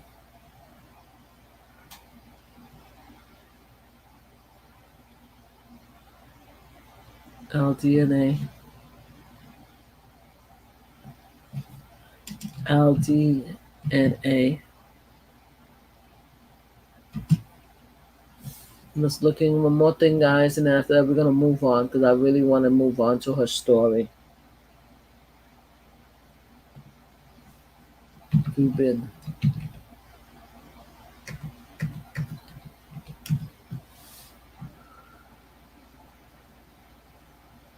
Oh yeah, it's her. It's Eva Anderson Dubin. Okay, then I do have her full name. So her full name is spelled out in there. Okay. All right. Okay. It's spell out her name in there. That's the name. I don't know if her husband came with her. Wow. Selena Epstein openly declared his plan to wed Selena Dubin, the daughter of former Miss Sweden. Oh, so that the daughter was on there in there. So why did she say that her daughter? Wait a minute. Whoa. Okay, hold on a second, guys. Let me see this. She said, I read in the other articles, she said that she had no problem with her having her daughters next to Epstein in her testimony. But yet, here's another story right here where it says, and I'm going to share this because we're just going to show a little bit. I'm going to share it on here so you guys can look at the article. Here's another story where it says here that Jeffrey Epstein wanted to marry ex-girlfriend teenage daughter who called him Uncle Jeff. That was December 18, 2019. And she said she wasn't worried. Jeffrey Epstein once wanted to marry his ex-girlfriend teenage daughter who called him Uncle Jeff, according to a report. The late pedophile openly declared his plan to wear Selena Dubine, the daughter of former Switzerland Miss Sweden Ava Anderson Dubine, who had dated Epstein for 11 years until the early 1990s. The pair had developed an especially close relationship when Selena was just 12, with Uncle Jeff at the time having substitute for her dad. The Palm Beach Post had previously reported, citing a profile made by Epstein lawyers. Epstein was telling Associated in 2014 that if he ever married, it would be to Selena, who was 19 at the time, source told Business Insider. There is no evidence that Epstein ever had a romantic relationship with Dubine, who is now 24. The site reported, saying his motivation to marry may have been driven by a desire to avoid inheritance taxes. However, her father, moneyman Glenn Dubine, has long been tied to Epstein scandal, with long-time accuser Virginia Robert Gruff naming him in the court document as one of the many men she allegedly was forced to have sex with. So Glenn Dubine, now you see in the article right here that Glenn Dubine was accused by Virginia of being one of the guys she was forced to have sex with, whereas his wife was a longtime girlfriend of Jeffrey Epstein, and she was listed in some cases as being part of the sex group. And now you have the 12-year-old daughter who was calling him Uncle Jeff. He allegedly said to somebody he wanted to marry her, but as she was at the age of 19. He has previously categorically denied the allegation to a spokesman and said that he has evidence disproving it. So disprove it, sir, because I saw your name on the flight list. I saw your name and is on the flight list. I see your name is on that flight with Donald Trump going over there. So you have these people with Jeffrey Epstein, with Maxwell, these people who were accused of sexual predator behavior, who was on a document by Virginia Robert, naming him in a court document. Let's go here in New York Post, naming one of them in a court document of actually being part. Of course, you can't find the story, right? As being in the case of, wow. I'm going to stop it right now. Go check out New York Post. The Dubines, prominent socialite and Epstein main hangout of New York City and Palm Beach, Florida, also defended him when he was released in jail in 2009 on his earlier child sex conviction. The couple wrote an email to his probation officer saying that they were 100% comfortable Epstein spending time with Selena, who was then 14, and their two other managers. Lord have mercy, Christ. I cannot ask for a better friend or godfather to my children, she wrote of her ex, who also spent Thanksgiving in their Florida home that year after he was released. Does these perverts know that the man was killed himself because he was found liable for all of these raping on these 14-year-olds? Do these perverts know this? Eva Dubine has been 20 when she first met Epstein in 1991. They had 11-year together, made her his longest time girlfriend. The reports say they split before the former beauty queen married Hess founder Glenn Dubine in 1994, and they have 3 children together. Wow. The daughter Selena is in an Icahn School of Medicine in Mount and has been named one of the 15 hottest freshmen of the Harvard Crimson of 2014, 3 years before she graduated from the university. Epstein has wanted the then teen to inherit his fortune included his private island in the Caribbean so that he could avoid inheritance taxes and associate told Business Insiders. He even made her the beneficiary of the trust in 2014, removing her name the following year, the publication saying, citing financial document provided by a second source. The trust now has $50 million in it. Reports say no, that is unclear if Selena ever benefited before her name was removed. The buyer distanced himself from the non-notorious pedophilia in a statement to Business Insider. Glenn saw him perhaps once a year in a large group setting and has no business interaction with him whatsoever after 2007. No. You can't go back now.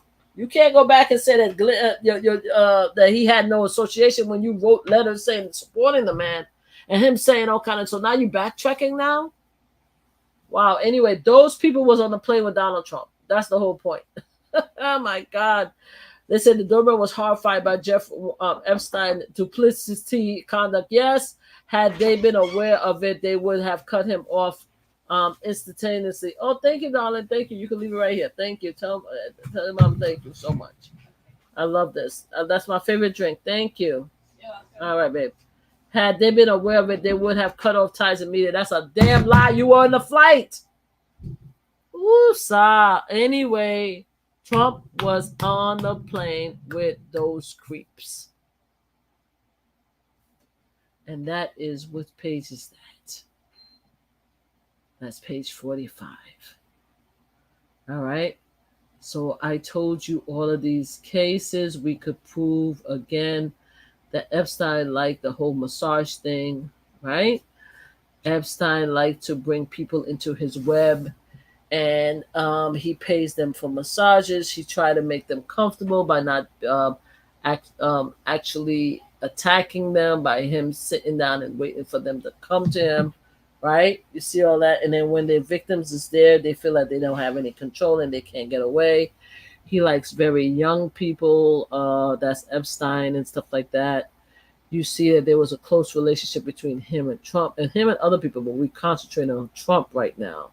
Him and Trump, they flew back and forth through airlines, the airports, through the call to the log that they have right here, which is the flight log. You see in a couple of the flights, you had the one flight, you had two people that was known for massages or being connected to massages. You have another call log at the end where in 1996, after Jeffrey Epstein was brought up, the FBI reported that he had a case against him for sexual abuse. You have him on the flight with them and the Dubais, who are being accused by some of the victims of being part of the sex cult that assaulted them and stuff like that. You have Virginia, who said that the husband of Miss Sweden, who was an ex-girlfriend of Epstein, was one of the men who she was forced to actually have sex with, right? And then you have the article that says that their 12-year-old daughter used to call Epstein her uncle, and he wanted her to marry her when she turned 19 because of inheritance tax. So you have all that. These are the people that Donald Trump was hanging around with in the 1995, 1996 era, right? This is what he was doing back then. All right, so now you have all of this. Let me go back to my anything else I want to bring up. Okay, then they talk about Trump calls to Epstein. So we talk about the travel log, right? We haven't gone into the call logs. So let's close this up.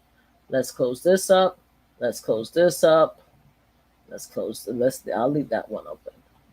Let's go. There's been some call logs. Now, mind you, all of this stuff is not being brought up by the media whatsoever. None of this is being brought up by the media. People are outside the media are bringing this up to bring attention to what the hell is going on. And we're wondering, as a community, why none of these damn people are bringing this damn thing up. Why they're not bringing it up? There's a bunch of articles here about Epstein. I'm going to share the link of the articles that, again, to see the links, guys, if you guys are on Instagram, you have to go to my YouTube channel. Hey, guys, thank you, everybody, for joining in. You have to go to my YouTube channel so you could click the link and see what I'm talking about, right? Trump calls to Epstein's are in court website in documents 20 of page 110. So hold on. I'm going to document 20. All right. I'm going to pay document 20. There's a lot of clips about Epstein right here. Let me see. It says document 20. There's no case. The $20 Epstein claim fraudulent papers. 20 million. Epstein arrogant. Epstein introduction. Mark Epstein in office. Liable. Another person went to the Island Epstein Maxwell several before women at the women sat around the table teasing him about harassing many women comments. Childlike Frey. Alan, the third wife said, Alan, this looking guys, give me 1 second. Accuser paying underage girls to be rich to there. There's a lot of documents, guys. All you have to do is just Google. But I don't see what I'm looking for. Okay. In document 20 on page 1. Okay, let me look at 10. 111. Hold on. 110. Okay, come on. What is this? Neil. Okay. Colin. Female. Okay. Ava Anderson. Oh, this is the manifest that actually was spelled out. Okay. Okay, guys. All right, this is the manifest where they have people name spelled out, guys. Okay, let's go look at this. Let me see. Hold on. Yep. We are going back to look at this. Hold on 1 second. Remember, I was struggling to figure out who was who. All you have to do is look at here. Okay, here we go. All right, here we go. Ava Anderson, I talked about it. Selena Dubine, okay? How old was Selena at the time? This is 2005, right? So this all happened in 2005. They were flying back and forth. Now, the previous article was talking about how 2005, we're talking about, let's see how old is Selena Dubine right now. Hold on 1 second. He said 19. He said he met her when she was he dated the mother when she was 12. So that means that would have been 20 and a 19. Let's say 1995, 20 years. She would have been, no. There's no way she was flying in this fool thing when he was, no. She better not have been on a plane at 12 years old. She better not have been, no. Hold on. No. I just showed, hold on. There's no way. There is Now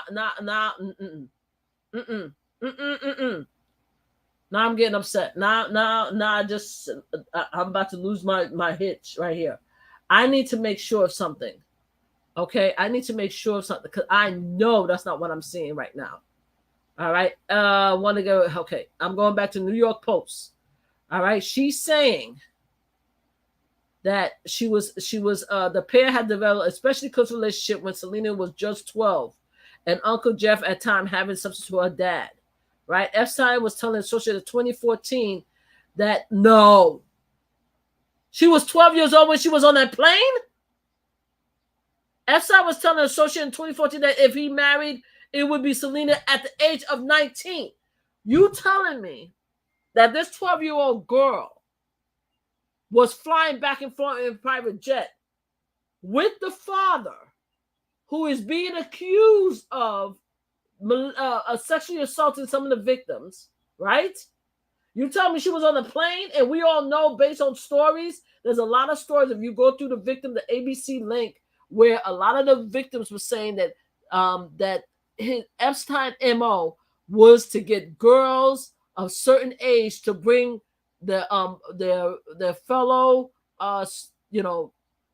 like students. Like if you're in high school and you know some young girls, you would bring them. Like a 14-year-old would bring another 14-year-old would bring another. It was almost like a pyramid, like a tree. They call it a tree bird, but we call it a pyramid. Like one person bring another. There was also a story with a couple of them where it was one of them was Maria and another one, I forgot which the other one, where their sisters were contacted after the fact to say that, I work for your sister. I want to help you. And that's how he got the sisters. Are you telling me that a 12-year-old was in the plane with these freaks? You're telling me that 12-year-old girl was on the plane with Donald Trump, the private jet with Donald Trump? Is that what we're saying? I know that's not what we're saying. We're not saying that. That's not what we're saying. I know we're not saying that. I know that's not what we're saying. We're not saying that this 12-year-old young girl was on a private jet with these freaks, with the father that's been accused of sexually molesting those victims, Donald Trump, who's been accused of sexually molesting women, and then Jeffrey Epstein and Maxwell. I know that girl was not 12 years old in that jet plane. I know that's not what I'm saying. I know it has to be a lie. All right, so let's go here again. Let's go. Here's the article. All right, here's the article. I'm going dating backwards. Okay, this article was done in 2019. It's talking about that this woman dated this guy when she was in her 20s. She dated him for 11 years until the early 90s, right? Early 90s now, the pair had developed a especially close relationship. So she dated him before the early 90s. Okay, so let's say she dated him, let's say 79, right? To the early 90s. Okay, early 90s. Let's say 93, because I saw an article when they stopped dating around 1993, right? You're telling me that this girl is 20 now. In 2014 now, I'm going backwards. She is 19 in 2014, right? If you go back 12 years from 2019, am I going crazy? Isn't that 19? I know I'm not going crazy. I know I'm not going crazy. That's 2002. Isn't it 2002? And most of the allegations happened with him was 2002, 2004. If you divide 12 from 2014, isn't that 2002? Right? You see that, right? I'm not going crazy. And this article talks about how he wanted to marry this child, right? Well, she was 19, but she was. And then now let's go. We're gonna stop this, and let's go to this, because I want to make sure I'm not going crazy. All right. So now let's go here. Okay, let's go here now. All right. Who's here? Who's there? You telling me this woman, Ava, who is this girl's mother, right? This is what we talk. This is what we're looking. Let's look, because I want to make it. This is 2005. She's 19 and 2014. She's 19. Let's do the math, ladies and gentlemen, because you know something. Maybe it's me. Maybe it's me. Let me make sure YouTube is good. All right, let's do the math, guys. Let's do the math. Let's do the math, because we haven't even got to Kate yet. We haven't even got to Kate's story yet. I'm building the case with everybody else. We haven't even gotten to Kate yet. We haven't gotten to Kate. Okay, hold on. What we doing? What we doing? What we doing? I need to get here. Nope, I don't. Come on. What we doing? We doing the math. We doing the math. We doing the math. Okay. This is 2005, right? Okay, 2005. Right? We talk about 2000. Hold on. I want to do the math, because I know I'm wrong. It has to be wrong. I know it's wrong. It has to be wrong. There's no way. There's no way I'm wrong. I have to be wrong. Let's delete. Okay. 2005. Right? Right. Take away 2014. I said take away. Then I said take away 2005. Take away 2014. 9. ladies and gentlemen, that's 9 years between 2000. That's 9 years between 2005 and 2014. You telling me that they had that 9 to 12-year-old girl, like the 12-year-old girl? You telling me that they had this 12-year-old girl on the flight with these predators, just going to St. Thomas Island? That's what you telling me? You have Selena. Okay, let's look at Maya. Let's look at Maya. Let's stop sharing. I'm gonna look at. Oh, let's see how old Maya Durban was there. Maybe it was just a. Maybe let me guess. It's just a. It was just a family trip, right? It was just a family trip. That's all it was. That's all it was. It was a family trip to Epstein Sex Island, right? Maya. Okay. Durban. Okay. Jeffrey Epstein. Okay, and then later after the island, and mind you, let's talk about the fact that they said that the family after the fact was like, oh, we did not know, that this was the case, and yet they said that they trusted their daughter with him in the court case, and the father was accused of by Virginia of sexually assaulted as being one of the men that she was forced to have sex with. Let's just say that, but it's all in the court case. I'm not making it up.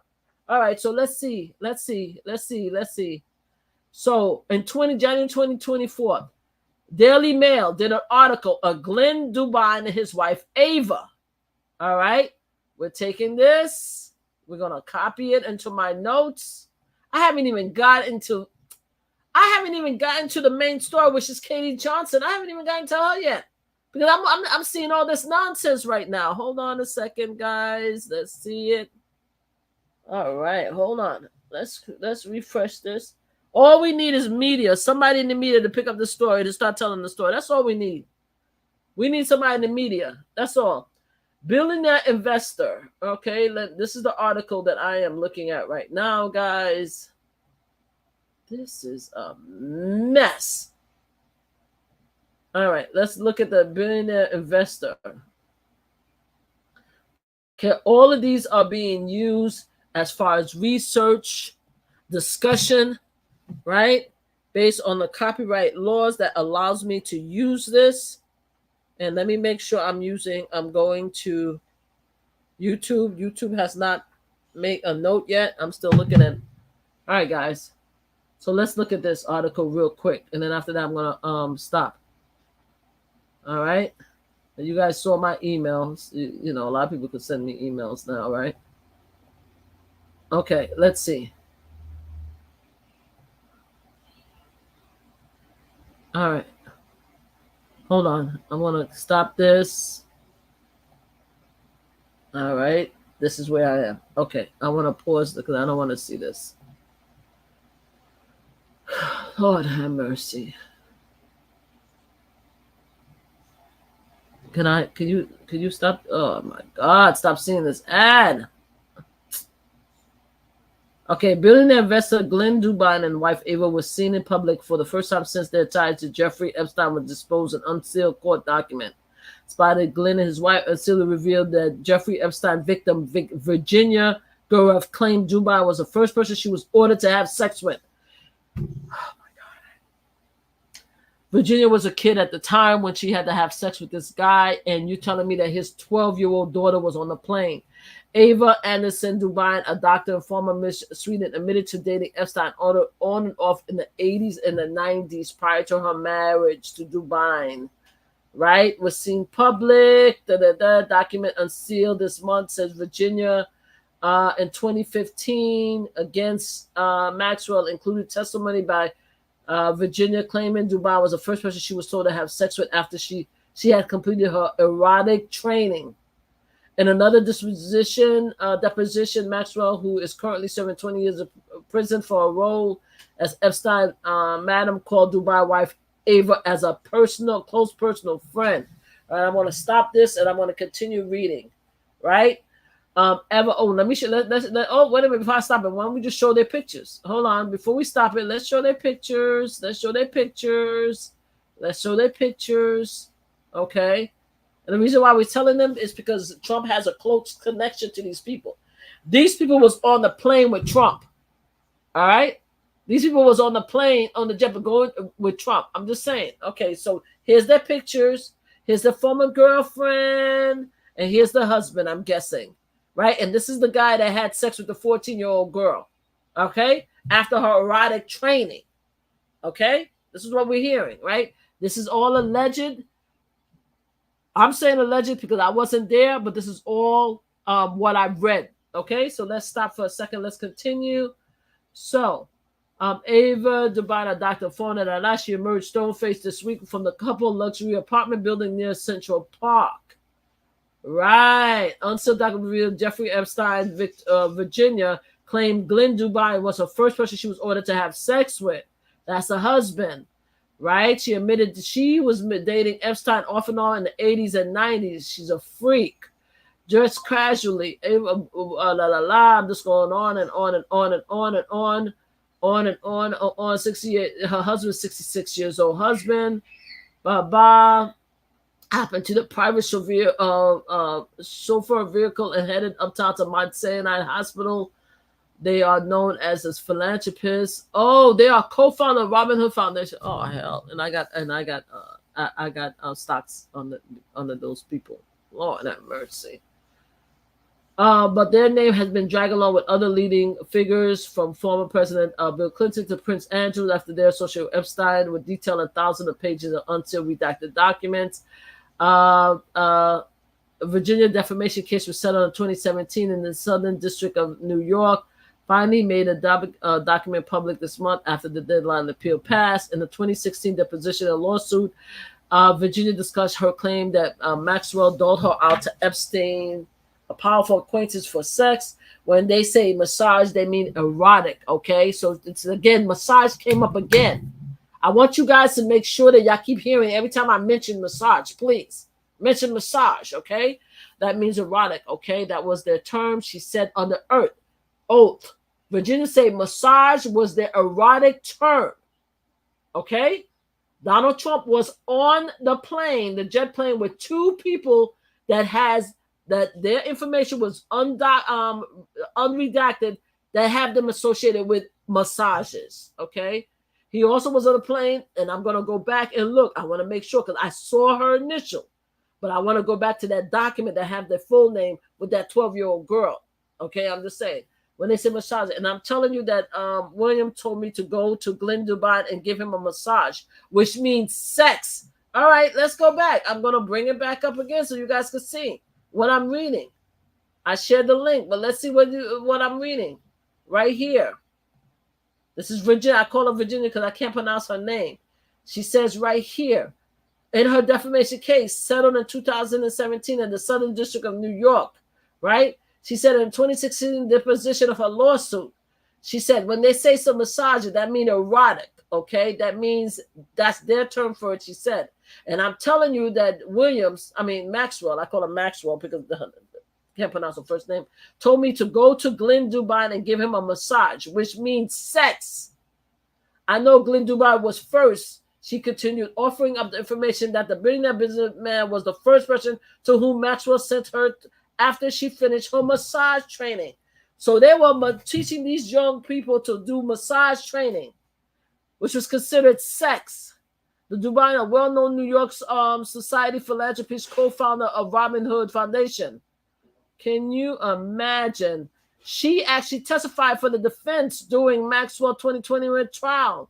In her evidence, she denied claim made by another witness that she took part in a group sex encounter with underage girl. Even she took, Lord mercy. She took part in underage. That's the mother. She had a 12-year-old daughter traveling back and forth in the jet with this pervert. And now she's coming back after the fact saying, oh, if I had known. Lord have mercy. Let's continue. I guess this is the 12-year-old. I don't know if she don't look 24 at 12 now. But this is the young girl. Ava Dubon, Glenn Dubon, and their daughter Selena Dubon, the Music and Modern Art and Party in 2017. Selena was Epstein's goddaughter. Reports have claimed that Epstein was so taken with Selena, he wanted to marry her in 2014 when she was 19. Marrying your freak girlfriend's daughter. That's crazy. That's crazy. All right, I'm going to stop sharing. I'm going to continue. Lord, the wife testified in defense that Maxwell charged. She said she never witnessed any inappropriate conduct between Epstein and underage girls. Really? The Dubais, married for 3 decades, have denied allegations made against them and offer Vanity Fair what they claim is evidence that prove Virginia claim neither have been charged in connection with Epstein cases. So what's the proof? You definitely had your 12-year-old girl, your daughter, in the plane with Epstein going to the island. That's what it shows in the chart that was redacted. So what's the proof? Their daughter Selena was reportedly Epstein goddaughter. Report had claimed that Epstein was so taken with Selena he wanted to marry her in 2014 when she was 19. Epstein died in 2019 while waiting for trial in jail. Maxwell was the only person ever punished. The court document also includes testimony from another alleged victim, Johanna Cyber, claiming that Epstein told her Bill Clinton liked them young in reference to women. Well, he did say Bill Clinton liked them young. Clinton was pictured flying an Epstein plane, but has sought to downplay his association with the disgraced financier.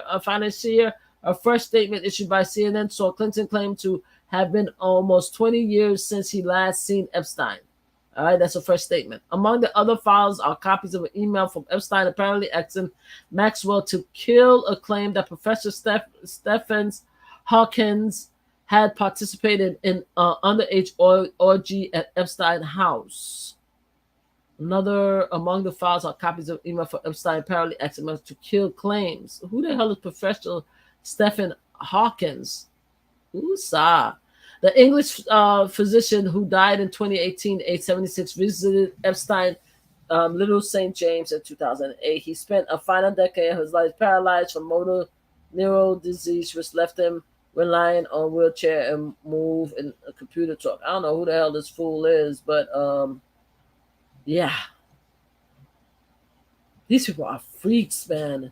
Anyway, let's go back. I want to go back. Okay, so let's go back to this. What I was looking at originally. Give me 1 second, guys. What I was looking at originally, I want to see if I am mistaken, because I spent my whole time trying to find this. So it looked like in 2005, this girl must have been about 12 years old. She was on the plane. She was on the plane on February 19th at 6:18 p.m. They arrived at 7:02. Is GM, is Maxwell, Ava, the mother, Selena Dubine, Maya Dubine, and I don't know who Chris Valdez is. Why don't we find out who Chris Valdez is? Hold on 1 second, guys. Who is Chris Valdez?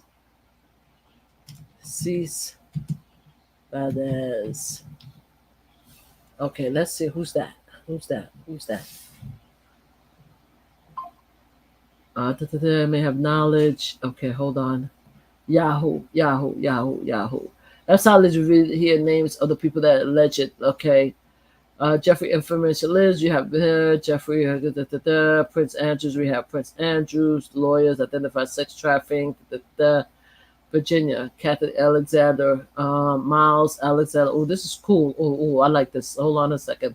This is what I'm looking at, guys. Give me 1 second. Let me stop this. I'm going to stop this one. And I'm going to share this. Give me 1 second. I want to share this. I want to share this. These are the names. I'm going to share. I'm going to put this clip.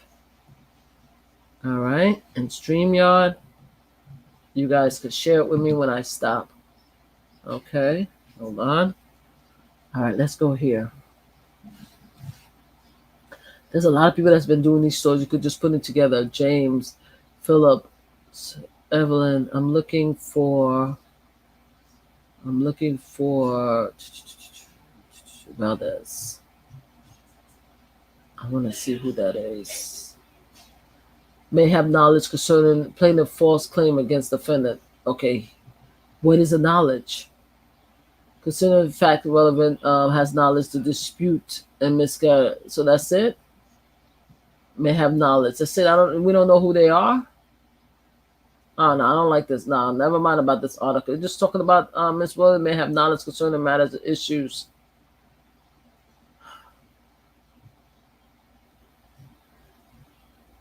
Sorry, guys, I was so excited. I wanted to know who this guy was. I wanted to know who this guy was. They said that he may have had knowledge, but him having knowledge ain't doing nothing for me. I need to find out who he was. I'm looking for search. Find. Let's see.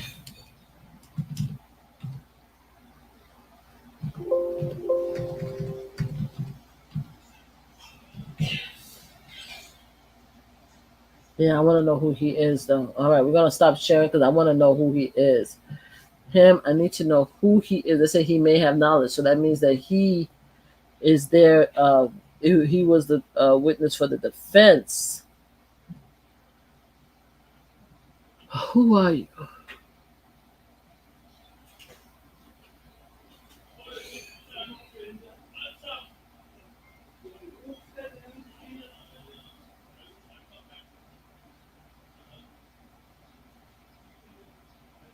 What's his name? I want to know who they are. Who are they?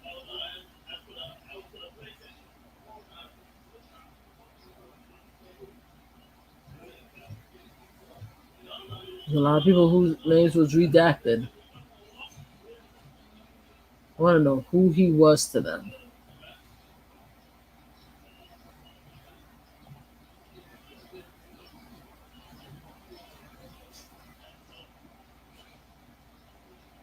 Lawyer. Okay, hold on.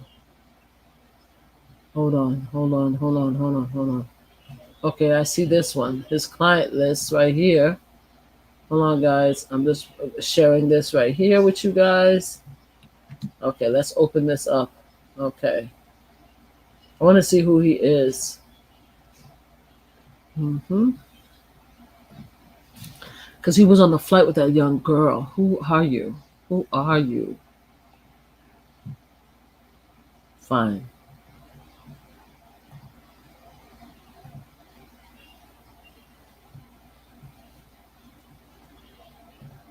Who are you, sir? They don't have his. You see, I keep adding his name, but they don't put. You see how they put other people's name here? They don't have his name next to anything. It just looks like they keep saying that he's a witness. But who the hell is he, and why is he connected? Why was he on that plane?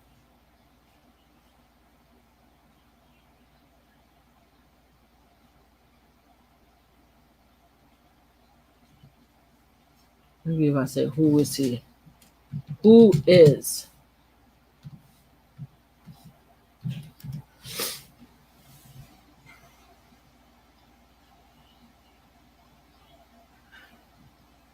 Is that a female? I hate going to Newsweek. Look, is so annoying.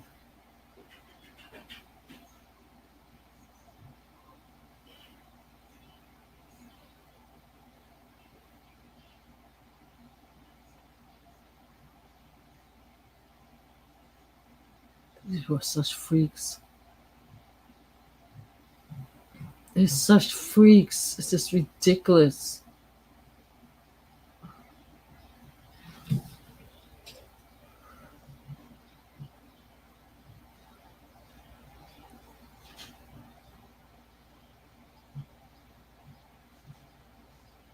Sorry, guys, give me 1 second. I'm just trying to find out who this person is, and then I'm going to move on.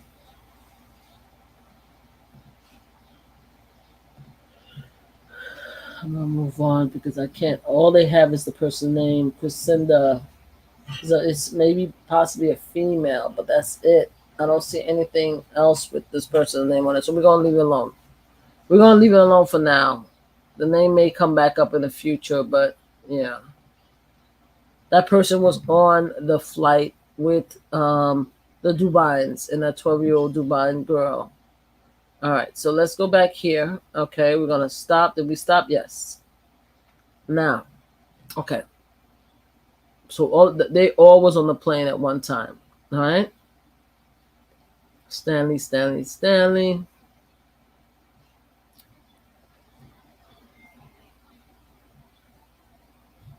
Mm-hmm.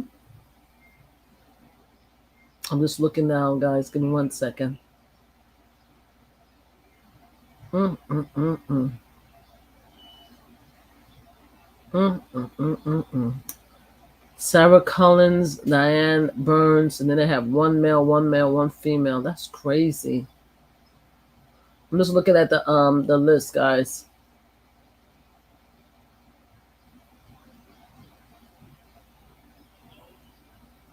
When they name one female, they're talking about the Lord have mercy. When they say one female, one male, are they talking about young girls? Why wouldn't they name them? Mm-hmm.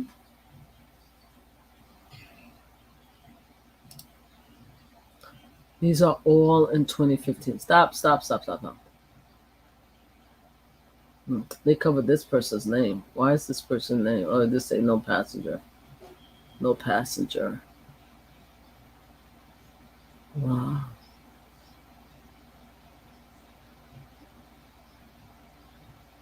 No, I know, because I know that's not what I read. I know it can't be. I may have missed it because there's no way. I saw his. I'm looking at this right here. This right here. Yeah, it's right here in front of me. Donald Trump is on this flight, page 45, January 5th, 1997. It can't, there's no, it can't be. The daughter could not have been on this flight. Ava was on this flight. Maybe her husband was on the flight. It couldn't have been. The girl would have been the girl may not have been born. It's no possible. So who is the other Dermot? It has to be Ava, and it has to be her husband. We're talking about in 1995, because in 2005, she was 12. She had to be 12. Because in 2014, she was 19. All right. So, yeah, she wasn't, she must have just gotten born. If she was born or she was, but her mother and father was there. All right. But the Dubines did have, I see her name. That's crazy to me.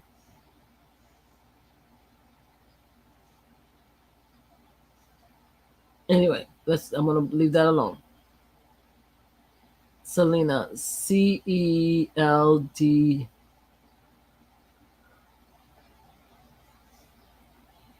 That's crazy.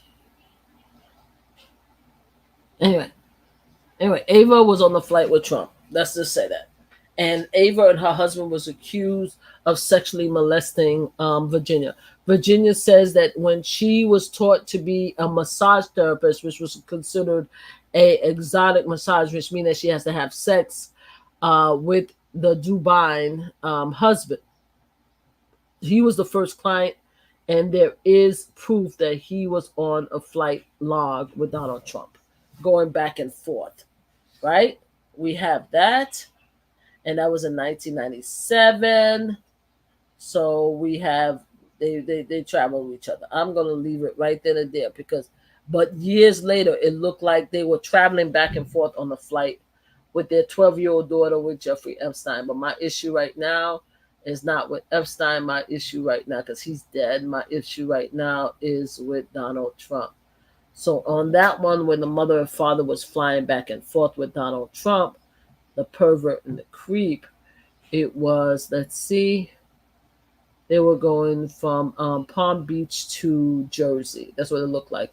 So they were going back and forth from Palm Beach to Jersey. Now, again, from 1995 all the way to 2005, that's when the most allegation of these victims being sexually assaulted happened during that time. And it was during that time, I am guessing, based on Virginia and the court documents, right? Naming him in the court document. So now I'm looking at here. I'm looking at the court document, of course, which was lost. All right, but it's going to say here, long-time accuser, Dubai and social worker hang out with New York in the jail in 2004. 19, however long time Virginia government named him in the court documents. Okay, I'm going to see a long time accuser. I want to see when did she name him? What year? Give me 1 second. What year did she name Dubai? It's America. She alleged. I want to see when you said Glenn Dubai. That's what I want to know.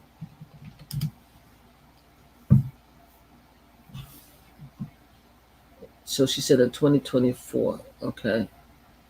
That New York Post. Yep, I already have the New York Post. Virginia name. Billionaire. I saw the Daily Virginia told you the sex. That's the Daily Beast. When?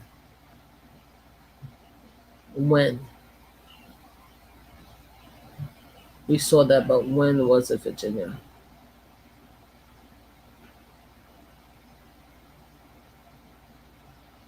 We talk about them talking. I don't have the when.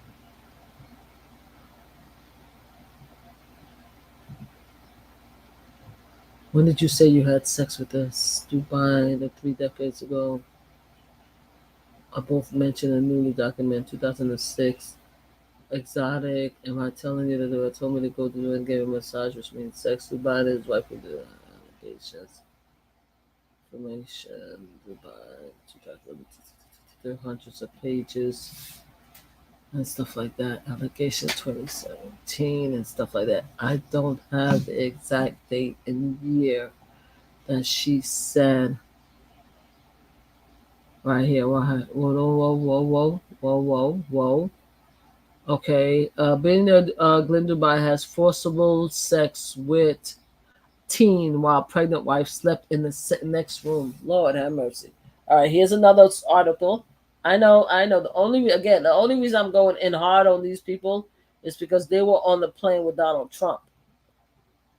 According to the flight log, they were on the plane with him. So they were on the plane. So you telling me that they were on the plane with him and he didn't know these people were freaks? Okay. All right. Let's go. I want to see this article right here. And I'm reading it at the same time that you guys are reading it. So you guys can't say I'm biased, right? It says right here, billionaire Glenn Dubai has forcible sex with teen while pregnant wife slept in the next room. Now, I said to you guys just now, I thought that young 12 years old was on the plane, right? But when I went backwards and I said that she must have been just born or her mother's pregnant. So this could be that she was pregnant with the girl Selena that Jeffrey Epstein wanted to marry when she was 19. And she was on the plane with them when she was 12. So let's go. Hold on. And a fifth and final batch of court documents from a lawsuit connected to the late disgraced American financier and sex offender Jeffrey Epstein has been released a week after thousands of pages of files was made public, which contain name of former U.S. Bill Clinton, Prince Andrew, late physician Steve Harkin, among others, in the two days batch of 1,400. Now I am looking for Dubai, the name here, what she said about him. All right, other men she claimed. Okay, Prince was previously denied knowing Virginia and also any wrongdoing in relation to Epstein. Other men she claimed to forcibly have sex with include Harvard law professor Alan Dershowitz, Victoria's Secret boss Lex Wexner, billionaire hedge fund investor Glenn Dubai, and former U.S. peace Evoy George Mitchell. George Mitchell, I don't even want to talk about it. Billionaire investor Glenn Dubai has been accused of having sex with a minor girl during his wife's pregnancy and a new batch of court document in sex offender Jeff Epstein case. Newly unsealed court document alleged that Dubai had sex with one of Epstein's sex trafficking victims while his pregnant wife slept in the next room, reported the Business Insider. All of these men have previously denied her claim. Virginia also says she was trafficked to American computer scientist Marvin Minsky and French modeling agents Jean Blanc Brunel. While Minsky died in 2016, Brunel killed himself in Paris jail in 2012 2022 while awaiting rape and sex trafficking charges. The unsealed of the fifth batch of files followed thousands of pages where they were made public on January 10th, 11th, and 12th. I'm going to stop sharing because I don't want to get in trouble by YouTube. They've been sharing these documents off and on since January. And the reporters still don't want to talk about this, huh?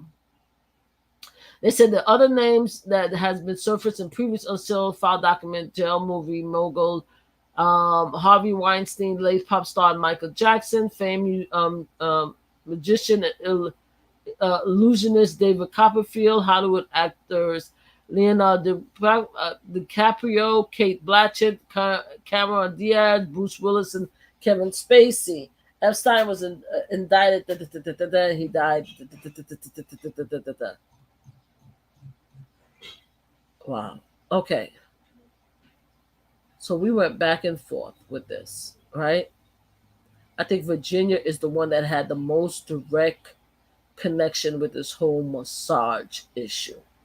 Okay? We saw that she accused Dubai. We later saw that his wife was accused of being part of sex trafficking, the orgies. Then we saw that she was pregnant with the 12-year-old, and when she was around 12, she used to fly back and forth on the jet with Epstein and all those freaks. Then we go into when she was 19. There's a report that says that Epstein wanted to marry her. Don't know what happened between 12 and 19. The mother was saying nothing inappropriate happened. She didn't know anything about it. She was very, she felt that that was Epstein's goddaughter, and she was very safe with him. The only way that we could ever find if anything inappropriate happened would be if Selena came out. I'm just surprised that she was flying with these people, but maybe they just was having a nice, comfortable, pervert free day, and they just fly each other back and forth, even though he was sexually attracted to her to the point where he wanted to marry her at the age of 19. But hey, maybe nothing happened, right? All right, so we have Jeffrey, we have all of this. Now we are going to go to, hold on, Stormy Daniels. We talked about the no condom. We talked about that. Okay, now we are talking about Kate Johnson. But before we do that, we showed that Donald Trump's name was in all the court documents on 20. Oh, I wanted to show you guys the log. We showed you that, but let me make sure we did the page 20 of one. Okay, I want to make sure because I know I went on the tangent. Let's go back to here. I want to see this. Make sure. All right. Okay. Okay, there's several documents here, and I have my notes. Epstein, Trump calls to Epstein and court website, document 20, page 110. Okay, document 20. This audio, this is visual, document 20. Okay, I'm going to document 20. I'm opening up.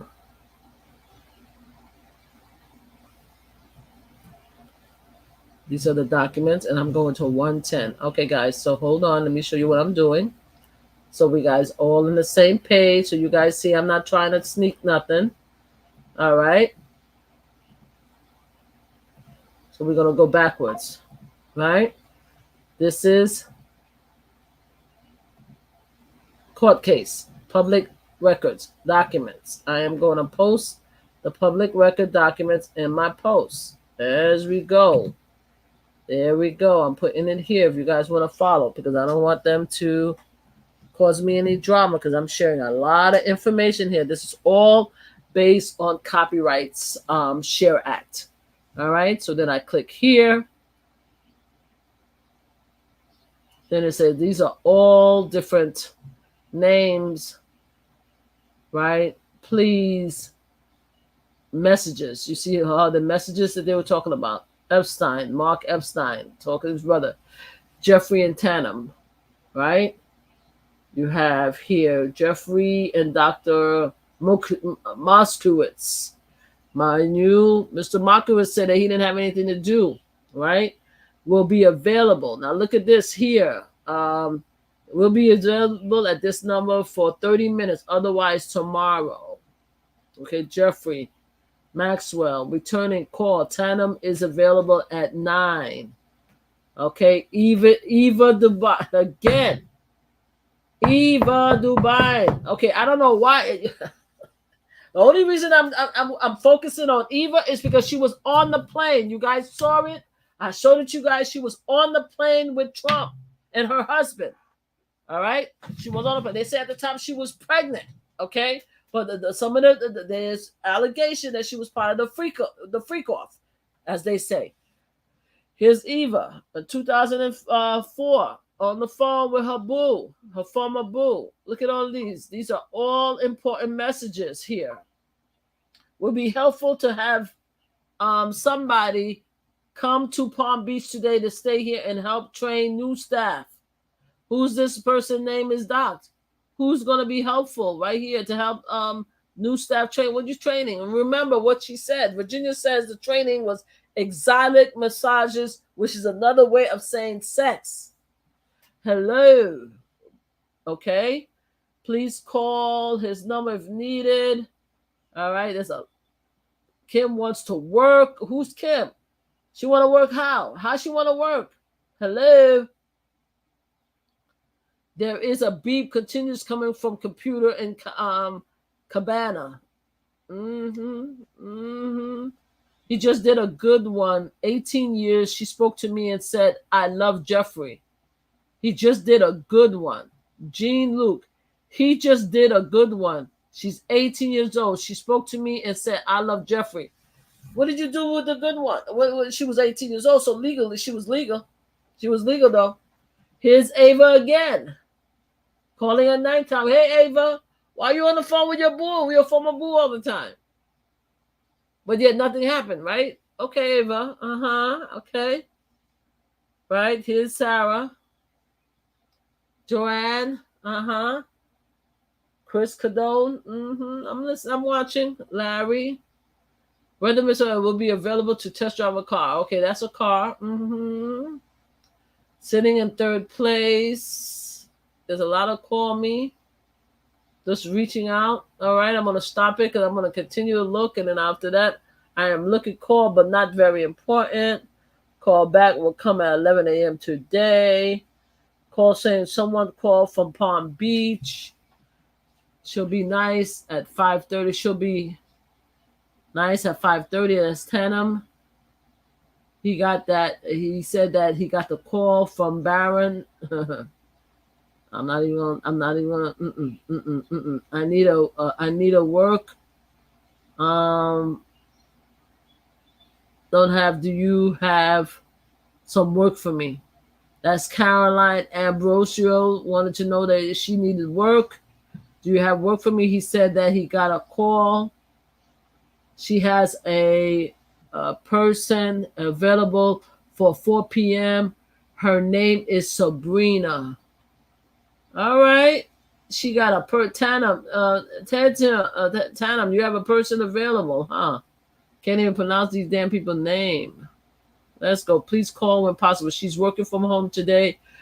Please call her above. Okay. So I'm reading all these figures, but I want to go because I'm having a fun time with all of these. So I'm going to page 110.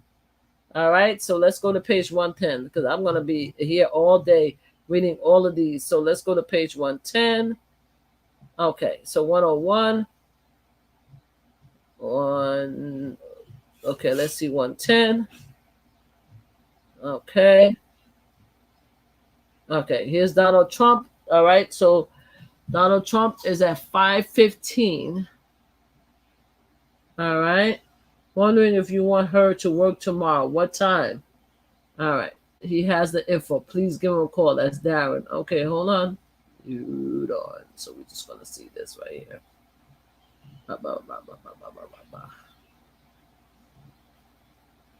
All right, so you have this. This is where they have Donald. A lot of people have been calling this number, the 212-688-4449 number. They say that this number is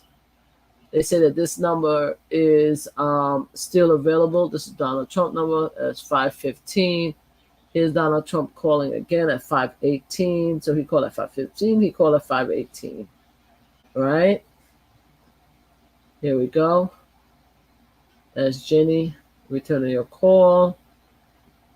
Brittany, Natalie.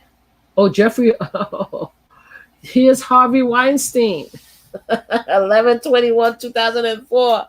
Harvey Weinstein returning your call. Why do you need to talk to Harvey Weinstein? Right? The Predator. Wow, 2004. If we're going by the timeline, it would be that Trump call would have been around 2004. Right? This is 2004, 2004 is right here. So it would have been approximately 2004, right? November 16, 2004, November 14. Let's make sure that we have 2004 as our one of our numbers. Okay, so we have Trump in 1993, right? We have Trump in 1996. Now we have Trump 2004. Okay, that's what we have. That's what we're looking at. These are timelines, right? Okay.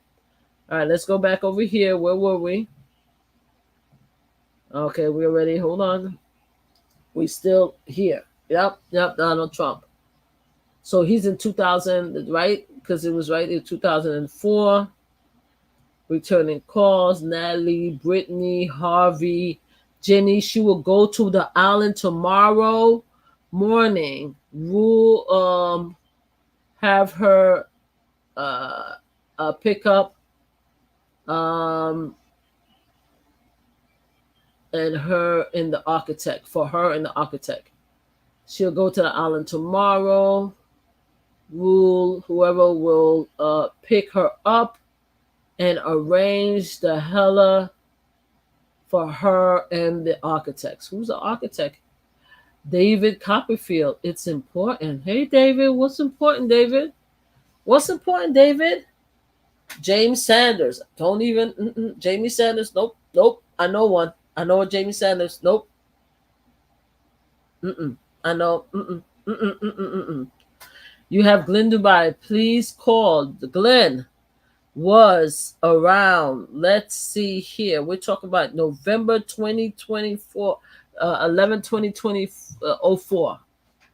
Okay, at office, right? Okay, Darren, Mark Epstein, brother, Goldstein,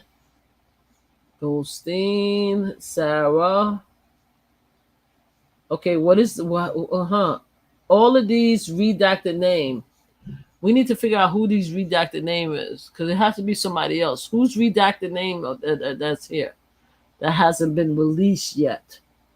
Okay, who's redacted name that hasn't been released yet? That look like a little E, a start of an E. I wonder who redacted name that hasn't been released yet. I would love to know about that. Would like to work at 4 p.m. if possible. Schedule. So is one of the workers. Okay. Might be one of the female workers. Returning your call. Jerry Goldstein. These are all, guys, these are all documents that was unredacted this week. All right. I'm going to stop sharing because I want to continue to read it off without YouTube kicking me out. Okay. All right. Tell Jeffrey that pouring rain at 4 a.m. That's Ava. Ava on December 17, 2004 is saying in New York, so tell Jeffrey that it's pouring rain and 40 degrees. Why? Ava is really close. She says to tell Jeffrey it's pouring rain. All right. So, okay. All right. Thank you, Natalie. Harry, New York. He has the information. Harry Baller. Right. Oh, you have models.com. John Luke has models. We already was already taken. Okay, go ahead. All right. John Luke. Freak. All right. I'm still going on. Scheduling. Goldsmith. I'm still going on. Just tell him that I called. You have a couple of names that they keep still having them blocked. Call you, Mr. G. Father's paper here, BP, should they come back to NYC? These are papers. Uh-huh. She has some houses to show you. Tell him that I called. She spoke to John Luke and everything is okay. That's Natalie. Please tell him that I called. I just want to say hello. David Copperfield, you just want to say hello to the perv, huh? Wow. David Copperfield, you want to say hello to the perv? Woke up just woke up and on her way to pick her up now, so they will be late, closer to 3 p.m. So you woke up somebody. Uh-huh. Thank you for the evening last night in New York City. And you can tell him about time and money. Really? Thank you for the evening last night. Was it good? Wow. All you guys have to do is just click the link that I share in the comment and you'll be able to see all of these messages. Copperfield just want to talk to him so badly. Copperfield, you're a freak. We need to talk about you a little bit. Maybe do a little expose about you. Keep calling the man. You need to talk to him so badly, huh? That must be nice. All right. I'm still waiting. I'm still looking through all the notes, guys. Give me 1 second. All the notes. Marie. Returning your call. He has some info. What info you have, David Copperfield? The reason why I keep mentioning David Copperfield, because David Copperfield, I know. I don't know him personally, but I know he's a musician, so I find it interesting that he keeps calling. Ava, please tell him that I called 2005. Ava was very close to him, huh? Jeffrey Epstein, you were very close to him, huh? He would like to know the address of the house to stop by tomorrow at 10:45 a.m. What we doing? What we stopping by the house for? Just to say hello? Again, David Copperfield, jackpot. Wow, it's jackpot. David, what's jackpot, darling? Huh? Who were you freaking with that was jackpot? Could be nothing, but just conversation. Wow. She's asking if you want her to work today. The best time would be from 2 or 9:30 p.m. Go ahead, girl. A lot of them were just what she's expecting your call.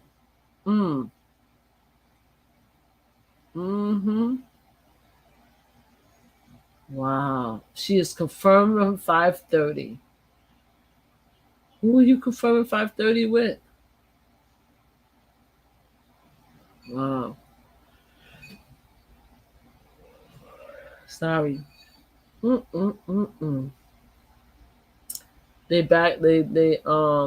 redact. They took some of the. Okay, look at Glenn and Eva again. February 5th, 2005 at 2:05. This is 9:05 a.m. 9:05 a.m. Mr. Epstein. Katia. Wow, David. David is all over. Ava. Call to say hello. You must really like it. He is not available right now. We'll call within 2 hours. Anybody ask David Copperfield what's going on with him talking Jeffrey Epstein all this time? She had off. I'm almost finished with the list, guys. I'm just looking through this. I am just looking through this. Lord have mercy. I'm back at 3.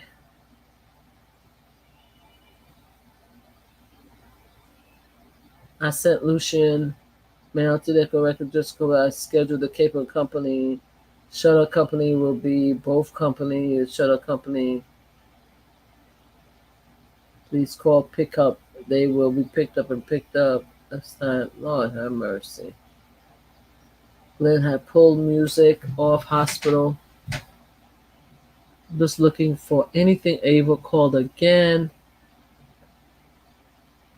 Philip. Donna wondered if she can work tomorrow. Lord have mercy. What kind of work you got, girl? What kind of work you trying to do?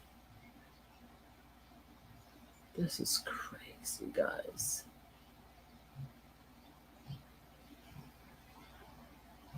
This is nuts. Ava all over the place.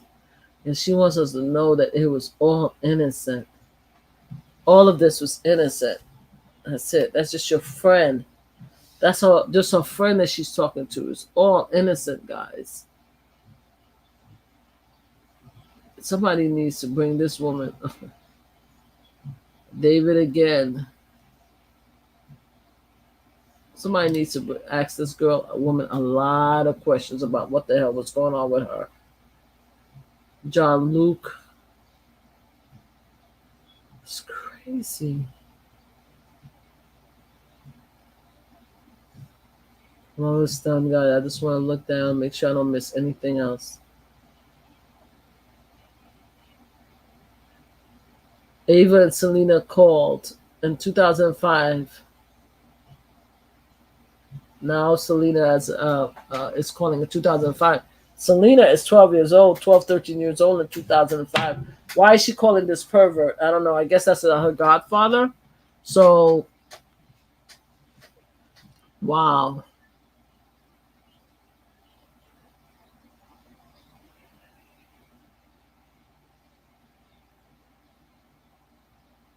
Okay, so hold on.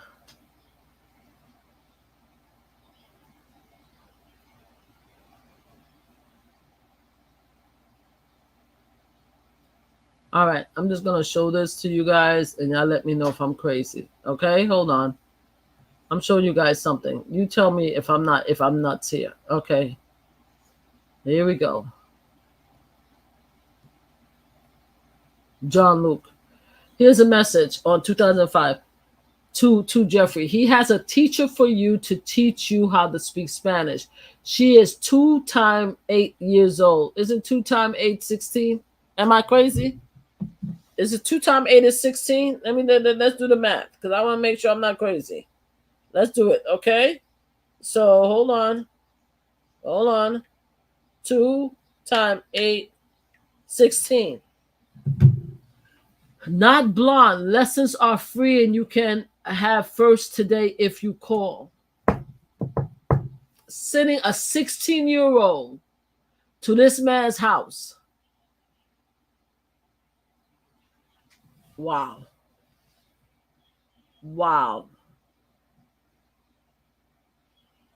That's crazy. I'm going to continue looking. That's crazy. Ava said, please call her back on 4/1/2005. She said it's important. 2005. Wow.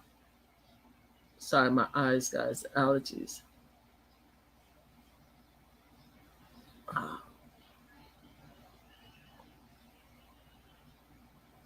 All the reporters have to do is just take the time. Take the time to look through these paperwork and do a report.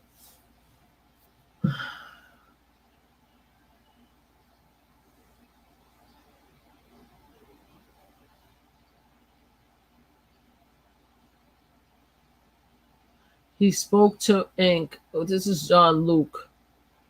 Doctor, about your symptoms. It's something various. It can be used, but you have to move. It can most lose at the muscles, which can shorten your sex life. What the fuck, John? There's a paper called. There's a paper that have sex with that could impact his muscles. Wow.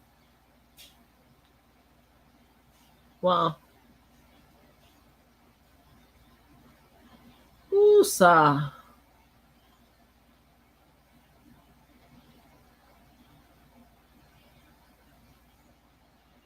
Wow.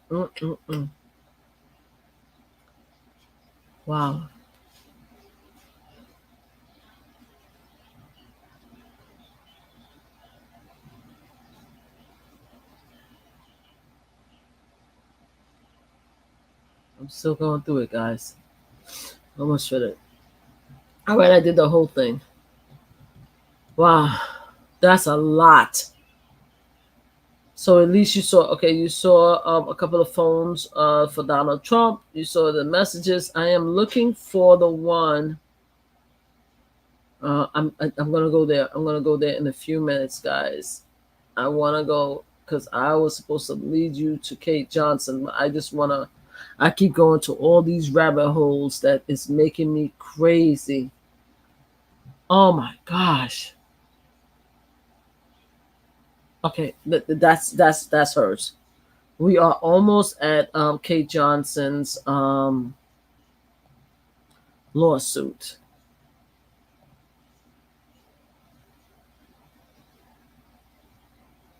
All right, here it is. This is what I'm looking for.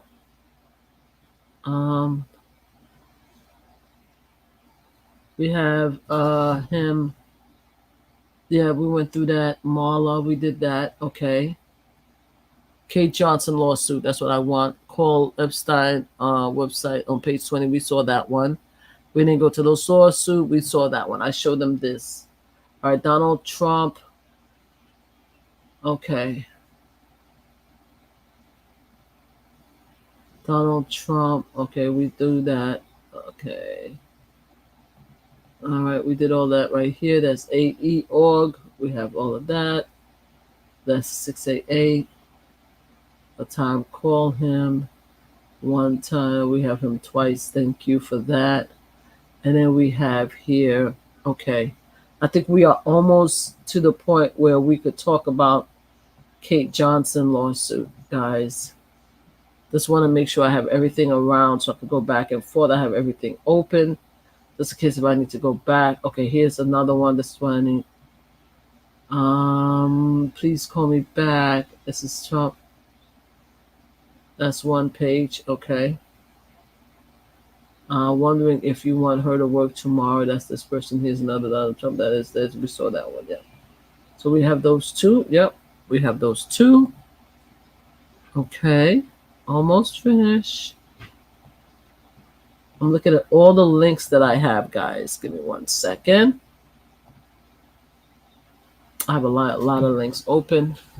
Facts about my post yesterday regarding Don and Jeffrey. The screenshot have never been seen. They are sealed. Okay, so here's another person who's talking about these screenshots. So let me read. The person's name is Marley PR Media. Okay, I'm going to show you guys what I'm looking at. And then after that, I'm going to share the link so that you guys can look at it also. So here we go.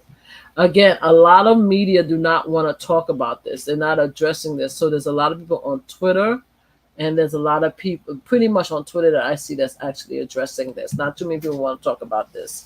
The fact that the redacted document has Donald Trump listed all over, having called Epstein several times, having flown in Epstein jet planes back and forth to Jersey and other locations with the pedophilias that were on the plane that's been accused by other victims of sexually abusing them. No one want to talk about this. So this is what I'm looking at. I'm going to stop it so I could read what's happening. And the screenshot has never been seen before. Okay, so facts about my post yesterday regarding Donald Trump and Jeffrey Epstein.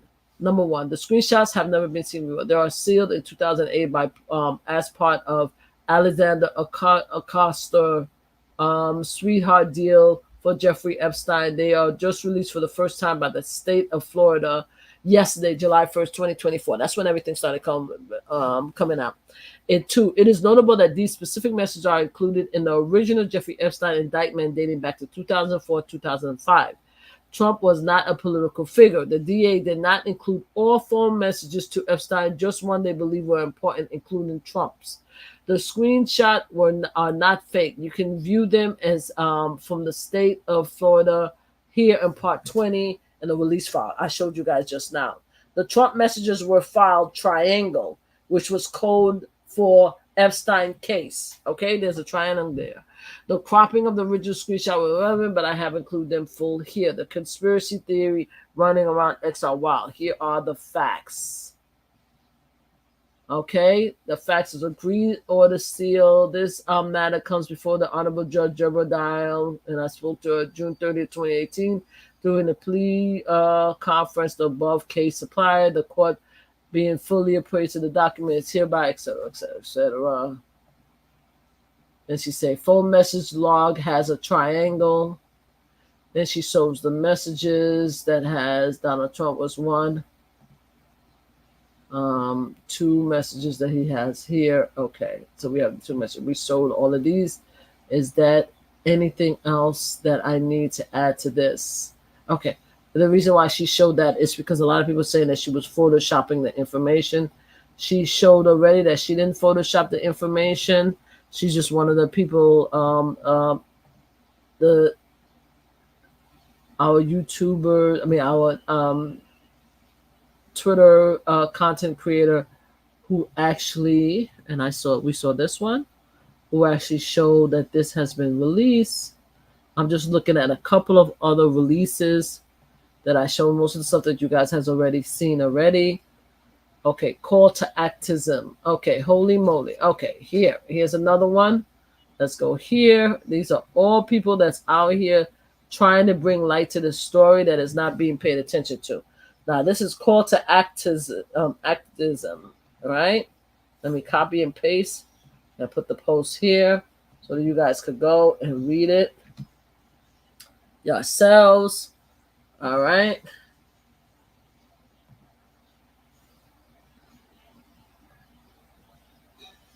Where is it? I have a lot of stuff open. Sorry, guys. Oh, I'll just go here and just click up. All right. Holy moly, right before Trump married Melania in February 2005, Trump called Epstein numerous times through 2004. According to yesterday released Epstein record in the West Palm Beach indictment of Epstein, we can see Trump phone messages. Hi, messages are in between girls calling to confirm massage appointment and massages from disgraced model agency June Luke Bernal. What did they talk about? This is brilliant find by Male PR Media. And I think we already went to Male PR Media. All right, let's stop sharing. Let's stop sharing. Sorry, guys. Let's stop sharing here. Yeah, Male PR. Okay, Male PR is who I just showed you guys before. Again, all of these were going back and forth. Again, we keep showing that these are indication of messages between Trump and Epstein while they were scheduling appointments between the girls. You saw John Luke talking about a Russian and a blonde at the age of 16. You saw a lot of stuff. You saw Ava keep calling back and forth. You saw a lot of going back and forth in these messages. So you want us to believe that Trump was calling Epstein just to say, hello, what's up, how you doing? Hello, what's up, how you doing? After we realize again that what Trump did with Jean Lewis, with E. Jean, and what he did with Stormy Daniels, you want us to believe that he didn't know none of this stuff was going on with Epstein, that he wasn't aware of any of this stuff like that. The way he dressed and carried himself is very similar. And with the Stormy Daniels testimony is very similar. The way he lures women in by joking with E. Jean Lewis, you telling me that none of this seems similar to Jeffrey Epstein's like manipulation and strategy and getting these girls in his web of to capture them and abuse them. So you're saying none of this is similar? That they were just friends. Right? They were just friends. Okay. And of course that he's on the plane with Ava and Glenn and her husband, who were both accused of molesting or sexually abusing these women. This is just not coincidence. Right? Okay. All right. So we did all that. Now, one more. All right. So there's another one right here. I'm just building the case. Massage services. Okay, here's another article from the Hindustan Times. Hindustan Times. I'm posting it here. We're gonna look at it real quick. It talks about a memo that went viral. Okay, guys. So hold on 1 second. Let me close this up. It talks about a memo that goes viral. Give me 1 second. Okay. Why Donald Trump, regular client of Jeffrey Epstein Massage Services, new memo goes viral. Newly released transcript of Jeffrey Epstein 2006 prosecution suggests a direct link between the notorious sex trafficker and former Donald Trump, right? On Tuesday, a judge in Florida ordered the release of the transcript from a 2006 prosecution of pedophile Jeffrey Epstein, which had reportedly linked former Donald Trump to the sex scandal in a very direct fashion. Okay, it says read more, right? This is what we have. Did Donald Trump has any massage appointment with Jeffrey Epstein? After the Florida federal judge ordered a new set of evidence against the sex trafficker Jeffrey Epstein is circulating on the internet. Anti-Trump camp claimed this time the evidence proved a strong link between Trump and Epstein. I think it does.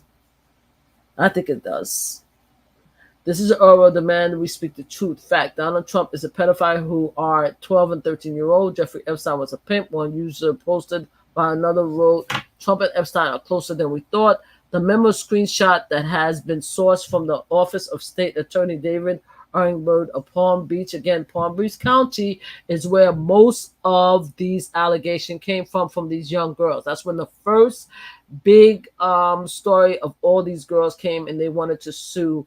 They ended up suing because these the court made a deal with Epstein with Epstein without approving or telling the victims. So that's what happened. So we're going to stop this so I can continue reading. Please look at the link. The memo, let me make sure that I'm not getting in trouble with YouTube. I'm sorry, I have to keep checking YouTube because YouTube don't kick me out. Okay. All right, guys. This is, again, being all used as a result of the copyright law that allows you to share items if you want to discuss it for training purposes, for research, and to discuss news. And this is all news, guys. Okay, so it says the oral demand, we speak the truth. Okay, we said the memo screenshot has been sourced by the Office of the State Attorney from Palm Beach County, provide notes of Trump phone call with Epstein in the original document. These memos were in a triangle marked folder. It was a triangle marked folder, a code sign for notorious pedophile related cases. So apparently a triangle marked folder is a code sign for notorious pedophile related cases? Never heard of that. What does the code? What is triangle? Wait a minute. Let me read this.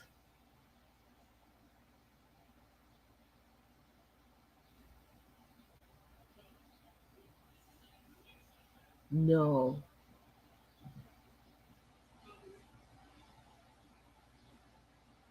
A case study of volunteer sectors actors. A case study of St. Giles Trust and ex-offenders peer mentoring. I'm just looking at this to see if that's such a thing. I don't think. What? No. What? How does triangle has anything to do with that?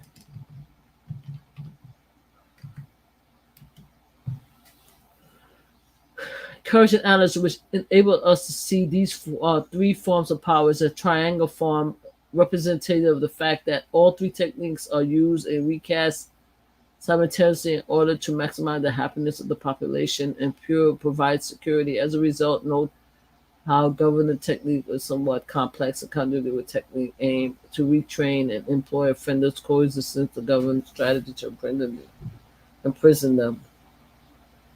What are you guys talking about? There is an article about triangle and sexual, but I don't know if it's a direct. All right, we're going to leave this one alone. Triangular. Let me see triangle. I spelled triangle. Let's see a triangular. Yeah, that's what I did. Triangular.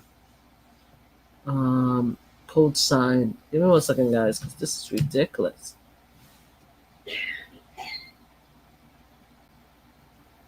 Code symbol for well-known pedophile-related cases. What are you saying? You say the triangle connection, a sexual abuse and abuse is stored triangle connection between the victim, the offender. Are you serious? They're trying to say here that that triangular represents somehow, some way, indication of sexual abuse.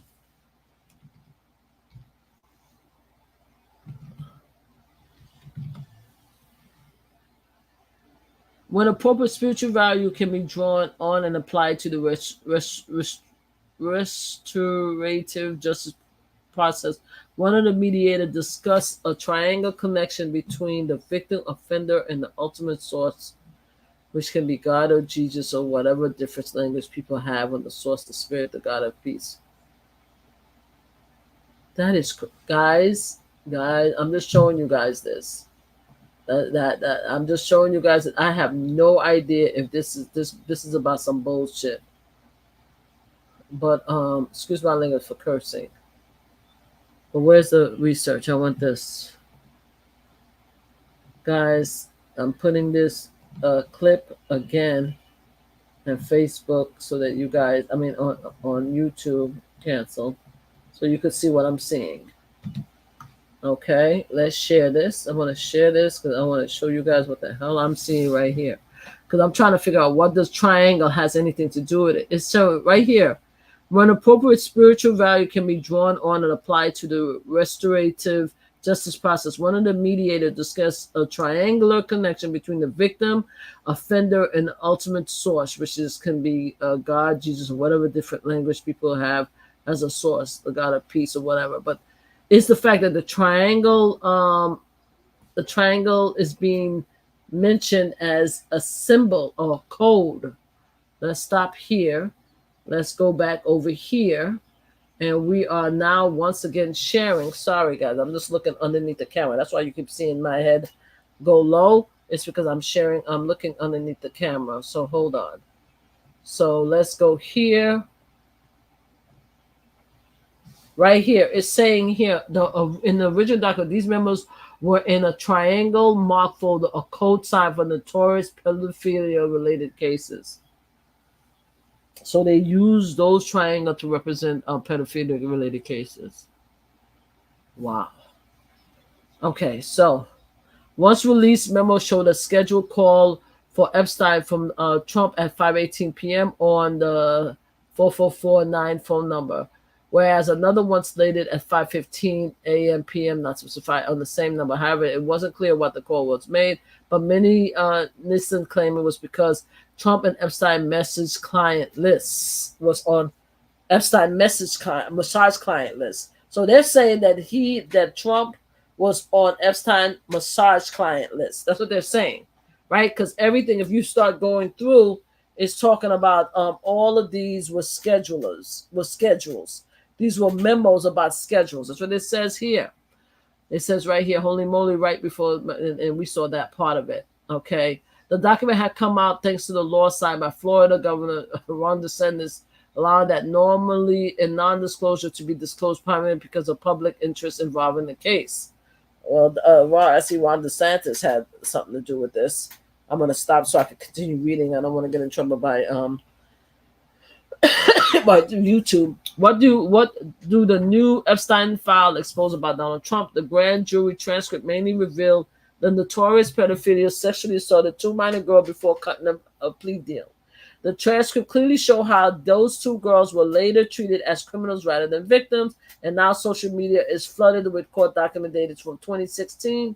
And some memos allegedly Trump was a regular massage client of Epstein and are those minors. I'm going to show this to you again. Okay, I'm going to show this to you again. I'm not saying it. This is things that people are saying. All right, hold on. Let me tell my people that I'm on the phone. Hold on 1 second. Hold on, guys. Hold on.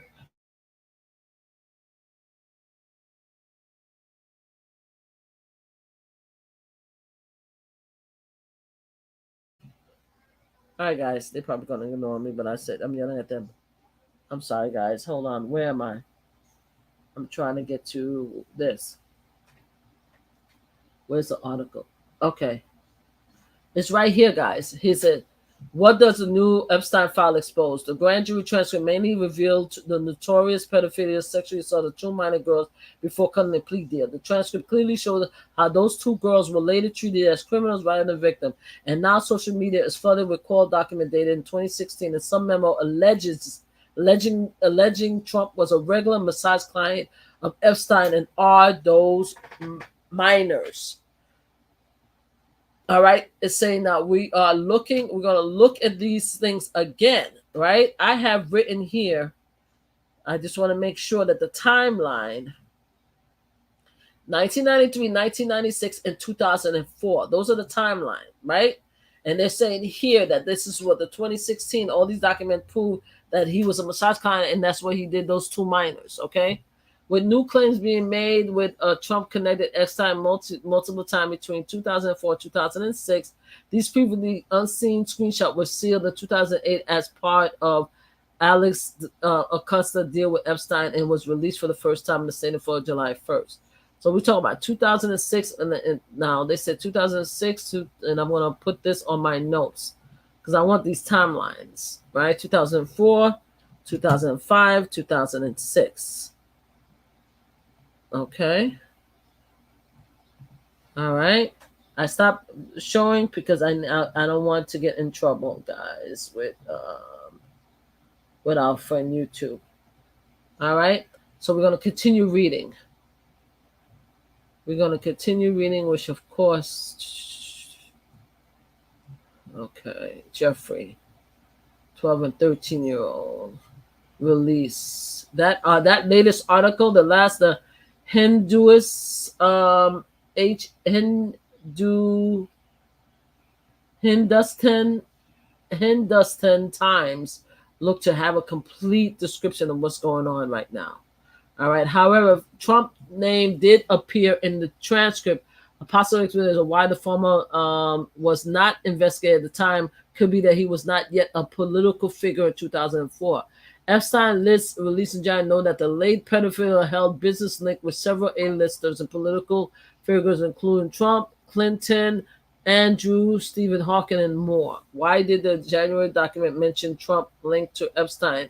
The January document is part of the defamation claim brought by Virginia Guthrie. I'll just call her Virginia, a sexual harassed victim of Epstein. The document was among the more than 200 pieces of release at the time, but the January 3rd one named Bill Clinton, Donald Trump, Prince Andrew, and Richard Branson. Sarah Ransom was the one who unsealed some photos of Epstein and his client and claimed she was sitting on a videotape of Trump that would back up her allegation. That's Sarah, right? She said that she was the one who unsealed some photos of Epstein and his clients. She said she's the one that said that she had video, but then I think she's the same one that said she didn't have video. She only said it in order to protect herself. But apparently she said she unsealed some photos.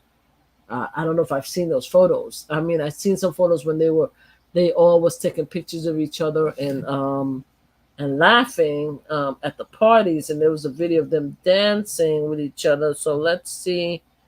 I'm gonna Google her, and I'm gonna Google photos and see if there's any of her photos out here.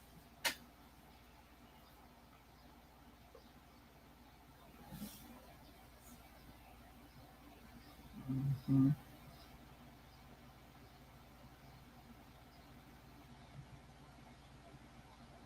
Okay, so they said in the UK.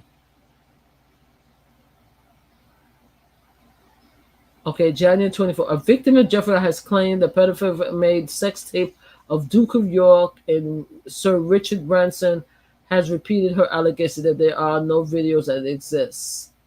Sarah Ramson said she is sure the people who knows the alleged tape exists are very frightened of them being released.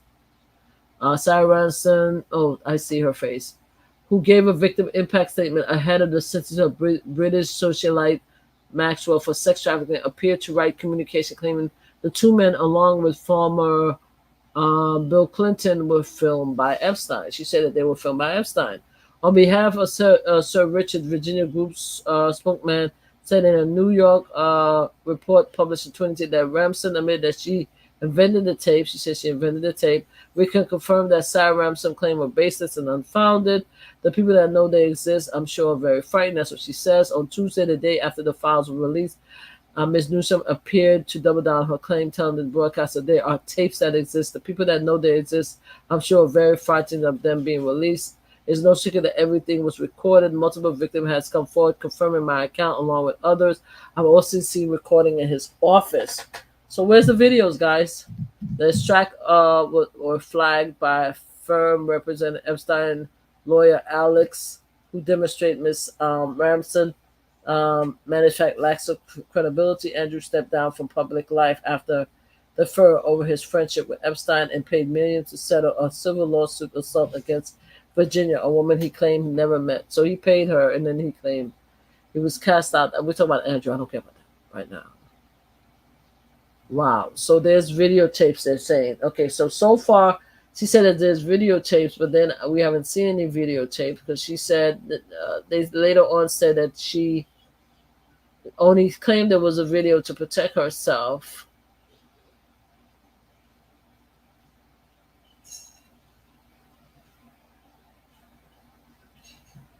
Wow. I don't see any videos.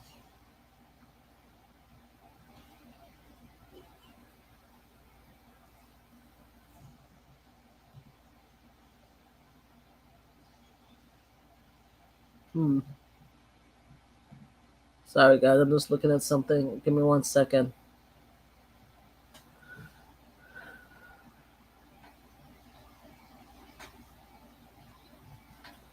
That's just a picture of her. But they said that she worked with them. Sarah Ramson, they said she worked with them.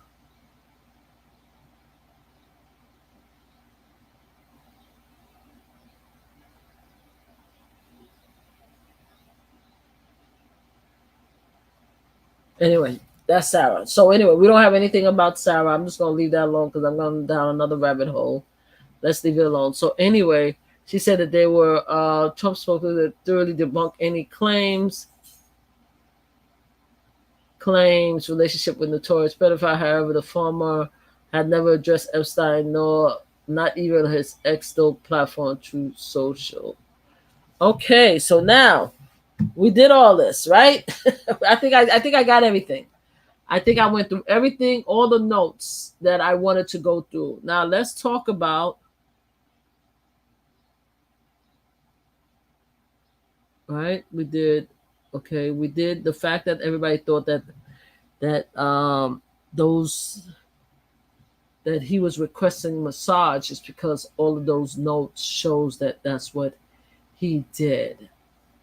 All of those notes were clients that were requesting girls and massages. And since he has 2 messages there, to them it proved that he was requesting massages, right?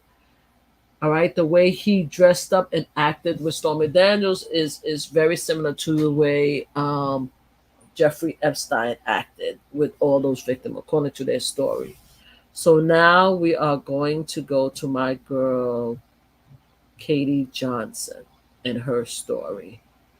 And I'm sorry I went around the world to come right back to her because I want to build the case. I want you guys to hear everything that I've seen so far before I go into Katie's story. Okay? All right. And then we'll go back and forth to, if we have to go to Jean Carroll's story, we'll go back. Again, we already talked about that.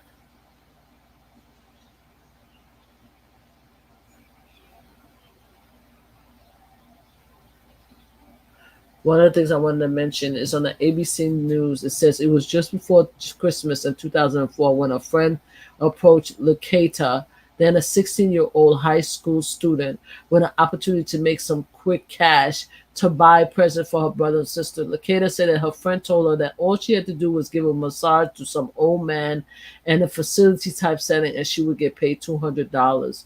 Three of the women who were spoken the condition. So I read that already. So again, everything that has anything to do with Jeffrey Epstein had to do with massages. All right? Okay, so now let's go here. Hopefully I have everything that I need so we could go through this. Katie Johnson. Okay, and I want to show, before I do this, I want to talk about who Katie Johnson is. Okay.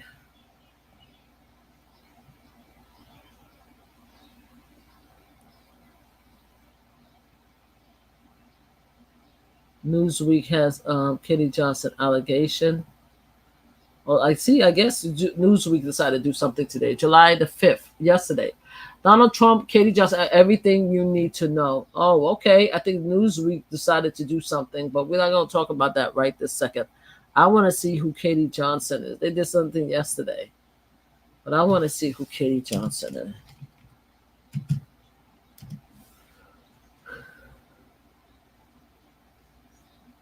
Lawsuit accusing Trump. Okay, we're talking about Vox. The lawsuit accusing Trump of R-ing a 13-year-old girl explained. Anonymous plaintiff dropped her lawsuit against Trump. The circumstances around which have been bizarre. Okay, so that's 2016. 15 women has now gone on record saying that Donald Trump sexually assaulted them. Out of all the stories, one is the most explosive and bizarre. A woman who said Trump violently R her at an orgy when she was 13-year-old, but the horrific detail of her accusation have gotten the least attention.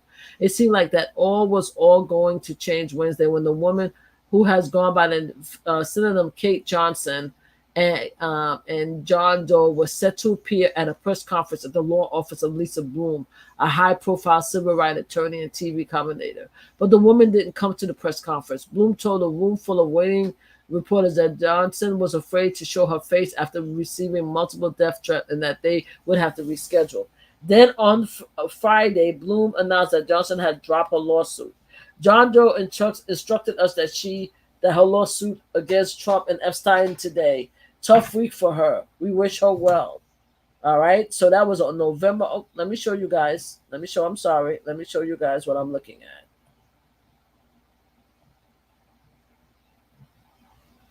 This is what I'm showing you guys. Right? And let me share this link so you guys could see it for yourselves. Okay? You guys could see it for yourselves. Okay, good. All right, so you guys could see it. So she dropped the case, right? Every woman make her own choices about what is best for her. Life's a journey. Most of us get stronger as we get older. I respect women. It's not uncommon for victims of sexual assault to want to preserve their anonymity and drop a lawsuit. Doesn't mean admitting that the case has no merit. Jill Harrod, who sued Trump for sexual assault in 1997, still stands by her claim even though she dropped the lawsuit. It would indeed have been an intense couple of days for Johnson. Bloom said that the firm website was hacked and Anonymous has claimed responsibility, and death threat and bomb threat came in afterwards.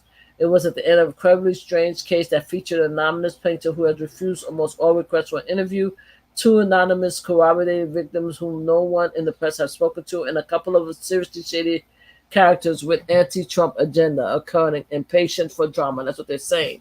Who has aggressively shopped the story around media overland for over a year. Those shady characters, a former reality TV producer who called himself Al Taylor, and a never Trump conservative called Steve Barr, has been mostly successful in getting media to bite.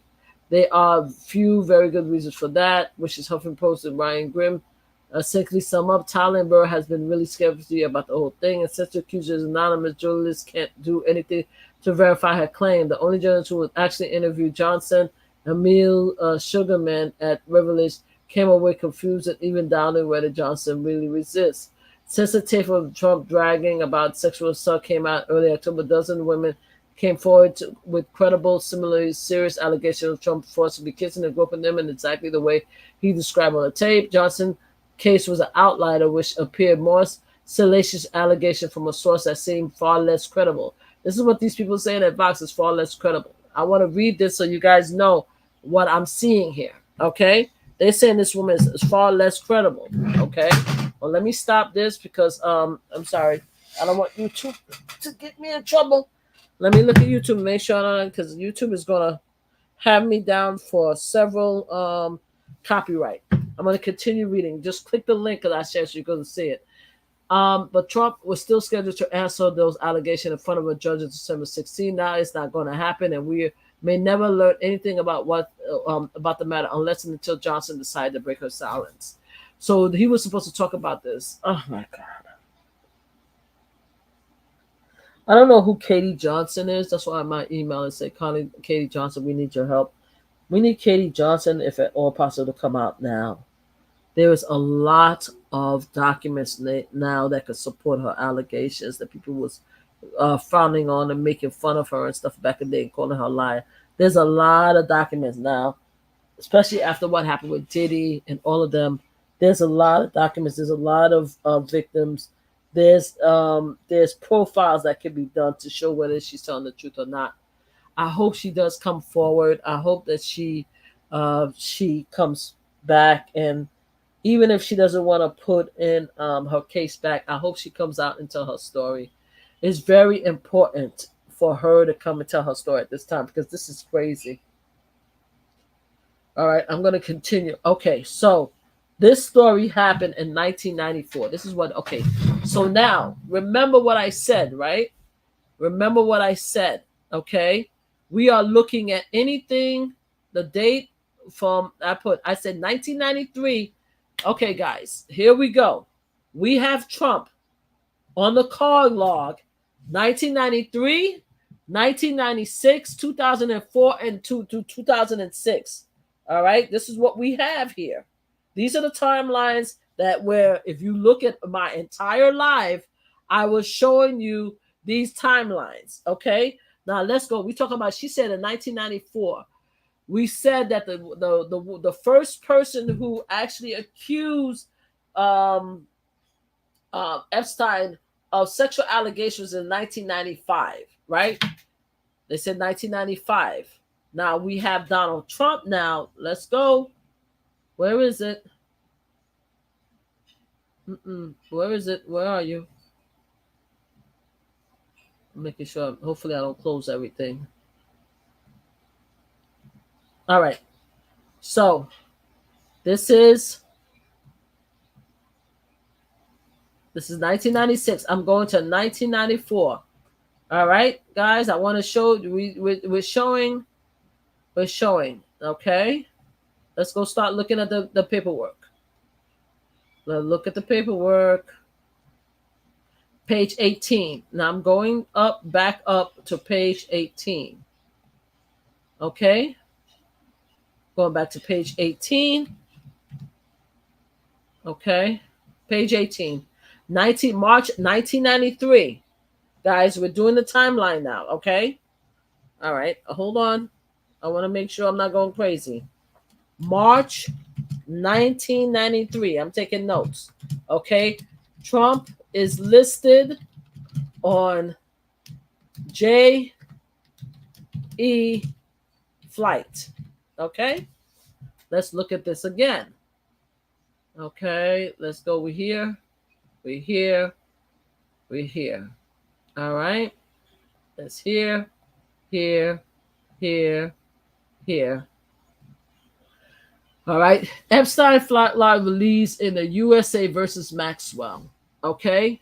March 1993. Okay. March 1993. You have number 26. We have PBB to J to EB to EBB. So we have Florida to Jersey. Okay. Right? You have here Jeffrey, you have Aaron Noose, and you have Donald Trump. Okay, this looked like Aaron to me right here. All right, that's what it looked like right here. Aaron Noose. All right, we're going to go back and we're going to find out who is Aaron Noose again to see if we know who Aaron Noose again is. Noose. Epstein. Let me see who that person is. I see Noose, flight log, Gazelle lists 184 people associate Eric. Let me see. I don't know if it's Eric Noose or Aaron Noose. It looked like Noose to me, so it looked like Aaron. I'm just gonna put Noose and Epstein. No, that's not what I want. Hold on, guys. I want to know who that person is. Full extent Noose. It's Noose, Aaron Noose. Okay, good. We did see Aaron Noose earlier.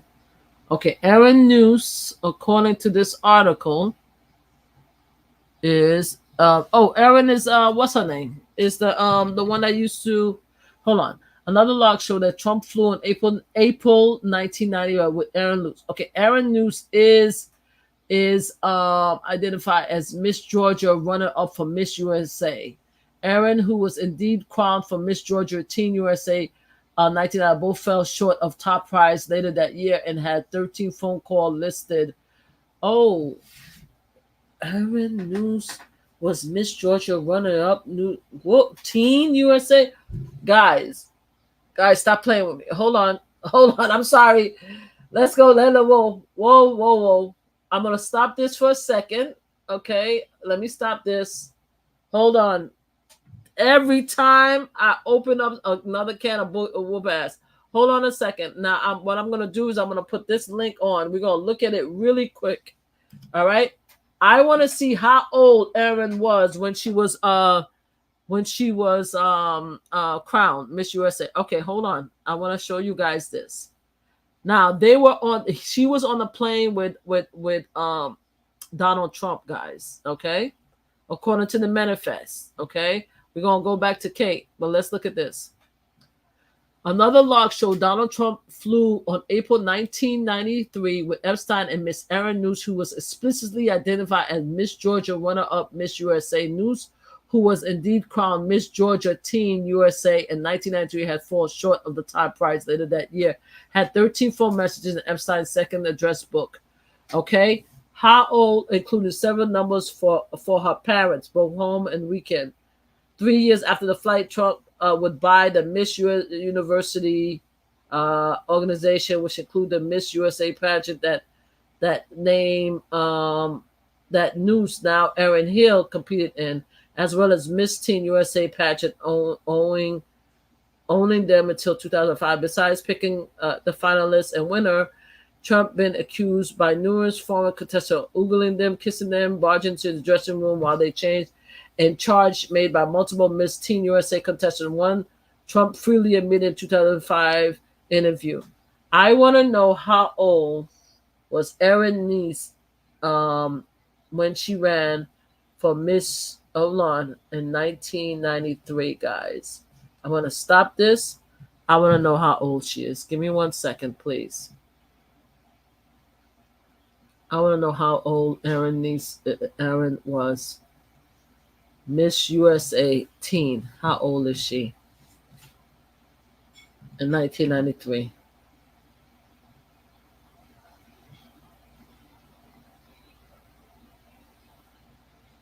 I want Miss Georgia. I want to know how old is she? Was she in 1993, guys? Because she was on that plane in 1993, guys. Because that girl, she was on that plane in 1993.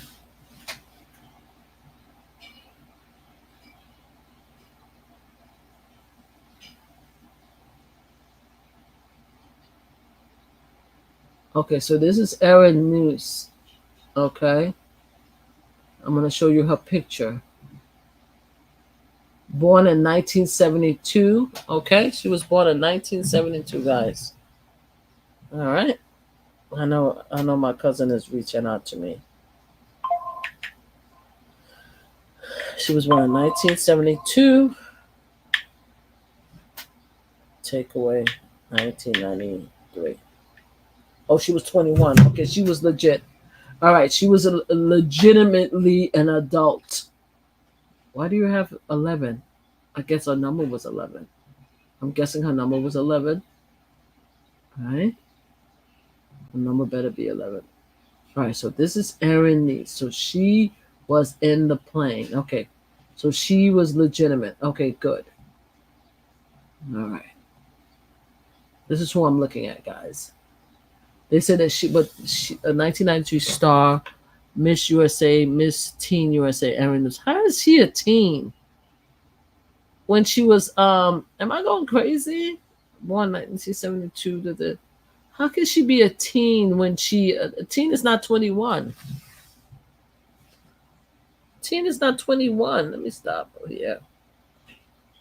Okay, what is the age for Teen USA?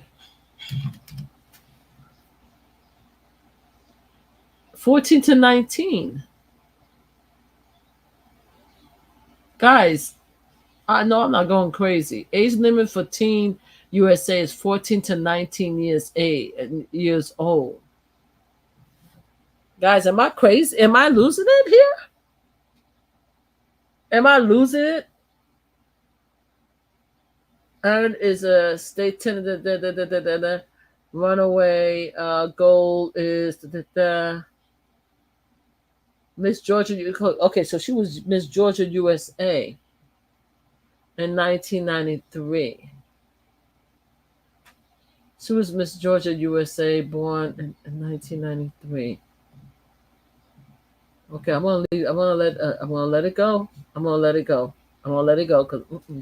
Okay, so in April 1993, either way, she was 21 in April 1993, but fell short. So she was 21 USA owner until the Miss Charge made multiple. Okay, but multiple Miss USA said that he was inappropriate, right? Website only linked to video. We own a sexual offender. Sexual for years. Epstein used monuments to secure underage girls. Another Trump connection log is Celine Manford, Norwegian heiress and socialite, former pilot. Maxwell both testified had dated Epstein in mid-90s while he was in a relationship with Maxwell, who later reported dated Trump until he met his current wife, Melania. There was another woman, Selena Middlefart, who had dated either man, though she showed up numerous times at flights without Maxwell present. A relatively uncommon occurrence in large and has numerous phone calls listed in Epstein, including that of her former home. Another Trump connection is a lot. Wait a minute, this is Trump is all over this story. Hold up, guys. Trump is all over the story. Okay, I gotta read this story. I'm sorry, guys. Here's another story. Let's read this one, and then I'm gonna go. I'm gonna go to then we're gonna go to Kate's story. Okay. This is what I'm reading right here. The full extent of Jeffrey's extended crimes are slowly being revealed. The trial of Maxwell was disappointing for those hoping it would blow the lid off Jeffrey Epstein's sex ring, but the trial and new reporter have shown Epstein's relationship with political elites went even deeper than we already know. Okay, so they talk about the past few years. Vasily pull off suicide. Yeah, we talk about the pull of suicide. I hope he rot in hell. Okay, 10 years. We've long known that Epstein and Maxwell long friendship with Donald Trump, but the trial has made clear just how extensive these connections were. The big headline news of the release of Epstein fly log lasted. Some of the Trump flew in Epstein private jet, the one nicknamed the Lolita Express. Okay, guys, Lolita Express. You guys know the movie about Lolita, right? You know the Lolita movie? Okay, hold on. Let's stop this for a second. Just for your people who don't know what Lolita mean, okay? Just for those, because I know a lot of people know what Lolita mean, but just for y'all who don't know what Lolita mean, it says for underage girls.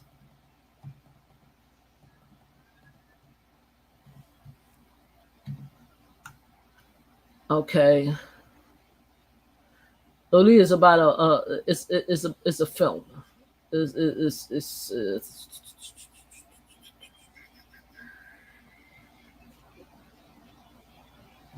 Lolita is about a pedophilia who wanted to, Yeah, date a 14-year-old girl.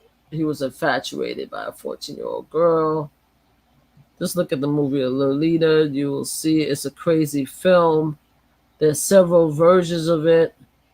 Here's Lolita. Several versions of Lolita. It was done in France all over the world. So anyway, it's pedophilia, old men who wants to date preteens girls, and they fell for them. So that's Lolita. So apparently, according to this article, Trump will fly on a plane that is called Lolita Express, a knowing wink at Epstein predilection of underage girls who he would transfer on the plane. Far more than previously known, Trump flew on the plane at least 7 times. Okay, we're going to go back to this article so that we could read this article, okay? And let me make sure that I share this article on here just in case so that you guys could see it. Okay, hold on. Is this the same one? No, this is another one. Okay, so you guys have this article too. All right, excellent. All right, so let's read this a little bit, and after that, I'm gonna go on to the story. So she was 21. Yes. Oh, thank you. Oh my God, food. You bring it. Oh my God, they brought me food. Oh, that's so sweet. Look, they brought me food. Oh. All right, guys, I'm gonna mute. I'm gonna continue to read, but I'm gonna take off my face from the video so I can eat this wonderful food. Oh, you can't see me anyway. Okay, good. I only showed the article. All right, let me make sure that YouTube is not gonna kick me out. Hold on. All right, good. So, guys, so let's read this article real quick. They brought me food. Yay. Okay. No in the wing. Okay, now 7 times. On 2 occasions, took his children, Eric and Tiffany, as well as his ex-wife, and a nanny. Oh, okay, so that's what the nanny was. So he did bring a nanny on the flight. So when they said nanny, they meant nanny. Okay, good. So at least I know that. Now, another large show Trump flew on April 1995 with Epstein and Aaron News, who is explicitly identified Miss Georgia runner-up Miss USA. News, who was indeed crowned Miss Georgia Teen USA in 1993, but fell short of the top prize later that year, had 13 phone numbers listed in Epstein's second address book, whose existence has been unknown until Business Insider obtained it last year, including 7 numbers for her parents' both home and work number. 3 years after the flight, Trump had advised the Miss Universe organization, which include the Miss USA patent that News, now Erin Hill, competed, as well as Miss Teen USA pageant, owing them 2005. Besides picking the finalists and winners, Trump been accused by numerous former contestants of ogling them, kissing them, barging into the dressing room while they change, a charge made by multiple Miss Teen USA contestants, and one Trump freely admitted to in 2005 interview with Howard Stern. In the course of the trial, one of Maxwell accusers, known only by the Cinnamon Jane, testified that not only had she taken part in one of the Miss USA pageant owned by Trump, but that Epstein took her when she was only 14 years old to Mar-a-Lago, where she introduced her to the future guy. It's not clear what order these discrete events took place. This isn't Epstein only linked to the beauty pageant. So he took her to Mar-a-Lago, guys, right? Somebody named Jan. Now I'm going to stop it so I can continue reading without getting in trouble. All right? I shared the link on my YouTube. You guys could continue. It isn't Epstein only linked to the beauty world. We know now the sex offender used his close and still mysterious relationship with Leslie Wexler, the Ohio billionaire and former owner of Columbus-based Victoria's Secret, to lure victim. Now, mind you, I want to tell you that the first allegation against Jeffrey Epstein came out of Ohio, and this billionaire is from Ohio. I just want to let you know. For years, Victoria's Secret worked with models represented by the talent agency owned by Epstein, associate Jean Blanc Brunel. Jean Blanc has been accused as being the ones that supply Epstein with these girls. Now, again, if you go back on the video, you saw that I showed that in one of the released documentation is Jean-Luc in the message. It has Jean-Luc. He's saying that he has a Russian-speaking girl that's 2 times 8. 2 times 8 is 16, right? So he was supplying girls at the age of 16, at least by one of the documentation that was released recently. Okay. Which one Epstein survivor alleges in court he used to traffic underage girls into the United States from overseas. Brunel has now been arrested and charged with R of a minor as part of the proven to Epstein. So he has been charged with R. Okay. In her book, Trafficking King, investigative reporter Conchita Smirnoff wrote that Epstein used the modeling business to source underage girls for sex. Another Trump connection in the log is Selena Melderfart, a Norwegian heiress and socialite who Epstein, former pilot, and Maxwell, former associate, both testified had dated Epstein in the mid-90s while he was in a relationship with Maxwell. So she dated this person. That's Selena. Now, this could be the Selena. Okay, maybe I got it confused. This could be the Selena, because I kept on confusing Selena with the daughter. Because I was saying it didn't make sense because the daughter would have been just a baby at the time, right? So Selena is this girl, not the daughter, because the daughter would have been just a baby in the stomach of that weirdo Aaron. Okay. Oh. I'm sorry, guys. This food is so good. They made jerk chicken and macaroni and cheese. This is so good. I'm so sorry I'm eating while I'm talking to you guys. My bad. Give me 1 second. I'm going to continue to read.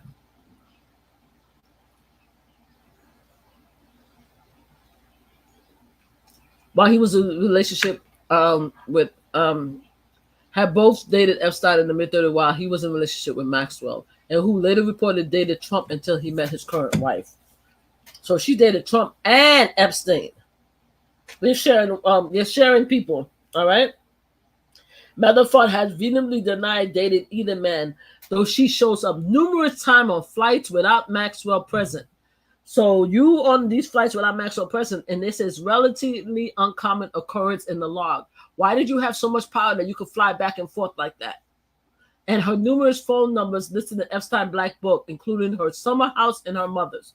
Okay, all of it hints at a much deeper and potentially more sleazier relationship between the two men. Trump has infamously, sorry if I burp, guys, told New York Magazine in 2002 that he's known Epstein a terrific guy for 15 years and that he likes beautiful women as much as I do, and many of them on the younger side. Now, this is what Trump said.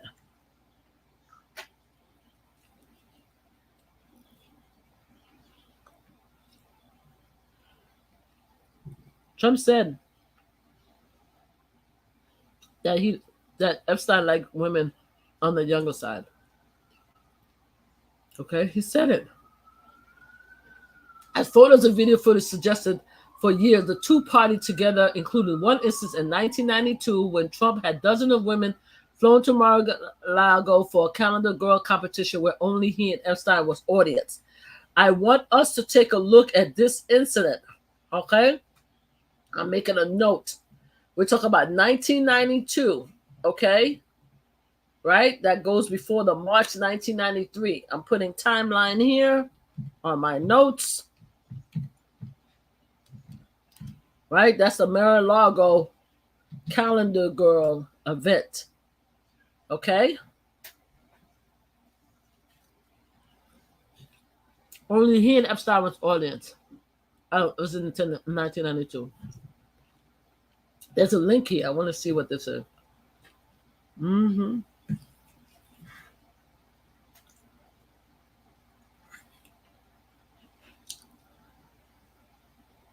Okay, I'm gonna leave that alone. That goes to the New York Times, and it's giving me a problem. Okay. As Trump was in 2016, he was hit with a lawsuit by a woman alleging both Trump and Epstein are her in 1994. She was 14 years old at parties held by the latter. All right. She said it happened in 1994. Okay.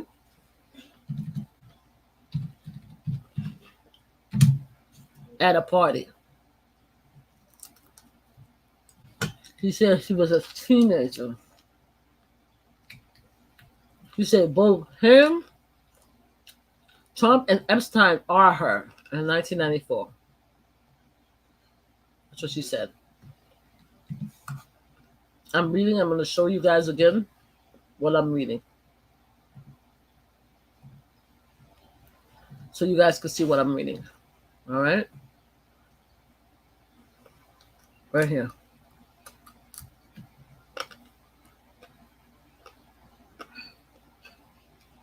A charge backed up by an affidavit for a woman who recruited her for Epstein.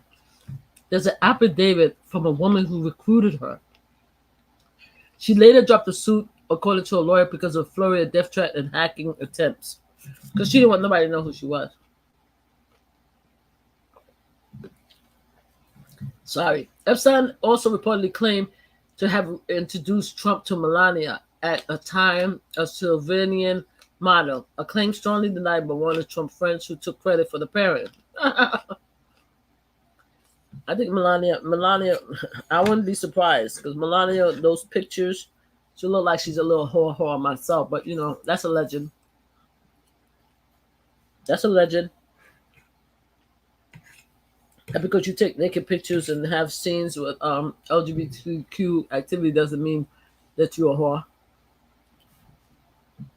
All of this is a legend, right? Because we don't know. We weren't there. We weren't there. How do we know what she was, right? But anyway, let's continue. Last year, Business Insider reported on the president of Suzanne Archer, now Johnson, Trump best friend in Epstein address book. Despite all of this, Trump and his black whatever behind him has managed to redirect outrage around the Epstein case into the obscure QAnon mythos where Trump and his political ally had taken to winking at in public. QAnon, whose entire basis is a series of anonymous message board posts, put Trump perversely at the head of the secret battle against the pedophile elite that conveniently made up exclusively of Democrats, predominantly liberals, and other political opponents of the former guy. This is the most craziest thing I ever saw.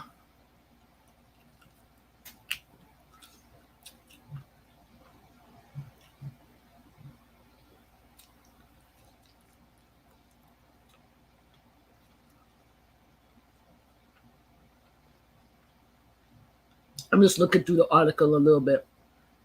They go into the fact that they talk about instead of focusing on Donald Trump, they started focusing on Bill Clinton.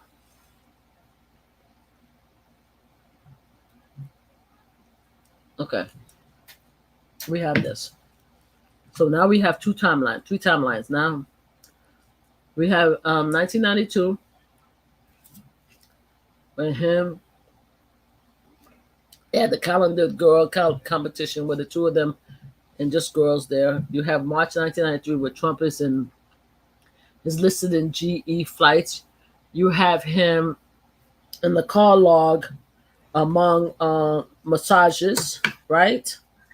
We have that shows that he's among the call log with different clients asking for massages and different girls.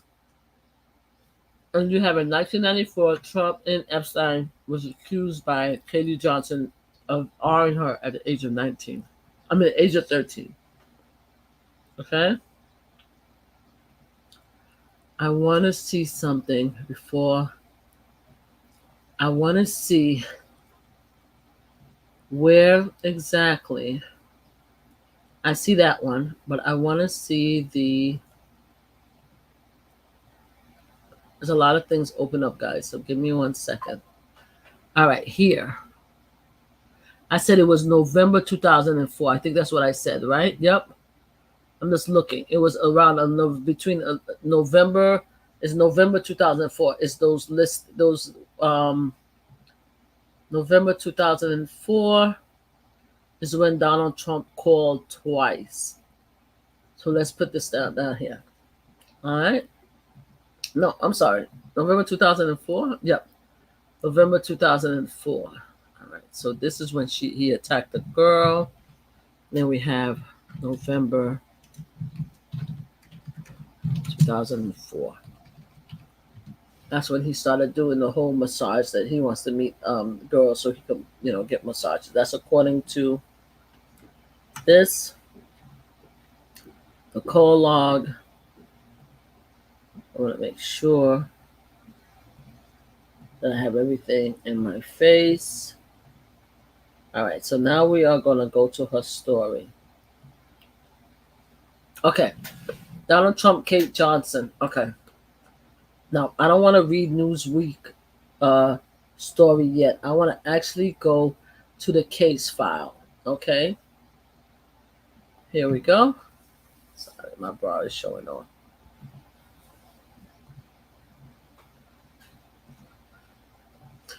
There was a case file of Katie Johnson versus Donald Trump, right? The District of Columbia, CD, California. The last update was July 5th, 2024 at 4 p.m. Oh, there's an update. There's an update on July 5th, 2024.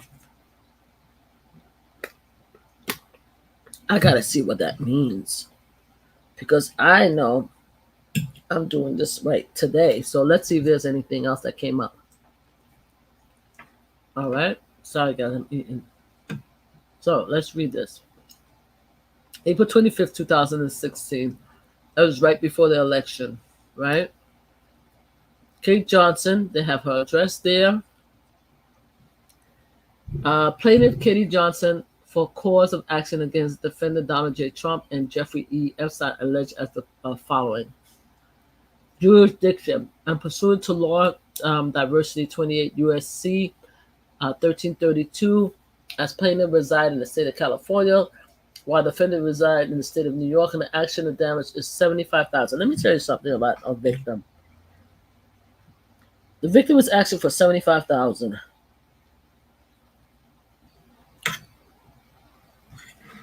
If she's lying, why is she only asking for $75,000? Can somebody tell me that? Hopefully, as I go longer, she's asking for millions and millions of dollars. Because it looked like to me, she's just trying to get her story out. Asking for $75,000. I don't know about other people. That's what it looked like to me.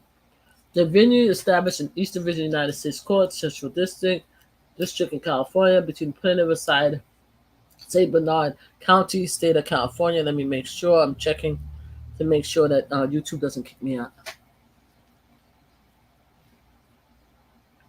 Plaintiff Katie Johnson reside in the state of California. Defendant Donald Trump and Jeffrey Epstein each reside in the state of New York. Here's the state. Oh my God, this is so good, guys. I'm sorry.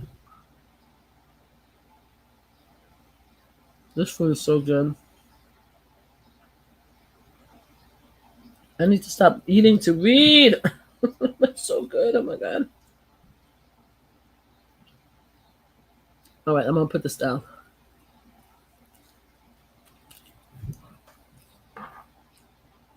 I apologize, guys. When I tell you my son made this most amazing jerk chicken, the seasoning and everything is so delicious. Oh my God. All right, I want to read this. All right, I make sure. Okay. The plaintiff, Katie Johnson, alleged that the defendant, Donald J. Trump and Jeffrey E. Epstein, did willfully and with extreme malice violate her civil rights under 18 CSC 2241 by sexually and physically abusing plaintiff Johnson by forcing her to engage in various perverted and deprived sex acts by threatening physical harm to plaintiff Johnson and also her family. All right. All right, give me 1 second, guys. I want to make sure that I read this thing. True. Okay, guys. All right. Now, see, I want you guys to see what is said here, and y'all gonna read it. I'm gonna read it for you guys. Okay.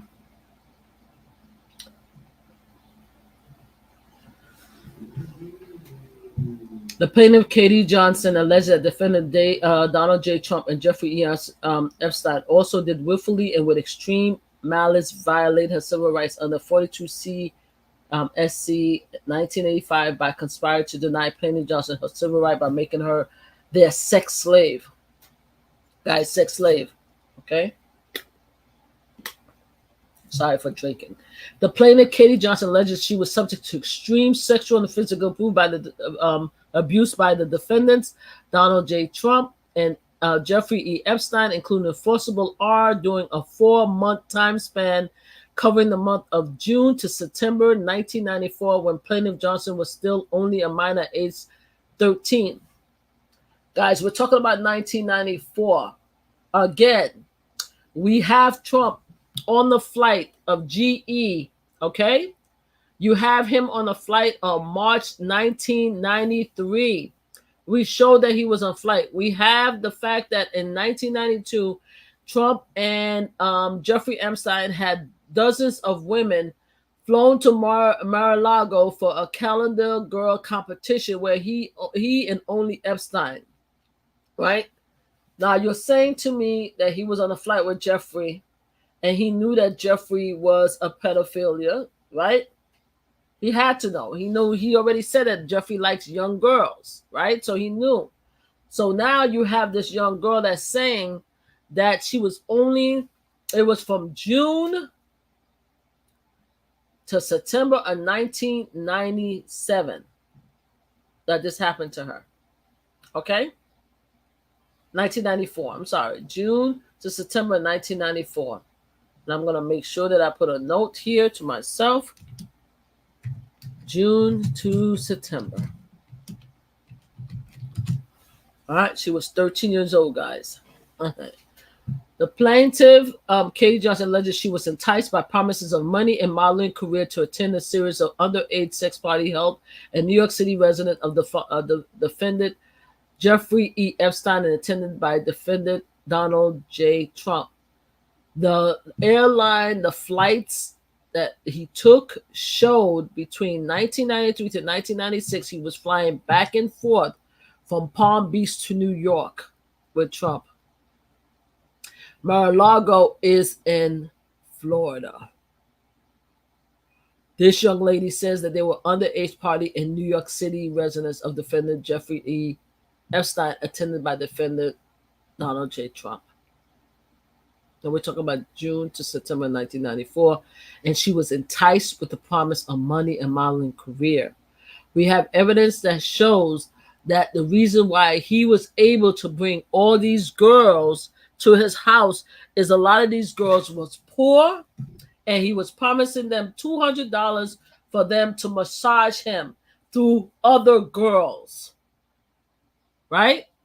That's the objective. All of them was poor. She was enticed with promise of money, just like all those other 13, 14-year-old girls that used to go to his house to massage him so he could sexually harass and sexually R them for $200. Jean Blanc was the modeling agent for Victoria's Secrets. There's a piece of evidence that was released that shows that he sent a message to freaking Epstein saying that there was a Russian-speaking girl aged of 2 times 8, which is 16 years old, that he was sending. Jean Blanc. There's a call log with his name on it.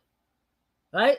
Now let's continue. Because apparently people don't understand. Oh, this food is so good. I am not throwing this food away. After I finish, I'm going to warm it up again.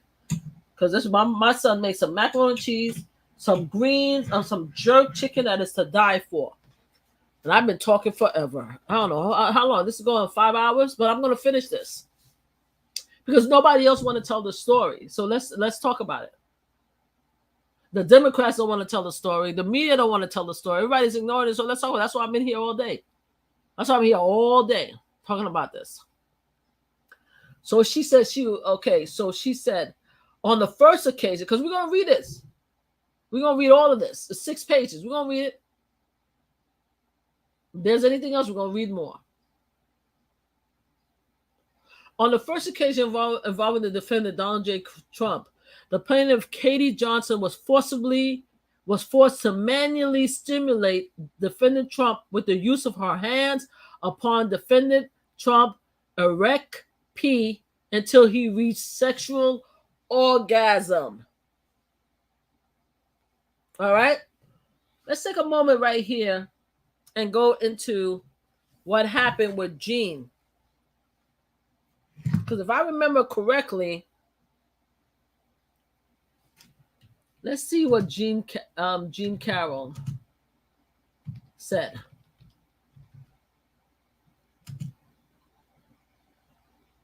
Testimony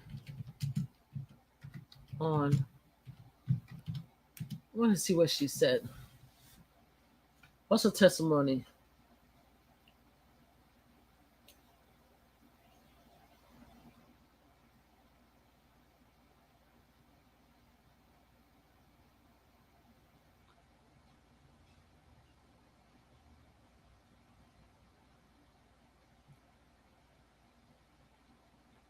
I want to read what she said. I don't want. Yep, that's what it's going to. I hate when I do that because it's going to say. Hang on.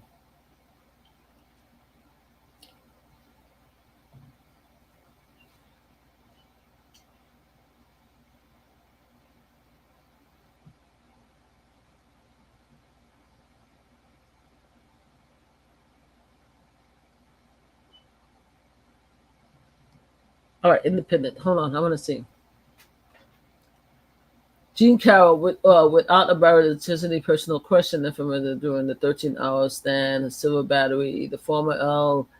quiz for 10 years, email, text message, article by Mr. On May 9th, it's will return the courthouse.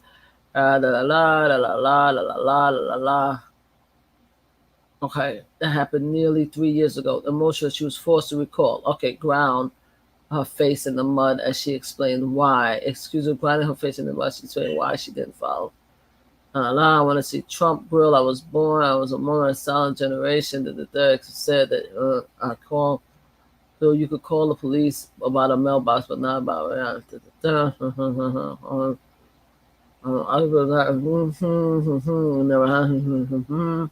I'm sorry, guys. I want to see what she said that day because something she said actually reminded me of what happened just now.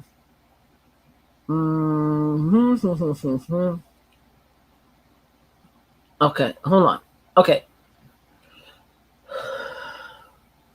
Here are the 6 memorable moments from Miss Caroline testimony. Hold on, guys. I'm reading from here. Give me 1 second. She said something, and I just want to see if I remember this. This is what I'm reading, all right? And I'm going to share this link so you guys can follow me later if you guys want to. A lot of links. All you have to do is just go through all these links and you can build a story about what happened. Testimony. So she said here, hold on. Ms. Caroline testified that she and Mr. Trump had engaged in lighthearted banter as they wandered through a deserted 6th floor of the luxury Manhattan department store Bernhoff Goodman one spring evening in 1996. Now, this happened to her in 1996. Let's put this in here, guys. Okay? After he allegedly are the girl and Jean Carroll in 1994. Okay? All right. We're seeing this, right? Lighthearted banter, she said. Okay. All right, lighthearted banter.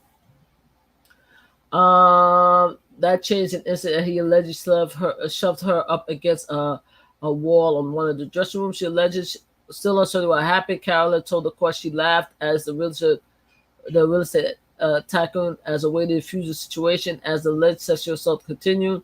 Ms. Scott said she was filled with adrenaline as she pushed and kicked back against a much larger man. On the cross-examination, I was in too much of a panic to scream.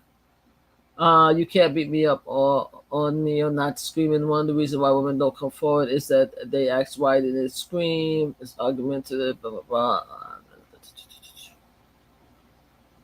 They pick a male character who found out about a woman trying to hurt the Jewish citizen said the Jew.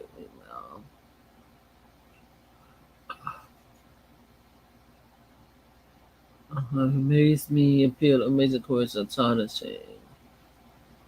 Accusation with slime. Very. I'm just reading through this, guys.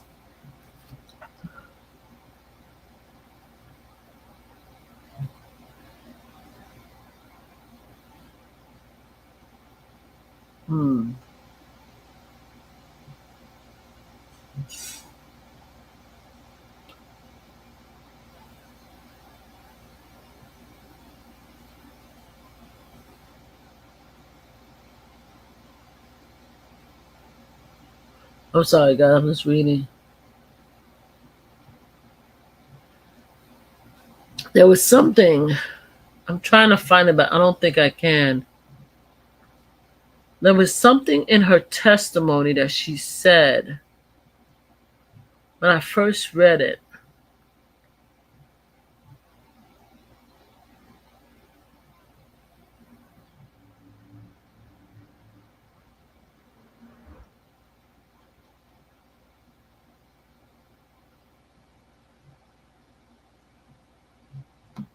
I just want to. There's something that reminded me. I'm sorry. Hold on one second.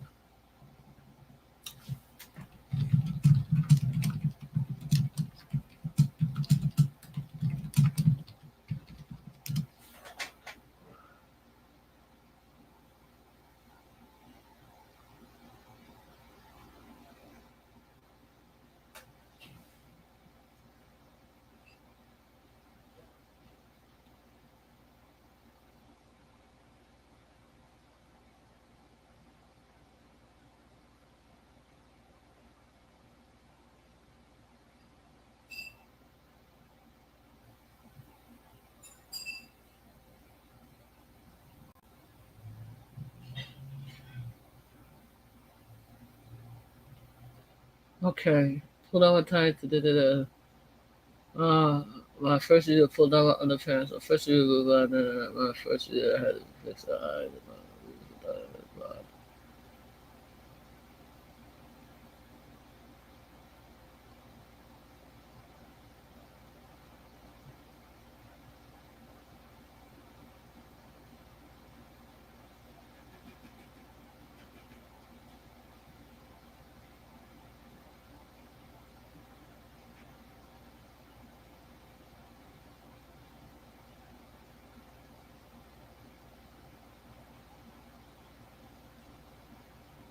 I'm looking at the article that she wrote, guys. Give me 1 second.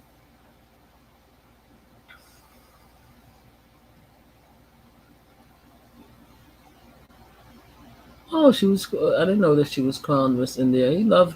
Trump has a thing for pageant people, huh? Because she was crowned Miss Indiana in 1963. He said, I want to go where I.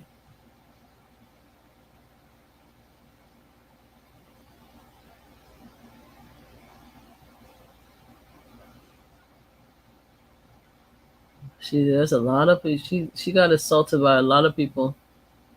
I have to go back. She got assaulted by a lot of people.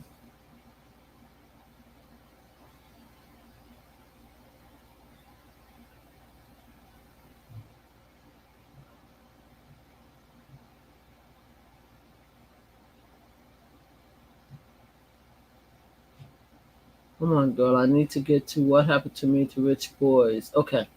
Discuss. I must mention there is 2 great handicaps to tell you what happened to me in Berto. The man I will be talking about denies it, as he denies accusations of sexual misconduct made by at least 15 credible women. Okay, this is what I'm looking at. guys. So this is let me make sure. This is her comment, her write-up about Donald Trump. This is Miss Caroline, Jean Caroline, Jean Caroline, Lord have mercy. Let's see what she has to say. Let's read what she has to say. All right. Now, this is what she wrote up. She wrote at the cut. Which she wrote about a lot of sexual allegations, guys. It's wow, it's a lot. I'm gonna go back and read her story, but this is what she wrote about Trump. Which brings me to the other rich guy. Before I discuss him, I must mention that there are two great handicaps telling you what happened to me in Bergdorf.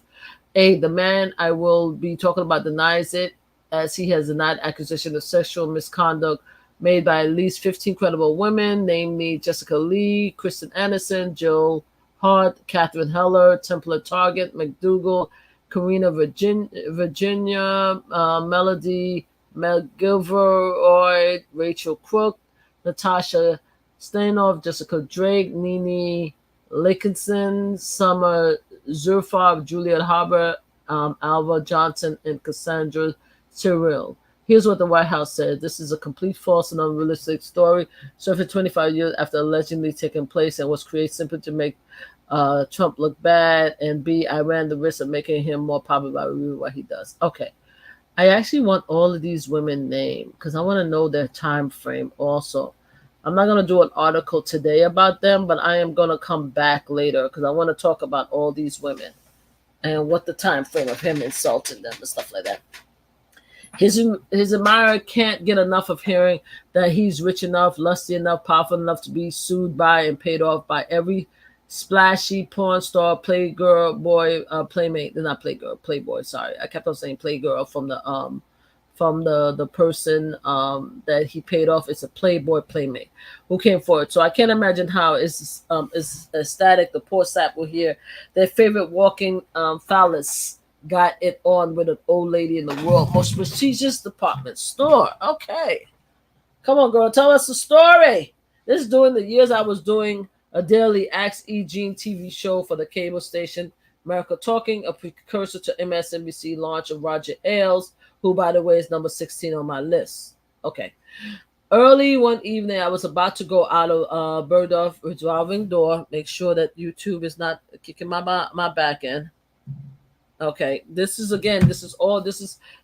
not, this channel is not, this live is not for children, and this is used by, I'm using this based on copyright, by copyright opportunity, which allows me, please read the bottom, that the message that's scrolling at the bottom, but it allows me to use certain receipts and articles to, as far as research, to discuss a topic that's newsworthy, and that's what I'm doing. Anyway, early one evening, I am about to go to Bergdorf revolving door at 58th Street, and one of the New York most famous men came into the revolving door as it could have been a regular door at any time, and I can't recall. And he said, "Hey, you're that advice lady." And I said to number 20 on the most hideous man of my life list, "Hey, you're that real estate tycoon." I am surprised at how good looking he is. We met once before, and perhaps it is dusty light, but he looked prettier than ever. This has to be in the fall of 1995 or spring of 1996. Did I write down here? All right, she having it in 1995 or spring of 90. So we're gonna put 1995 to 1996, guys. Here, that's my timeline. Because Gab is a faultless top coat, and I'm wearing my black wool Darren Carrigan coat dress and high heels, but not a coat. "Come advise me," said the man. "I gotta buy a present." "Oh," I said, "charm for whom?" He said, "A girl." Guys, he said a girl. Yes, I know. I'm making too much of it. He didn't say a woman. He didn't say a girlfriend. He said a girl.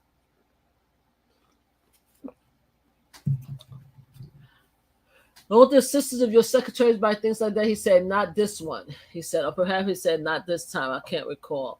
He's a big talker, and from the instant we collide, he's yammering about himself like he's Alexander the Great, ready to loot Babylon. As we were standing just inside the door, I pointed to the handbag. How about no, he said, making a face where he pulled up both lips like he's balancing a spoon under his nose, and began talking about how he once thought about buying Bergdorf. Oh, a hat, I said enthusiastically, walking towards a handbag, which at the period I'm telling you about, and Murdoch had been redone 2 or 3 times since then, or mixed it with and displayed next to the hats. She'll love a hat. You can't go wrong with a hat. I don't remember what he said, but he came striding along, greeting a Murdoch cell attendant like he owns the joint, and permitting a shopper to gape and awe at him, and goes right for the fur numbers. Please, I said, no one will wear a dead animal on her head. What he replied, I don't recall, but I remember he coders the fur hat like it's a baby order. How old is the lady in question? I asked. How old are you? Replies the man, funneling the hat, looking at me like Louis Lackey carbon dating a thigh bone he found at Adelouve Gorge. I don't even know what the hell that means. Louis Lackey carbon dating a thigh bone. I have no idea what that means. I'm 52. I told him, "You're so old," he said, laughing. He was around 50 himself. He said that she's so old at 52, guys. I'm just saying. It's at about this point that he drops the hat, look at the direction of the escalator, and says lingerie. Or he may have said underwear. So we stroll to the escalator. I don't remember anyone else greeting him or got up to talk to him, which indicate how very few people are in the store at the time.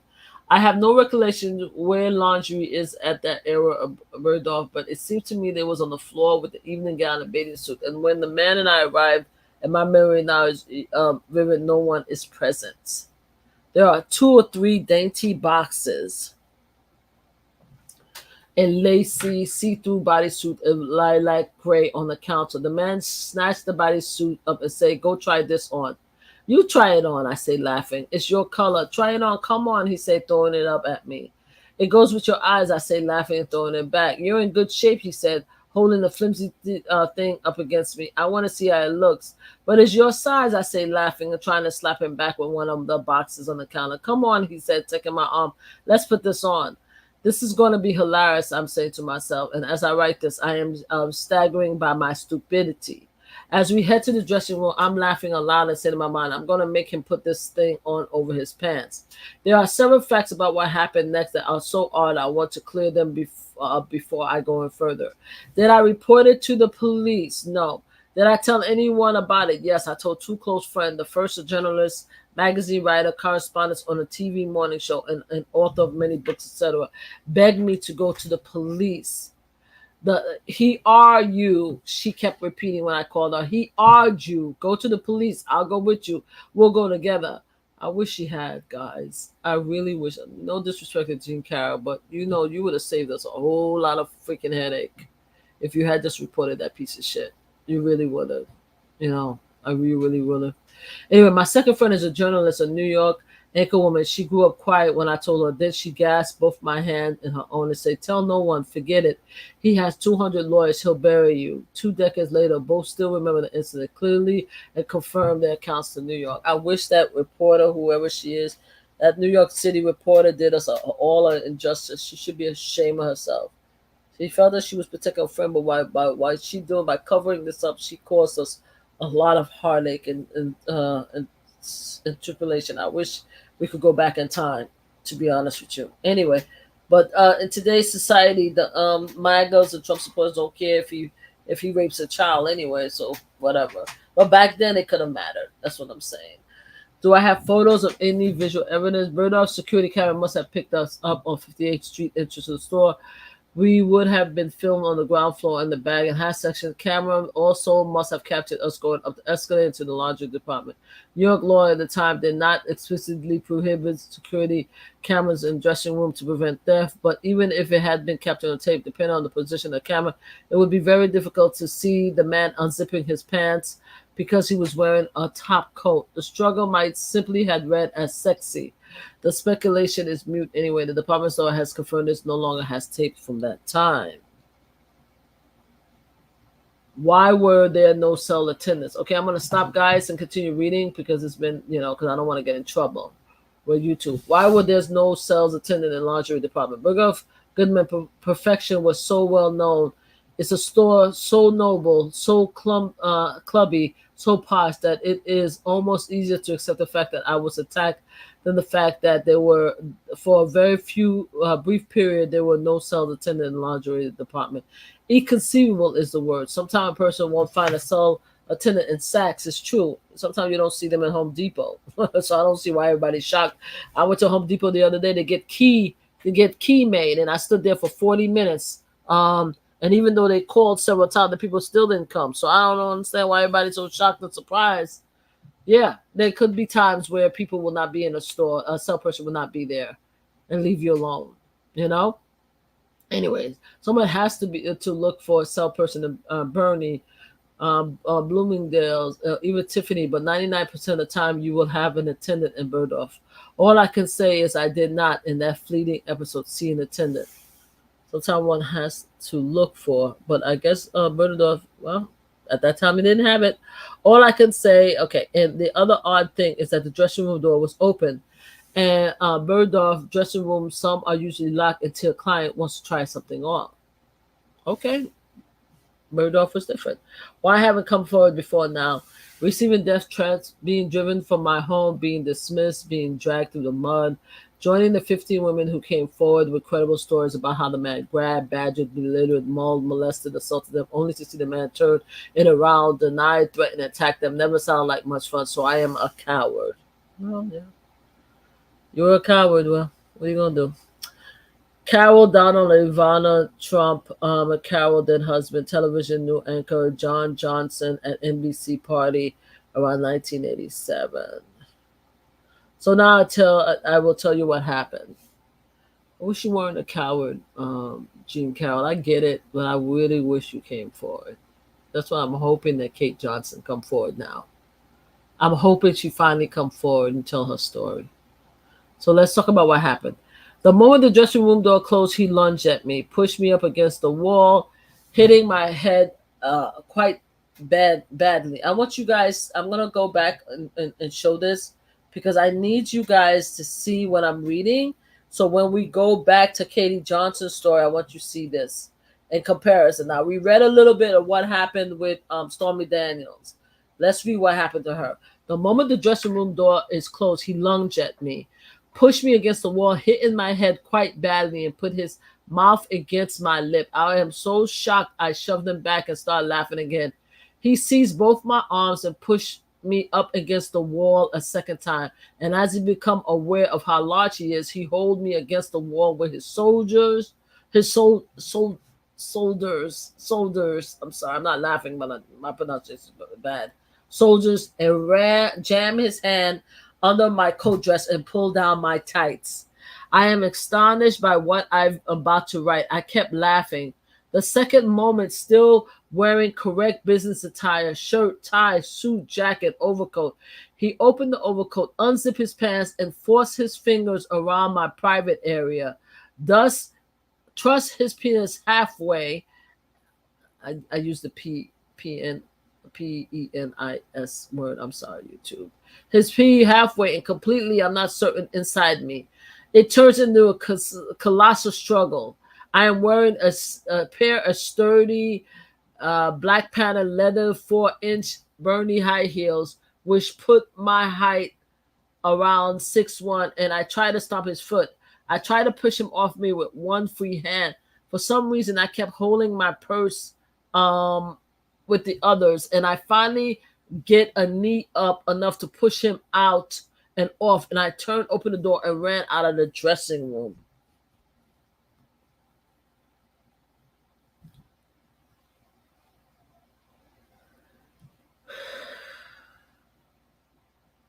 The whole episode lasted no more than 3 minutes. I don't believe he ejaculated. Sorry for the word.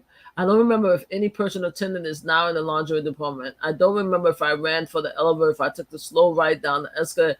As soon as I landed on the main floor, I ran through the store and out the door. I don't recall which door and find myself outside on Fifth Avenue. And that was my last hideous man. The Donna Corinne coat dress still hangs in the back of my closet, unlaundered since that evening. And whether it's my age, the fact that I haven't met anyone fascinated enough over the past couple of decades to feel this sap rising, as Tom Wolfe put it, or if the block of real estate tycoon, I can't say. But I've never had sex with anyone ever again. Yeah. That's the story. So you see how he attacks them, right? So he's friendly. He invites them in, and then he attacks.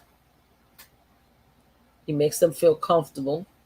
He creates this fake manipulative world, and then he attacks. So anyway, we're gonna stop here. Let's go back, and it's very similar to Jeffrey Epstein. What Jeffrey Epstein, sorry, I got a hiccup, does with his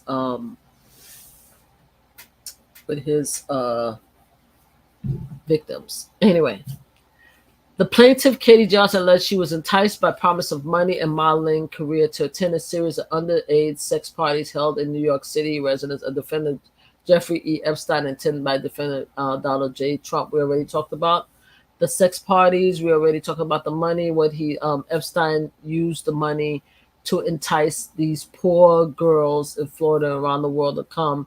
And he also said it's just massages and stuff like that.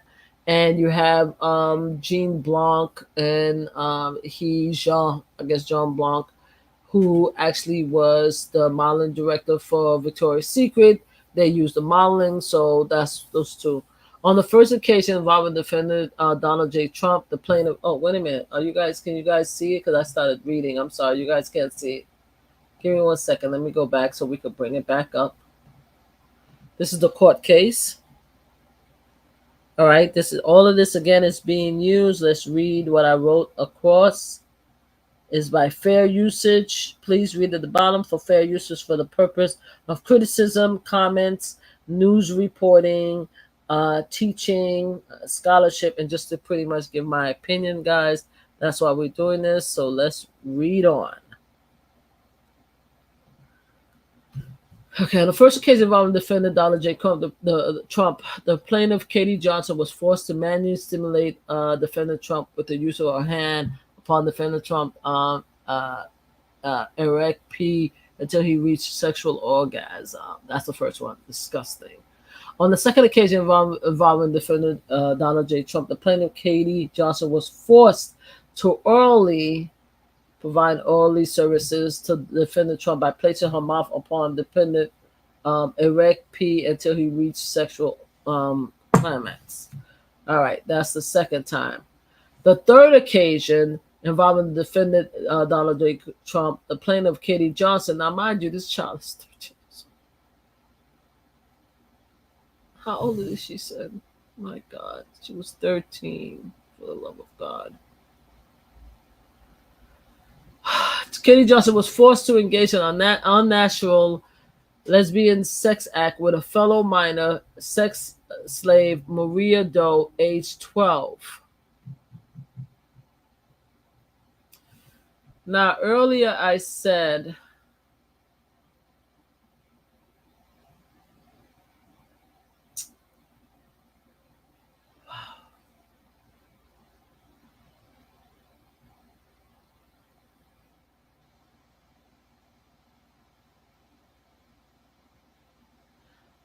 one unsealed document from a lawyer representing Dor Schwartz seek to discredit one of his accusers, Sarah Ransom, by saying that she made unproven claim about possessing video footage of powerful people having sex with girls in Epstein home. Ransom has said that she had a friend who was one of the many girls that had sexual relationship with Donald Trump, and that a friend said she had sex with Trump in Epstein mansion, Manhattan mansion. Sarah Ransom. That was one of the things that she said. It seemed very, very similar to what Katie said. I wonder if Katie is either Sarah Ransom or is a friend of Sarah Ransom know who Katie Johnson is. I'm just curious.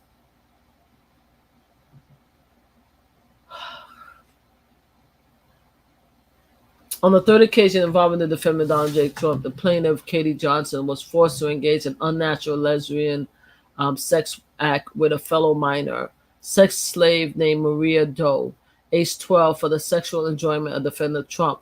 After the sex act, both minors were forced to orally copulate defendant Trump by placing their mouths simultaneously on his erect pee until he achieved sexual orgasm. After zipping up his pants, defendant Trump physically pushed both minors away while angrily berating them for a poor quality of their sexual performance.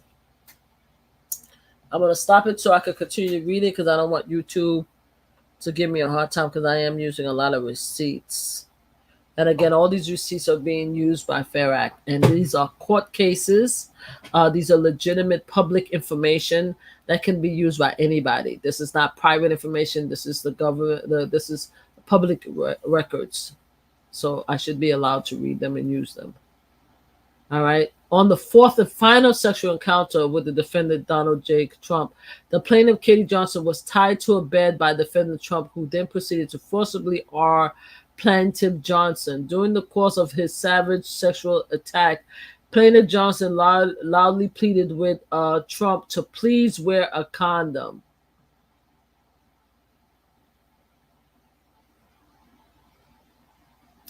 Again, Stormy Daniels says that he doesn't like using condom. And obviously, just based on what he did to Jean Carroll, you could see that he didn't wear a condom. Apparently, he doesn't like using condoms. Donald Trump responded by violently striking Plaintiff Johnson in the face with an open hand and screaming that he would do whatever he wanted as he refused to wear protection. Let's go back and see what I'm reading.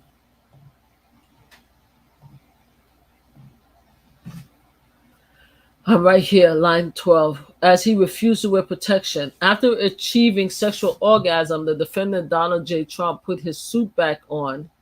And when the plaintiff, Katie Johnson, in tears, asked defendant Trump what would happen if he impregnated her, defendant Trump grabbed his wallet and threw some money at her and screamed that she should use the money to get a freaking abortion. This is MAGA's hero who did away with Roe v. Wade, who's yelling at a 13-year-old to get an abortion. Now, all of this is her case, right? I'm reading what she wrote, what she submitted to court. I wasn't there, so all of this is alleged based on her account. It reads very true to me, right? It reads from other cases of how he acted that it reads true to me. Okay, the fact that he refused to wear a condom, a lot of the predators do, it reads true to me. The fact that he forced himself on the girl read true to me. All of this read true to me. The fact that he berates, he called people poor. That's his terminology. He likes to say people are poor, or he likes to say that people like shits. What is it called? Like different poor countries, or third world countries. These are the terminologies that he uses. This is what he uses.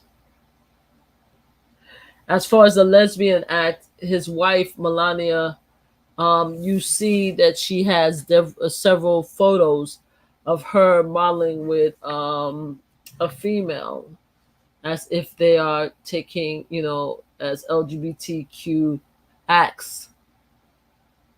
So that's who he married. He's seen her pictures. That's his wife now.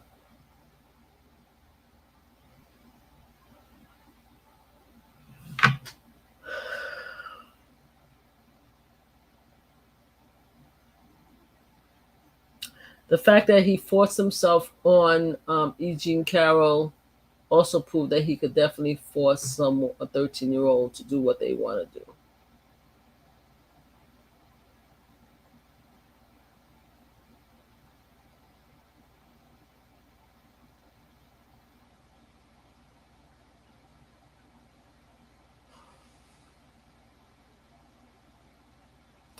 13. On the first occasion involving defendant Jeffrey E. Epstein, the plaintiff Katie Johnson was forced to disrobe into a bra and panties and to give a full body massage to defendant Epstein while he was completely naked. This, as far as Epstein, is the same directive that all of these other girls has testified to. So if she is going to relate exactly what all the other girls testify happened to her, what makes you think that she's just going to add Trump as an alley-oop? Like she just if you read everybody who was attacked by Epstein, you could see this is exact his MO. So you're telling me that she's telling the truth about Epstein, but she's lying about Trump after we have witness and documentation that Trump been on a plane with this guy, right? Back and forth. You saw that there was documentation where his name and his phone number was in between a series of calls where they were asking for massages or calling for these girls to be scheduled for them.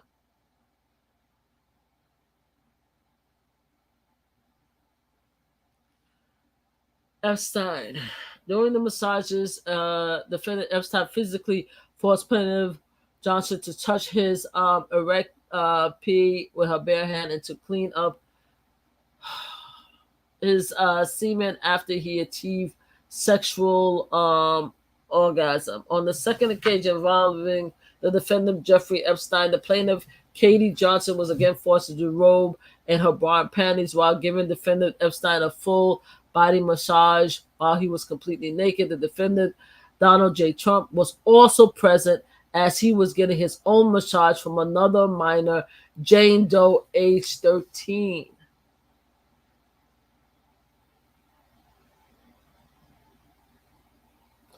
In 1993, based on reports, Donald Trump and Epstein,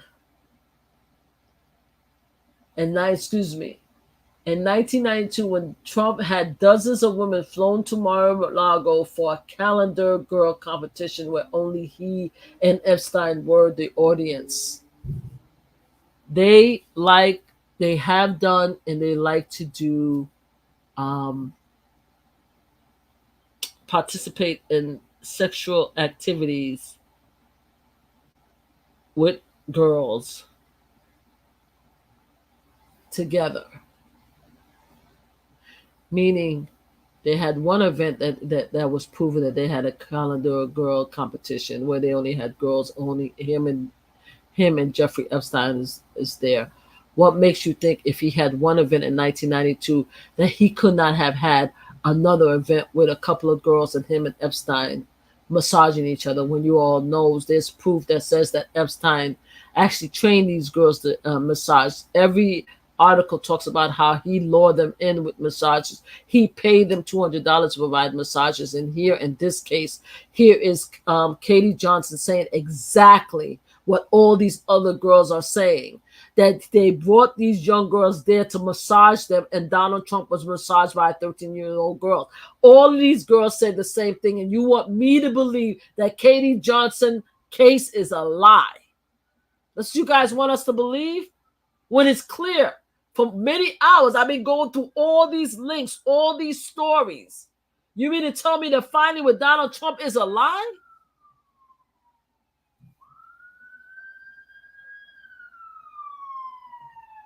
Let's continue.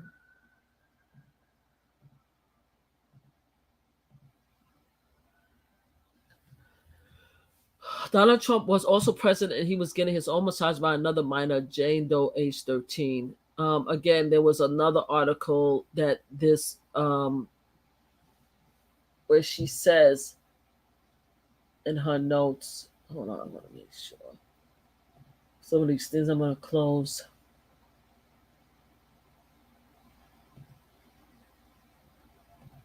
It's crazy. It's crazy. It's crazy to me. I'm so sorry. Give me 1 second.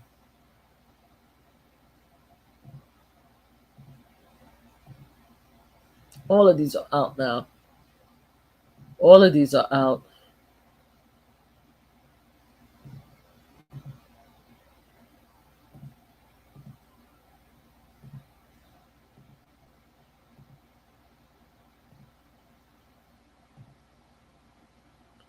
me a second, guys. I'm just looking at something. Give me a second.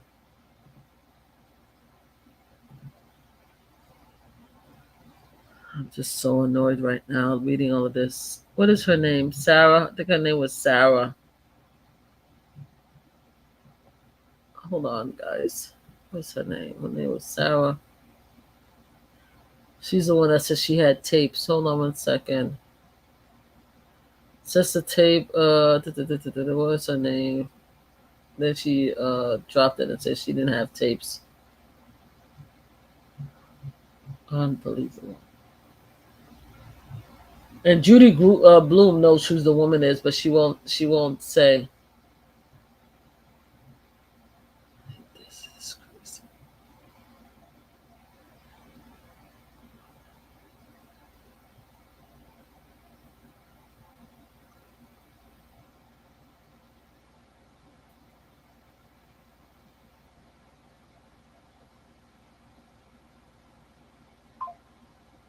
Okay, here's another. This is the article that I want to read, but I haven't read it yet.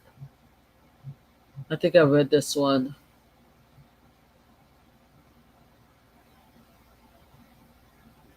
Oh my God. She said that she had 13 years old orgy.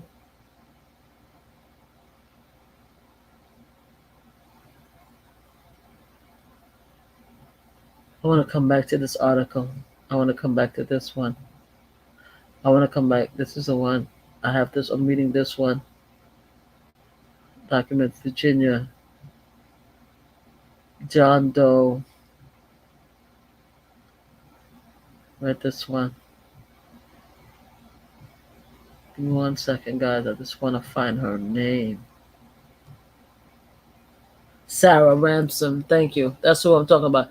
Sarah Ransom is the one that said that she had a friend that had sex, that she knows that had sex with Donald Trump with another girl. So apparently the girl name is Maria. So anyway, let's continue. So anyway, the defendant, Donald J. Trump, was present at the time, was getting his own massage by another minor, Jane Doe, age 13. I wonder if it's the same Maria or is it different John Doe.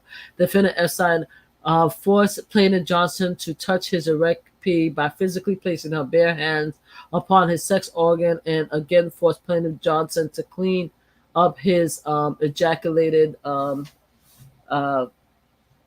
sorry guys, I just have to read it. Semen after he achieved sexual orgasm. Shortly after the sexual assault by defendant J.E. Epstein on the plaintiff, Katie Johnson, Plaintiff Johnson was still present while the two defendants was arguing over who would be the one to take Plaintiff Johnson's virginity. That's what these guys.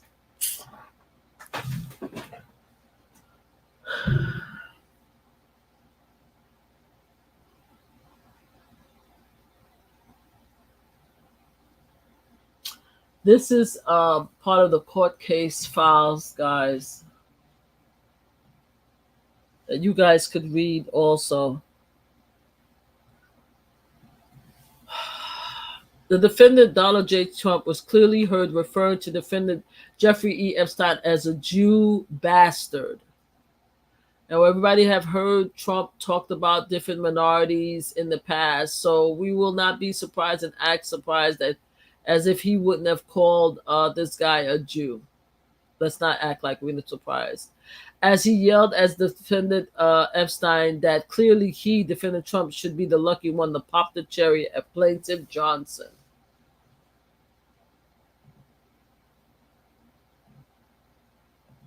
I'm bringing this it up again. Let me make sure, guys. I believe that I have this already linked. Let me make sure that I put it in here. I'm gonna post it again so you guys have what I'm reading. This is what I'm reading, guys. Oh, boy. Wow, guys. Wow.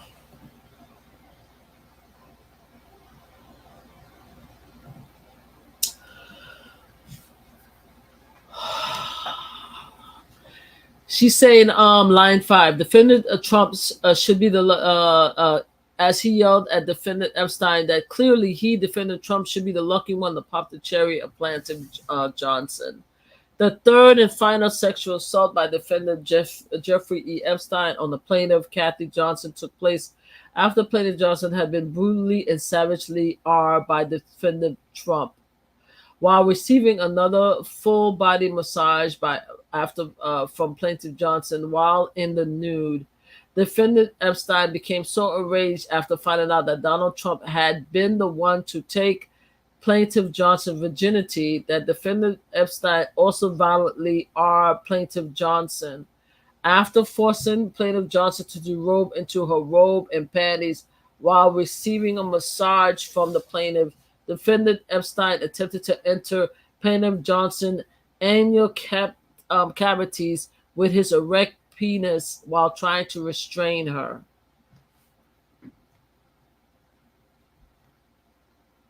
I'm making sure, guys, that that YouTube is not giving me a hard time with this. My head is hurting me, guys. My head is hurting me reading this, but I'm gonna finish it because we have to understand what the hell is going on right now.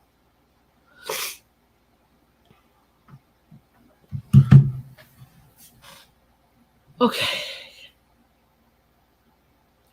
Trying to restrain her. Plaintiff Johnson attempted to push defendant Epstein away, at which time defendant Epstein attempted to enter plaintiff Johnson's vagina with his erect penis.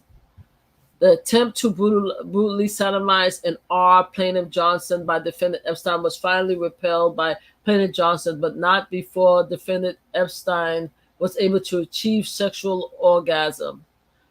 After perversely sodomizing, and R-ing, and I don't even think I'm supposed to say the S word, and R-ing the plaintiff, Katie Johnson, the defendant, Jeffrey E. Epstein, intended to strike her about the head with his closed fist, while he angrily screamed at plaintiff Johnson that he, defendant Epstein, should have been the one who took her cherry, not Mr. Trump, before she finally managed to break away from defendant Epstein.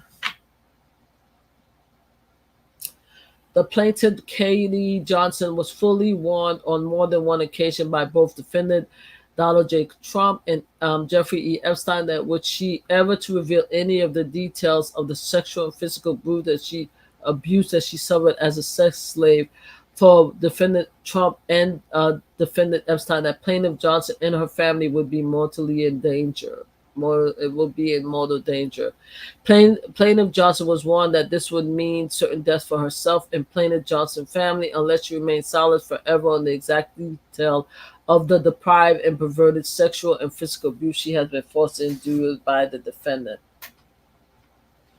The Tiffany Doe, a former trusted employer, defendant Jeffrey E. Epstein, has agreed to provide strong testimony and this civil case and any other future civil or criminal proceeding, fully verifying the authenticity of the claim of plaintiff Katie Johnson. Witness Tiffany Doe was employed by the defendant Jeffrey E. Epstein for more than 10 years as a party planner for his underage sex parties. Despite being subject to constant terroristic threats by defendant Epstein and Trump to never reveal the detail of those underage sex parties at which scores of teenagers and preteen girls was used as sex slave by defendant Epstein and defendant Trump, witness Tiffany Doe refused to be silent any longer. So where are you, Tiffany Doe? Why are you come out and start talking and stop playing around? You said that you were willing to talk. Come out now and talk. You don't have to name Katie Johnson, but you could tell your side of the story. Tell what happened. She has agreed to fully reveal the extent of the sexual perversion and physical cruelty that she personally witnessed at these parties by defendant Epstein and Trump. Material witness Tiffany Doe fully confirmed all the plaintiff Kate Johnson allegation of physical and sexual abuse by defendant Donald J. Trump and Jeffrey E. Epstein. Tiffany Doe was physically present at each of the 4 occasions of sexual abuse by defendant Trump upon the person of plaintiff Johnson, as it was her job to witness all the sexual escapade of the defendant Epstein guests at these underage sex parties, and later revealed all the sordid details directly to defendant Epstein. Defendant Epstein also demanded that Tiffany Doe tell him personally everything she has overheard at these parties, explaining to her that knowledge was king in the financial world. As a result of these underage sex party, defendant Epstein was able to accumulate inside business knowledge that he otherwise would never have been privy to in order to amass his huge personal fortune. Material witness Tiffany Doe will testify that she was also present or had direct knowledge of each of the 3 incidents in which defendant Jeffrey E. Epstein physically and sexually abused the plaintiff Katie Johnson. Tiffany Doe will testify to the fact that plaintiff Katie Johnson was extremely fortunate to have survived all of the physical and sexual horrors inflicted upon her by defendant Epstein and Trump. The plaintiff Katie Johnson asked the court for relief against the defendant Donald J. Trump and Jeffrey Epstein in the amount of $100 million. Is that $100 million? $100 million. Okay, because that's $75,000 in the beginning was crazy to me. As a result of defendant aforementioned acts upon which they willfully and maliciously violate the civil right and plaintiff, as stated in 18 CSC 2241, by sexually and is physically abusing the then 13-year-old plaintiff Johnson under threat of harm to her and her family, and 42 U.S.C. 1985 by the defendant conspiring to deny the civil rights of plaintiff Johnson by making her their sex slave. This was dated April 26, 2016. It was signed by Katie Johnson. You see her signature here. Appearing in pro per. I wonder if anybody could compare the signature to other victims to see if they could match. And there we are, guys. And that's the story of Katie Johnson. And I read this, and I read her article to say to Katie, that I hope that you could find the courage. I hope that you could find the courage to come out and tell your story. I hope that you could find the courage to finally come out and tell us everything that happened as a community. I'm hoping. Because let me tell you something.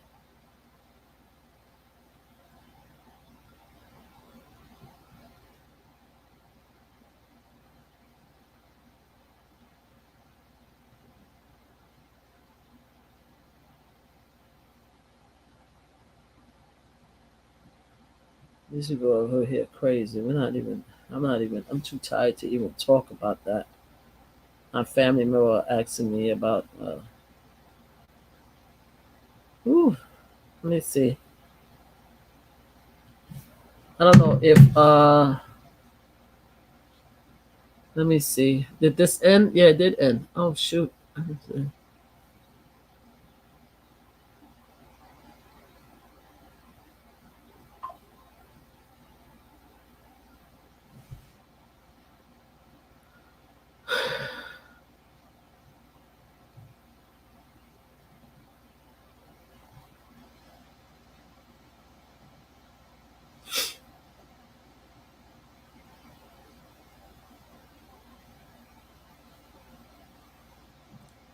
Give me 1 second, guys. I did not realize that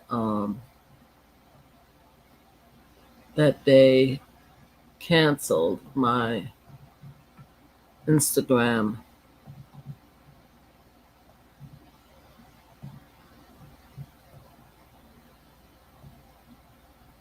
Sorry guys, I didn't realize that they canceled the Instagram video. Lord have mercy, guys.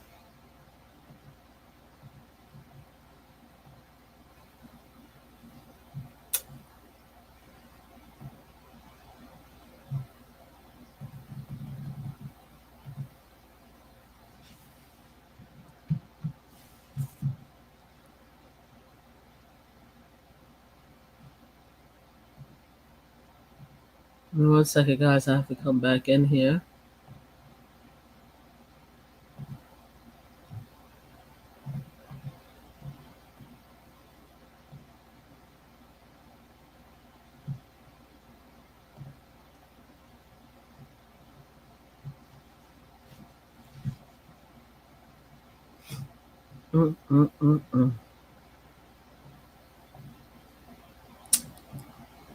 Did I just mess up again?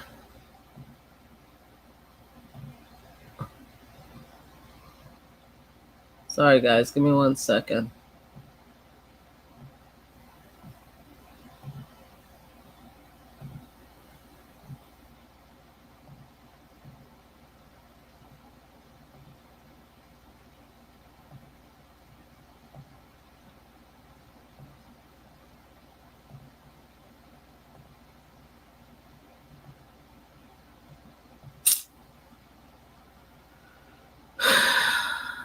Apologies, guys. Give me 1 second. I have to now put the Instagram back on again because it's so annoying. So we're going to put Instagram, put the key on, save, right here.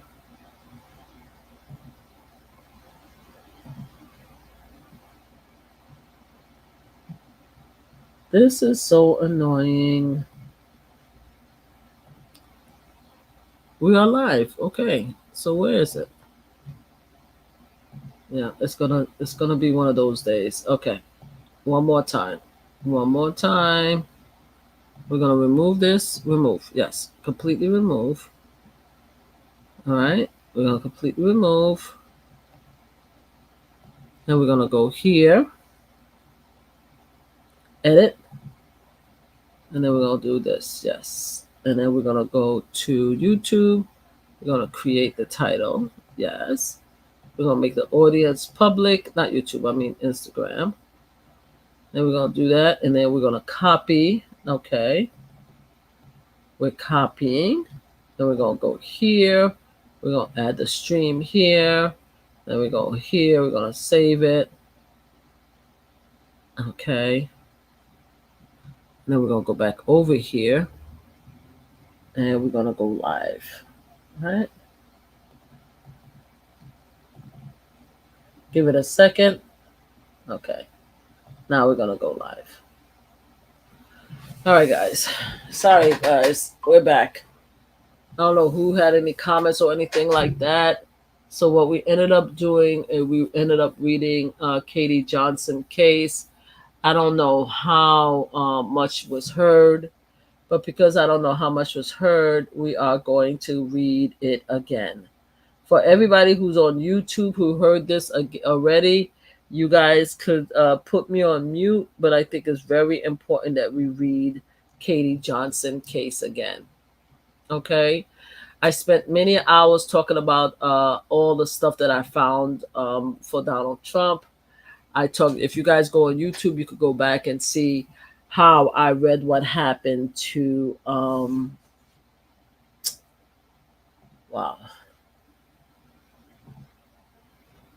There's several things I did. Hold on a second. Let me see. I wish I knew when I lost track of everybody. Give me a second. I want to see Jean Carroll. Is this Jean Carroll? Okay.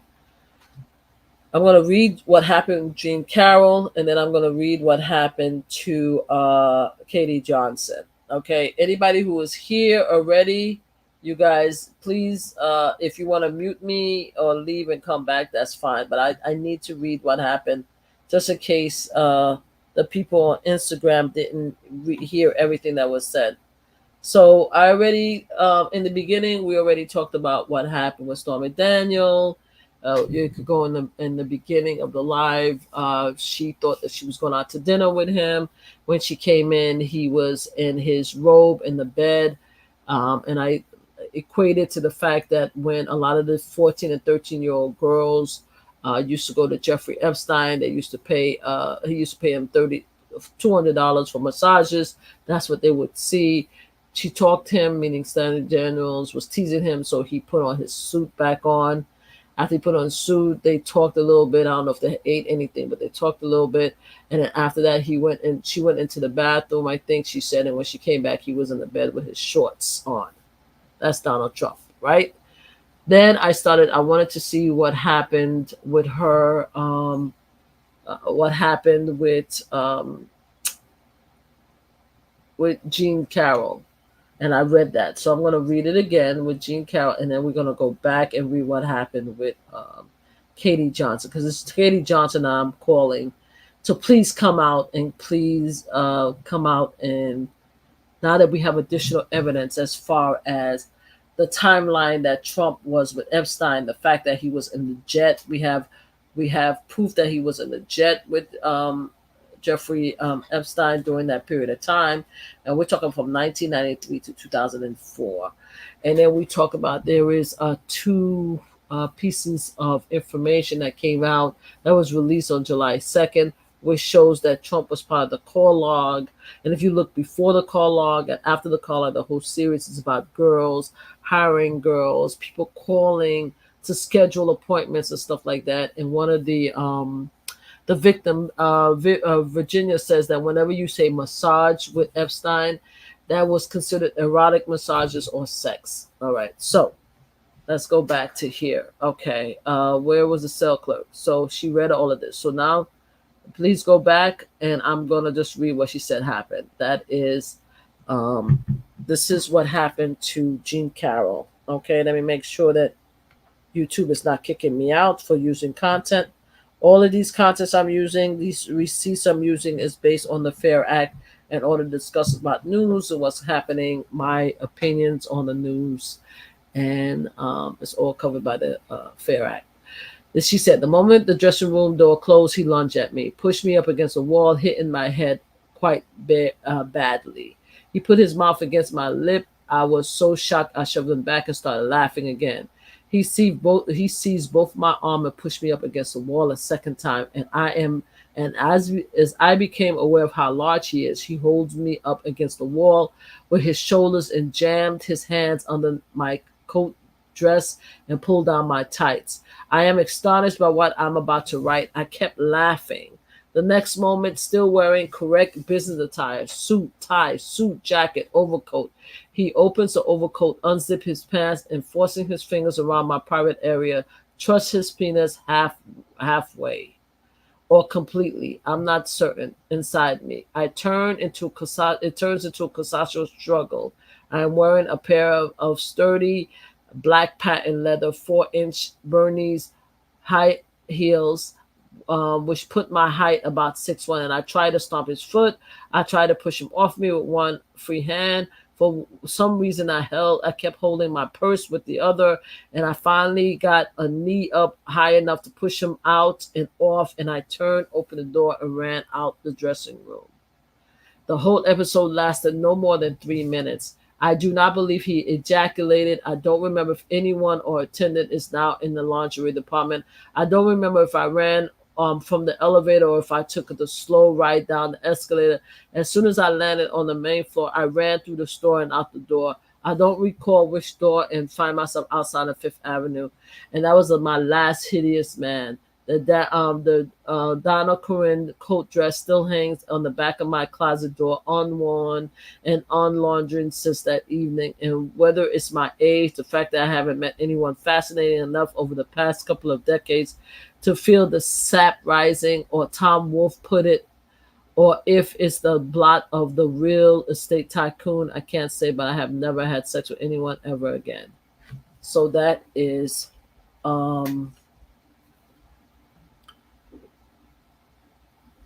Jean Carroll's what happened to her. Now, what I want to do now is go back and reread for Instagram and anybody else who wasn't there, who didn't hear me, because apologies, because Instagram shut it down. I want to now read what was said by Katie Johnson, that I am hoping that she comes out of hiding wherever she is, and she goes back to court. She goes back to court and bring this man back, and sue this man again I'll go back to court because she says that she's scared that he threatened her. That's why she dropped the case. So this is plaintiff. This is the case. Katie Johnson. Here's the address. Here's the phone number. This is all public information. United States District Court, Central District of California. They say that's her name, but other people are saying that's not her name. That's an alias. But they say that's her name. Her name is Katie Johnson for cause of action against defendant Donald J. Trump and Jeffrey E. Epstein, alleged as follows: judicially pursuant to the law of diversity 28 USC 1332, as plaintiff reside in the state of California while defendant reside in the state of New York in the action for damaging above $75,000. Oh, I'm sorry, above $75,000. I thought she was just asking for $75,000. It's above. Venue. The venue is established at Eastern Division, United States Court, Central District of California, between the plaintiffs reside in San Diego County and state of California. The plaintiff, Katie Johnson, reside in the state of California. The defendant, Donald J. Trump and Jeffrey E. Epstein, each reside in the state of New York. So here we go with the allegation. I'm going to read this clearly and truly. I'm reading it once again because I see that Instagram was shut down, and I don't know how much Instagram heard. So I'm going to read it. If you are on YouTube or you are on Twitter and you heard me say this and you want to check out, I totally understand, because I'm reading this all over again. I'm reading the case file all over again. Okay? All right. And if you've been here with me for many, many hours, you'll see why I understand why I'm reading this in detail. Because it would, if you compare this to other incidents that happened, you will see a comparison between all the cases. And one day I am going to go back and read the others alleged sexual acts that sexual abuse that Trump did to other women and compare those two. All right. The plaintiff, Kate Johnson, alleged that defendant Donald J. Trump and Jeffrey E. Epstein did willfully and with extreme malice violate her civil rights under 18 U.S.C. 2241 by sexually and physically abusing plaintiff Johnson by forcing her to engage in various perverted and deprived sex acts, by threatening physical harm to plaintiff Johnson and also her family. The plaintiff, Katie Johnson, alleged that defendant Donald J. Trump and Jeffrey E. Epstein did willfully and with extreme malice violate her civil rights under 42 U.S.C. 1985 by conspiring to deny plaintiff Johnson her civil rights by making her their sex slave. The plaintiff, Katie Johnson, alleged she was subject to extreme sexual and physical abuse by the defendant Donald J. Trump and Jeffrey E. Epstein, including forcible R during a 4 months time span covering the month of June to September 1994, when plaintiff Johnson was still only a minor of 13. She was 13. And if you were to go back and forth through my live, you would see that I have a timeline starting from 1993 where Trump is listed on Jeffrey Epstein flight list with several other people. A couple of the people was the Durbins. Her husband, Eva Durbin, was a former girlfriend of Jeffrey Epstein. She has a daughter that Jeffrey Epstein said he wanted to marry at the age of 19 and give her his inheritance. But there was also a link that shows that the young girl was flying back and forth in Jeffrey Epstein plane at the age of 12. That could just be, but I thought it was her. Maybe it was her.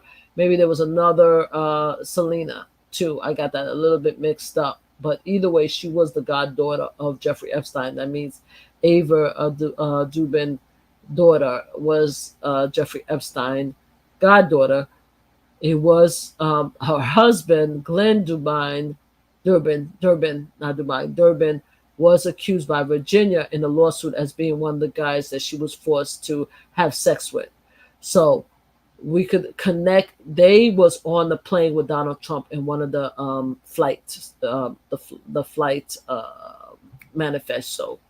Then after that, you go in. The young girl, Katie Johnson, said that she was sexually by Trump between June to September 1994, right? There was an incident in 1992 where they said that Trump, and he bragged about it also, that he had a party called the Calendar Girl Competition in 1992 where him and Jeffrey Epstein was the only men at the party. That's 1992. March 1993 is the flight. 94 is when he allegedly the 13-year-old. 1995, 1996 is when he assaulted Jean Carroll. All right. And then there are 15 credible witnesses, right?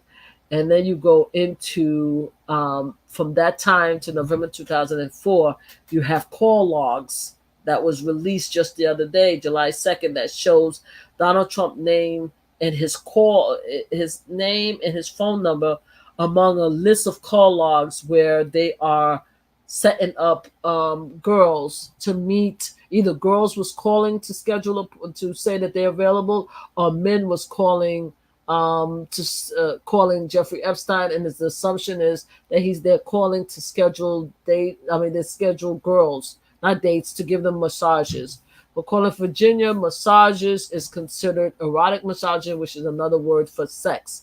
That's according to Virginia, who also have a lawsuit and claim there. She's a young lady who said that that Prince Andrew was the one that sexually molested her at the age of 17. Which he denied. And one of those was John Luke. John Luke was also the modeling director of Victoria's Secret. A lot of these girls, you're going to tell Katie Johnson talks about the reason why she was involved with because of the money and because of modeling. John Luke was the modeling recruiter. There was one call log where he says that he had a girl who was 2x8, that spoke Russian. Is on these documents that was released, right? So now, because of all of this, I went through all the evidences, all the documents that I saw, so I could read what Katie had to say. So let's go back to Katie. So let's go back to Katie. So what Katie's story is. Give me 1 second, guys. I'm just coming back right here. All right. The plaintiff case alleged that she was subject to extremely sexual and physical abuse by the defendant Donald J. Trump and Jeffrey E. Epstein, I'm sorry for the hiccup, including forcible R during a 4-month time span covering the month of June to September 1994. Again, that's within the timeline of what we've been talking about and everything that I talked about for the many hours that I've been on live. Right? The plaintiff at the minor age of 13. The plaintiff, Katie Johnson, alleged she was enticed by promise of money and modeling career to attend a series of underage sex parties held in New York City residence of defendant Jeffrey E. Epstein and attended by defendant Donald J. Trump. Again, there is a party that they had where it's called the Calendar Girl Competition, where it was just the two of them, and they had girls there. They're the only men. Also, a lot of these young girls who complain about Jeffrey Epstein says that they would use different girls their age and older to entice them to come to their house to give a massage where they were sexually abused and sexually by Jeffrey Epstein for $200. So the girl, Katie Johnson, was enticed by money and also modeling. Again, I mentioned John Luke, who actually was a recruiter for Victoria's Secret. So that's why she came. On the first occasion involving the defendant Donald J. Trump, the plaintiff, Katie Johnson, was forced to manually stimulate defendant Trump with one of her hands upon defendant J. erect P. I'm just going to read it out loud. Penis until he reached sexual orgasm. On the second occasion involving defendant Donald J. Trump, the plaintiff, Katie Johnson, was forced to orally copulate. I'm sorry if I can't pronounce these words. Defendant Trump by placing her mouth upon defendant Trump, erect penis until he reached sexual orgasm. Guys, if you can't hear it as I read it, then you guys are complicit because you guys need to hear and read everything that this girl said in her case. You guys have to understand, who are defenders of Trump, exactly what this girl said that he's accused of doing to her. And the third occasion involving the defendant Donald J. Trump, guys. The plaintiff, Katie Johnson, was, and this is a court document, guys. I'm not making this up. You can look at it. I post the link. You could go in there and check it yourself. On the third occasion involving the defendant Donald J. Trump, the plaintiff, Katie Johnson, was forced to engage on unnatural lesbian sex act with fellow minor sex slave Maria Doe at age 12 for the sexual enjoyment of defendant Trump. After the sex act, both minors was forced to orally copulate Donald Trump by placing their mouths simultaneously on his erect penis until he achieved sexual orgasm. After zipping up his pants, defendant Trump physically pushed both minors away while angrily berating them for the poor quality of this sexual performance. Donald Trump married Melania Trump. Melania Trump, there are several videos and photos of her doing lesbian type, LGBT type photo shoots with another female. We know that. We know that Trump used the word poor all the time. A third world country, poor. You know he has disgust for poor people and poor countries. So you know he'll say that. So these are the two things that you know that he does. Okay, so it's been testified. After zipping up his pants, we know that Donald Trump, based on E. Carroll's story, that he assaulted her while he was fully dressed at a bird off at a store. So there's nothing that would say that he would not have just unzipped his pants and forced these girls to do that. Everything indicates by other story this is what Trump could have done. Now, again, this is a court case by Katie Johnson. I wasn't there. All of this is alleged, but this is a part of her court case, and I'm going to continue to read. On the fourth and final sexual encounter with defendant Donald J. Trump, the plaintiff, Katie Johnson, was tied to a bed by defendant Trump, who then proceeded to forcibly R plaintiff Johnson. During the course of the savage sexual attack, plaintiff Johnson loudly pleaded with defendant Trump to please wear a condom. Defendant Trump responded by violently striking plaintiff Johnson in the face with an open hand and screaming that he would do whatever he wanted to do as he refused to wear a protection. As we heard from many different people, that this man has a temper. He throws ketchup around the room, around the White House where he got mad. We all know that he also likes to tell everybody that he's going to do whatever he wants to do, how he wants to do it. He said many a time that he could shoot somebody on Fifth Avenue and nobody would do anything. That's his behavior. People know this. People know his behavior. So yeah, this right here is not foreign for us to see him act this way. As far as not wearing a condom, it's been said in the Jean Carroll that when he sexually attacked him, the assumption is he didn't have a condom on. Also, with Stormy Daniels, when they asked Stormy Daniels, did he wear a condom during her court hearing? She said no. They said why? He did not want to. He's the kind of guy who don't want to wear a condom. That's what the girl said in her case. It matches with the other stories. Defendant Trump, again, responded angrily. We said that after achieving orgasm, the defendant, Donald J. Trump, put his suit back on. And when the plaintiff, Katie Johnson, in tears asked defendant Trump what would happen if he impregnated her, defendant Trump grabbed his wallet, threw some money in her face, and screamed that she should use the money to get a freaking effing abortion. This is the one who decided that he wanted to do away with Roe, right? And yet he's telling a young 13-year-old to get an abortion. And we think that's a lie? No, we don't think that's a lie. We don't think that's a lie. Many of us, to us, it rings true. It rings true. He always wore a suit. He put the suit on. That rings true. Telling a 13-year-old to go get an effing abortion, it rings true. It would be something that, based on his characteristics that he showed in his behavior, it rings true. On the first occasion involving the defendant Jeffrey E. Epstein, the plaintiff Katie Johnson was forced to disrobe into her bra and panties and give a full-body massage to defendant Epstein while he was completely naked. This goes along with the stories of all the other victims of Epstein. He brings them to the house. He tells them that he only wants a massage. He comes in. He's laying down on the table naked, or he's on the phone. They give him a massage. He turns around. He attacks them. Some of them get away. Most of them doesn't because they're scared and they do as he asks. Sometimes Maxwell is there. You understand? These young girls are brought by other young girls their age, saying that all you have to do is give a massage for $200. You'll get $200 if you massage this old man. That's what lures them there because they're poor and they need money. Sometimes they get away. Sometimes they don't. This reads what other survivors had says. And if you telling me that you could believe what she says about Jeffrey Epstein, but you don't want to believe what she said about Donald Trump, then you guys are full of crap. Because it's the same story. It reads along. So anyway, during the massage, defendant Epstein physically forced plaintiff Johnson to touch his erect penis with her bare hand and to clean up his ejaculated semen after his achieved oral orgasm. This is all disgusting. At first, I was iffy about reading it, but it's now that I'm reading it a second time, I'm going to read all the disgusting detail. So you guys can understand and hear exactly what these people are doing to a 13-year-old young girl. 13-year-old. Right? On the second occasion involving the defendant, Jeffrey Epstein, the plaintiff, Katie Johnson, was again forced to derobe into her bra and panties while giving defendant Epstein a full-body massage while he was completely naked. And for all of you guys that keeps asking, oh, why did she keep coming back and stuff? If you do ask, she's 13 years old, for God's sakes. 13-year-old. Adults are adults and kids are kids.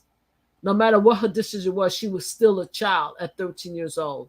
Let's continue. The defendant, Donald J. Trump, was also present as he was getting his own massage from another 13, Jane Doe, age 13. Okay? Another minor, Jane Doe, age 13. I'm sorry I put the 13 before. It was another minor that was rubbing down Donald J. Trump, according to his testimony. Defendant Epstein forced plaintiff Johnson to touch his erect penis by physically placing her bare hand upon his sex organ, and again forced plaintiff Johnson to clean up his ejaculated semen after he achieved sexual orgasm. This is so detailed, just like with Cassie and the P. Diddy. When you start reading these details and such, reading these stories in such details, what makes you think they're fake? It's too detailed. It's too detailed. Anyway, let's continue. Shortly after sexual assault by the defendant, Jeffrey E. Epstein, on the plaintiff, Katie Johnson. Plaintiff Johnson was still present while the two defendants were arguing over who would be the one to take plaintiff Johnson's virginity. So this young 13-year-old was a virgin at the time that this happened, guys. The defendant, Donald J. Trump, was clearly heard referring to defendant Jeffrey E. Epstein as a Jew bastard. We all know that Donald Trump has said different things about different minorities. He used the N-word according to his niece, Mary Trump. You think that he would not have said the Jew bastards? You guys must be kidding me. As he yelled at the defendant Epstein that clearly he, defendant Trump, should be the lucky one to pop the cherry of plaintiff Johnson. Locker room talk. Remember what Melania told Trump to say. All of this is my locker room talk. So you don't think that Donald Trump would use the term pop the cherry with everything else the son of a bitch has said? Let's continue. The third and final sexual assault by the defendant, Jeffrey E. Epstein, on the plaintiff, Katie Johnson, took place between plaintiff Johnson, who'd been brutally and savagely armed by defendant Trump. So she's been brutally and savagely armed by defendant Trump. That's what she said in the lawsuit. While receiving another full-body massage by plaintiff Johnson while in the nude. Defendant Epstein became so enraged after finding out that defendant Trump has been the one to take plaintiff Johnson's virginity that defendant Epstein also violently armed plaintiff Johnson.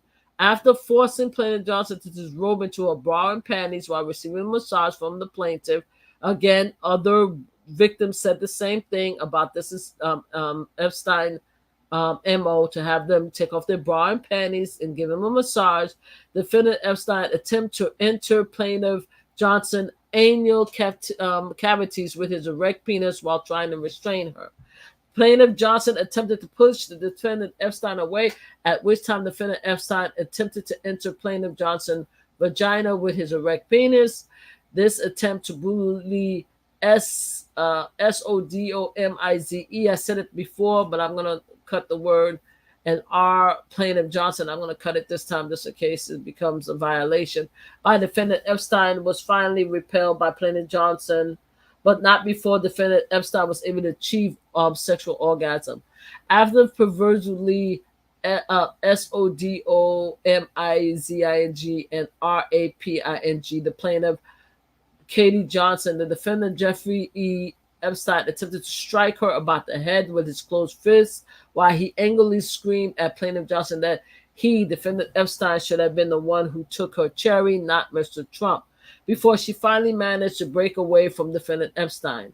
The plaintiff, Katie Johnson, was fully warned on more than one occasion by both defendant Donald J. Trump and Jeffrey E. Epstein that were she ever to reveal any of the details of the sexual and physical abuse that she had suffered as a sex slave to defendant Trump and defendant Epstein, the plaintiff Johnson and her family would be in mortal danger.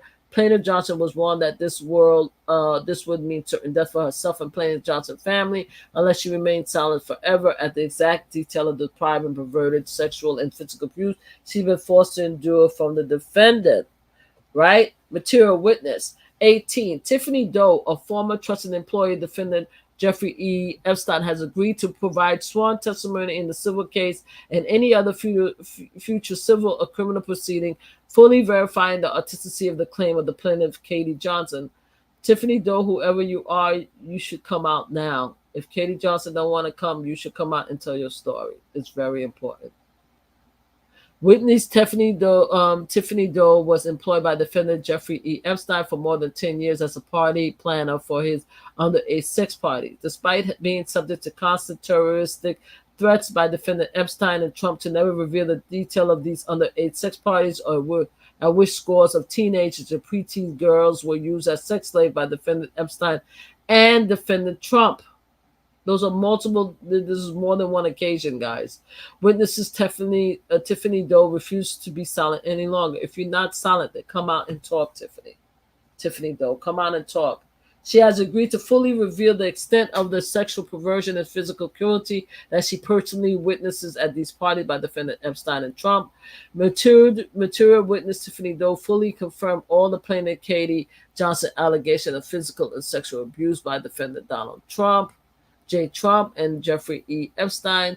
Tiffany Doe was physically present at each of the 4 occasions of sexual abuse by defendant Trump upon the person of plaintiff Johnson, as it was her job to witness all the sexual escapades of defendant Epstein guests at these underage sex party and later revealed all the sordid detail directly to defendant Epstein.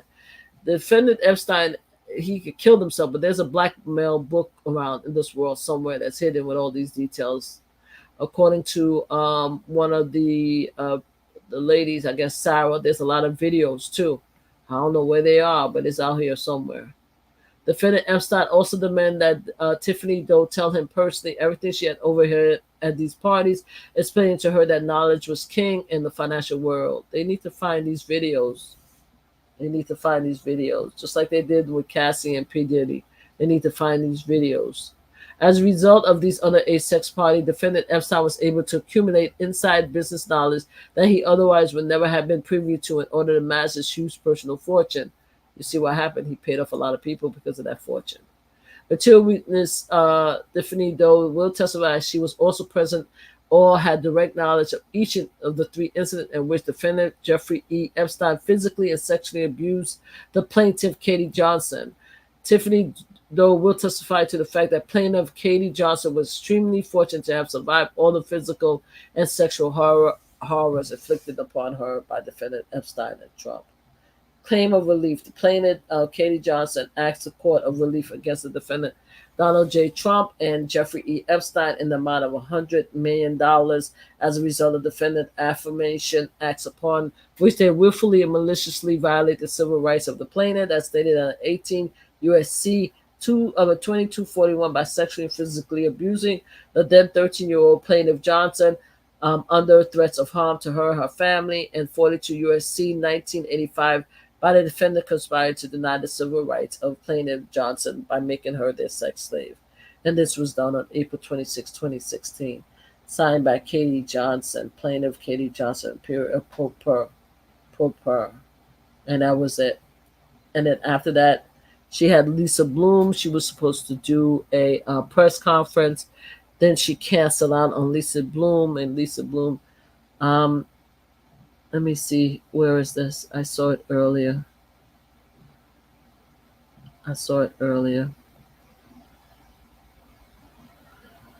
Did I close it? I think I closed it. But if you go, you'll see that Lisa Bloom talks about how she changed her mind and that she didn't want to. And Lisa wished her all the best and understood the fact that, it was very trying situation, and she understood why she couldn't do it, why she couldn't actually testify. I wish she had, though. I really wish. I wish she had. I wish she had was able to come out and tell everybody everything that happened. I think. Anyway, so I read everything. If you go back and forth, you will see this is a very long live. I want to finish by seeing that it looked like there was an update. Somehow there was an update on January 6th on the case. I don't know what the update is. I'm going to check it out real quick. But in the meantime, there was another article that when I was looking that I saw. Apparently Newsweek has another article that was published July 4th, 2024. It says here, let me put this here. It says everything you need to know. I'm going to show a little bit of it, guys, so you guys can see it. But I don't know if Newsweek allows copyrights. All right, I have copyright. It was updated July 5th. All right, so it was published July 4th. It was updated. Viral post on social media circulating a court document with allegations of sexual assault against Donald Trump, made in a legal filing that was dismissed almost a decade ago. It wasn't dismissed. The girl said it wasn't dismissed. The girl, according to Lisa Bloom, the girl said that she did not want to do the case. So I got to go back. I don't know why, but Newsweek is full of crap. It didn't say dismissed. The girl said that she didn't want to go because she was threatened. The post alleged that Trump, the presumption, year, forced young girls to perform lesbian sex act. It has missed more than 17 million views, and X, formerly Twitter, since Monday has been shared 34,000 times. Some X users appear to believe the document is a recent filing. I don't think it's a recent filing. That's not true. It says so right there. It was 2016. The post was shared about 150 pages. A transcript related to the 2016 grand jury investigation of Jeffrey Epstein and sex trafficking of teenagers. I'm going to stop it now and continue to read, guys, because it's Twitter, right? Let's continue. However, the document, including ex post, isn't connected to those papers, but actually come from a lawsuit filed in the months leading to the 2016 election by an anonymous plaintiff using the name Katie Johnson. That's what I said. So it is the person is still saying right here in the article to yesterday that the person was anonymous. The lawsuit filed in the federal court in Riverdale, California, in April 2016, named Trump and Epstein, the late convicted sex offenders, as defendant. It claims that men held Johnson as a sex slave in 1994 when she was 13 and forced her to perform sex acts. The judge dismissed the case in May that year, ruling that the complainant did not raise valid claim under federal law. Political report at the time. How did the judge? It doesn't say that the judge dismissed the case. They said that she walked away from the case. But let's see. Another version of the lawsuit was filed in June, but reportedly withdrawn a month later. A third version of the suit with the plaintiff going by J. Doe was filed in September 20, accusing Trump of R, and the suit was also dropped a month later. So it was dropped. She dropped it. Trump accuser has been expected to appear in a news conference as early as November 2016, but her attorney Liz Bloom, but it's Lisa Bloom, said that she received threat and was too afraid to show up. Doe attorney Thomas Megan then filed a notice to dismiss the case without private explanation. The woman hasn't been heard since. Okay, that's why I want to make sure. That's what it is. She is the one that asked for the dismissal of the case because she didn't want to show up. She was too afraid. Alan got whatever. Trump spokesman hadn't been contacted for the. Okay, now the allegation of now dismissed suit appeared to resurface on social media when document related to Epstein was unsealed. A similar social media post circulated in January after previously sealed court document from a now settled lawsuit against Maxwell by one of Epstein victim were made public. Epstein was charged with federal prosecutor of sex trafficking in 2019. He was found dead in his cell while awaiting trial. Maxwell was convicted of sex trafficking charges in December 21. She's serving 20 years in prison. And when she comes out, the bitch is probably going right back to being a sexual predator. Now, so it looked like there is no update on this. It's only that a fact that it's being shared on social media.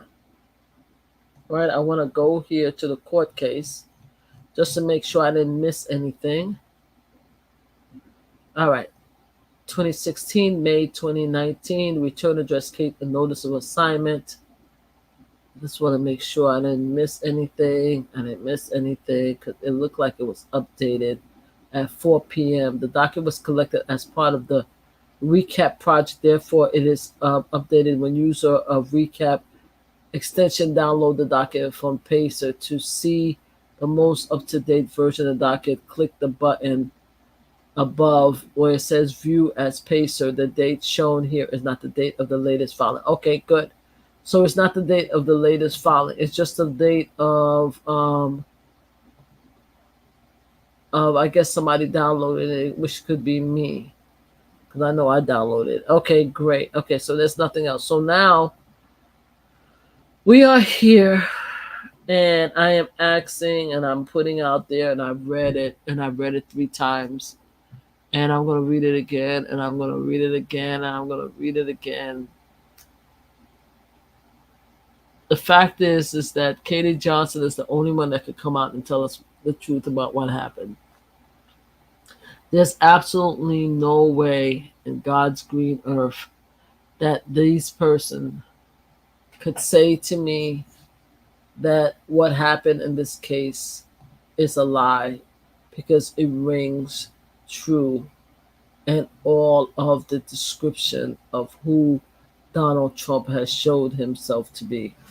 Now, obviously, I wasn't there, so I have to say alleged, because this is allegedly based on her assessment about what happened. But if you listen to the different victims that's been victimized by Jeffrey Epstein, that's been victimized by Donald Trump, you will see there's a lot of similarities in their behavior. Donald Trump has 15 women who accuse him of sexual assault. I haven't had the time, but I will go through those separate stories, and I will do another video. I will go through those separate stories, and I will do another video. And my objective with these videos is to prove the correlation, and similarity between what Jeffrey Epstein did to those girls and what Donald Trump did to these girls and women, and to show how they are similar and how they are complicit to one another. You cannot tell me that with all these evidence out there, that the media is going to continue to choose to ignore these evidence, that they are not going to do. They did a R. Kelly documentary. They did a Bill Cosby documentary. There's a lot of documentaries that's out there. Harvey Weinstein documentary. They did all these documentaries. They did an Epstein documentary. You mean to tell me you did all of those documentaries, but yet you refused to do a documentary about Donald Trump when he was connected with all those people? When he was connected with all those people, where you could prove that he was connected with so many of those people, where you have a young person, a woman who is 13 years old, who gave such detail about how he abused her, sexually abused her. You're going to tell me that you guys choose to ignore it? You're going to tell me the Democrats are going to choose to ignore the fact that this psycho is out there, and his people are supporting him no matter what, to the T, but yet you want the rest of us Democrats to tell Biden to step aside so that this fool could move forward in his election, but we want to push Biden aside because he had a bad debate or a bad interview. That's what you want us to do? The Democrats can't come together. The Democrats cannot have the same vigor and the same obnoxious bravo as the MAGA to say, look, we're going to sit there and we're going to support our guy no matter what. This guy, for God's sake, has cases against him. He's a felon. He's a felon. He was found guilty on several occasions, and there is a court case that rings true. Even though we can't, he didn't go through the court of law. Read the details of it. If you look at other cases, it rings true. Just like when Cassie talked about Diddy, we didn't know whether it was true because we're not there. We weren't one of them. We didn't go through the case, but it rang true. Read the documents. And even if you don't believe it, right? Even if you don't believe it, one thing you shouldn't want to have somebody who have a clean record to lead the United States of America. You shouldn't have somebody who have all these allegations, who was proven to be a criminal, who was found guilty. You should not want that to be the in the highest office of the United States. You shouldn't. Nobody should. Nobody should. But I call on to hopefully Katie Johnson, Tiffany Joe, Maria Doe, those young women around that time at 13-year-old that was abused by Donald Trump. I call upon them to come out and to tell their story. I'm sure the MAGA people is not going to give a damn. I'm sure the Christian that support Trump is not going to give a damn. None of them don't care. They're going to say that, oh, that was many years ago. You should have came out earlier. You lying. And even if it's true, so what? Because to them, it is so what. Even if it's true, so what to them? He did it. Oh, well. That's their mind, right? We don't care. You know? But the rest of us should care. And the rest of us should fight very hard to make sure that Joe Biden win in November. For the media who are ignoring the documents that were provided, that was released, that was unredacted. Somebody needs to tell this story. Somebody in the media needs to pick up the story and say, look, this is what came out. This is what's happening. Stop talking about Biden having to step aside because he had a bad debate. Start talking about what Donald Trump did, allegedly doing what the documents show. Somebody do an expose to show who this man actually is. Stop bothering Joe Biden and let him run and do everything you can to stop Donald Trump. That's the media. The Dems need to stop, build up a ball, grow some balls, grow some energy, and grow some loyalty and support Biden. We all know what you're doing out there. The ones that are trying to replace Biden are afraid for Kamala Harris, a black woman presidency. We're not stupid. We know what you guys are doing. You need to stop. We have 4 months to go. You need to be as a rabbit, as angry, as bodacious, as loud, as disrespectful, as hungry as the MAGA is for their guy, and make sure we're gonna support Joe Biden. As far as the black hip hop artists and males that's out there that's supporting Trump, you guys are a bunch of fools. This guy don't give a damn about you guys. He doesn't give a damn.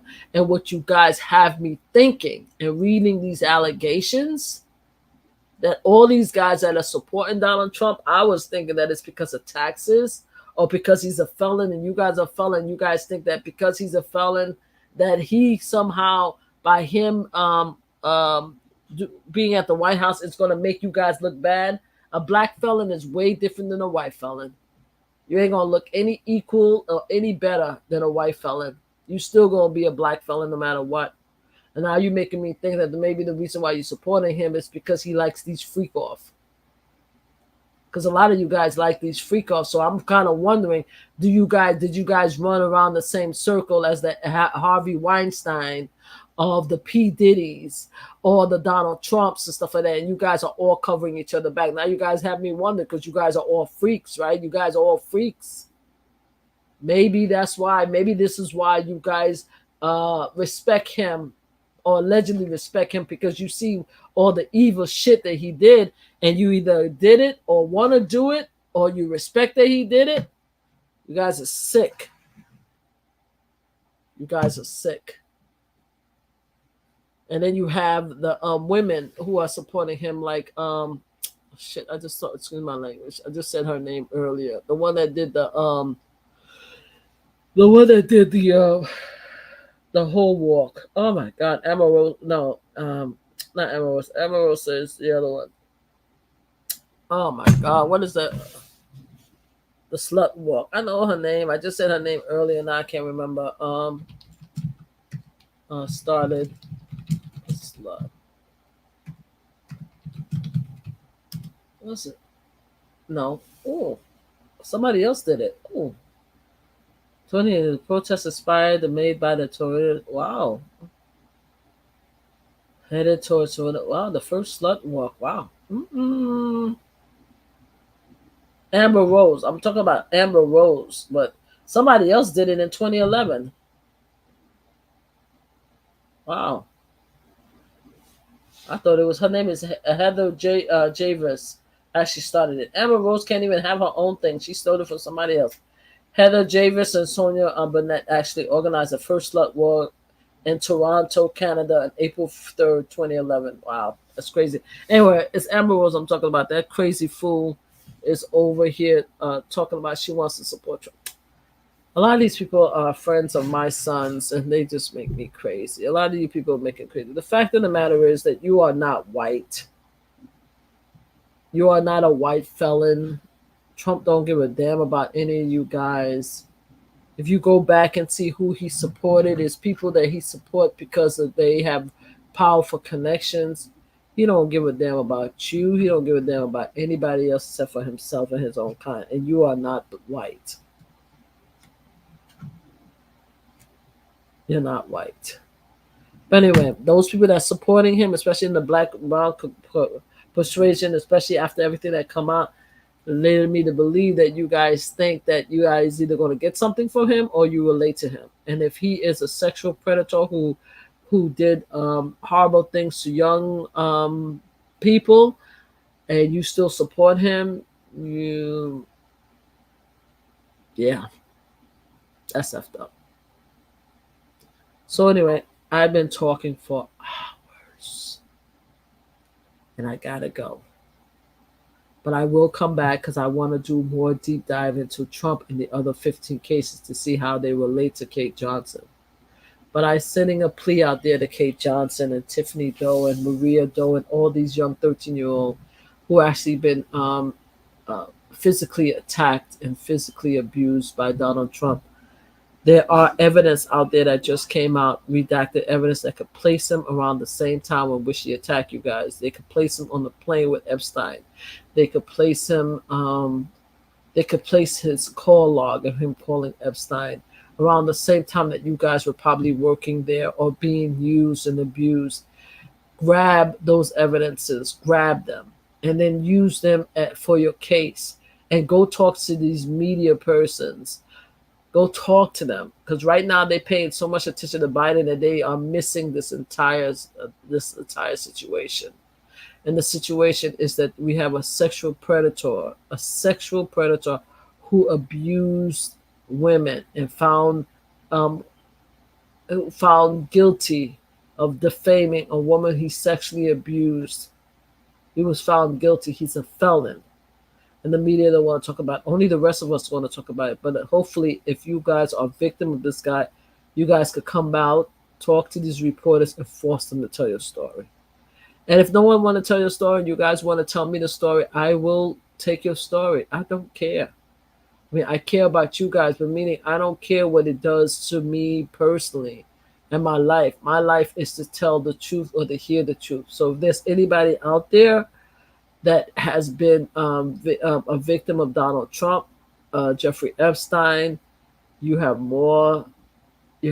every right to reach out to me by email or by Messenger, Instagram, and I'm nobody. I'm just one Brooklyn woman one black woman in Brooklyn, New York. But you have a right to tell your story, and I'll be more than happy to open up my platform or whatever little it is for you to tell the story.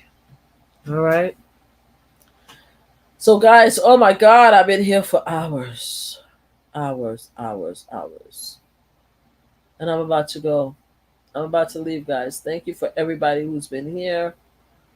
Everybody who's here, please go to my YouTube page and listen to the many hours. Look at all the receipts. Look at my assessments. look at how I correlated different stories, different assaults. Look and see if you could also make a comparison, just like I did.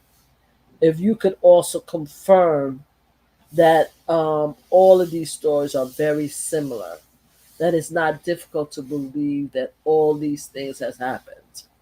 Take a look and let me know what you think. Send me a message. Either way, Democrats get it together. Let's support Biden. Let's stop acting crazy. And let's do what we need to do to make sure that this sexual predator and his people do not take over the White House in 2024. All right, guys. Okay, bye.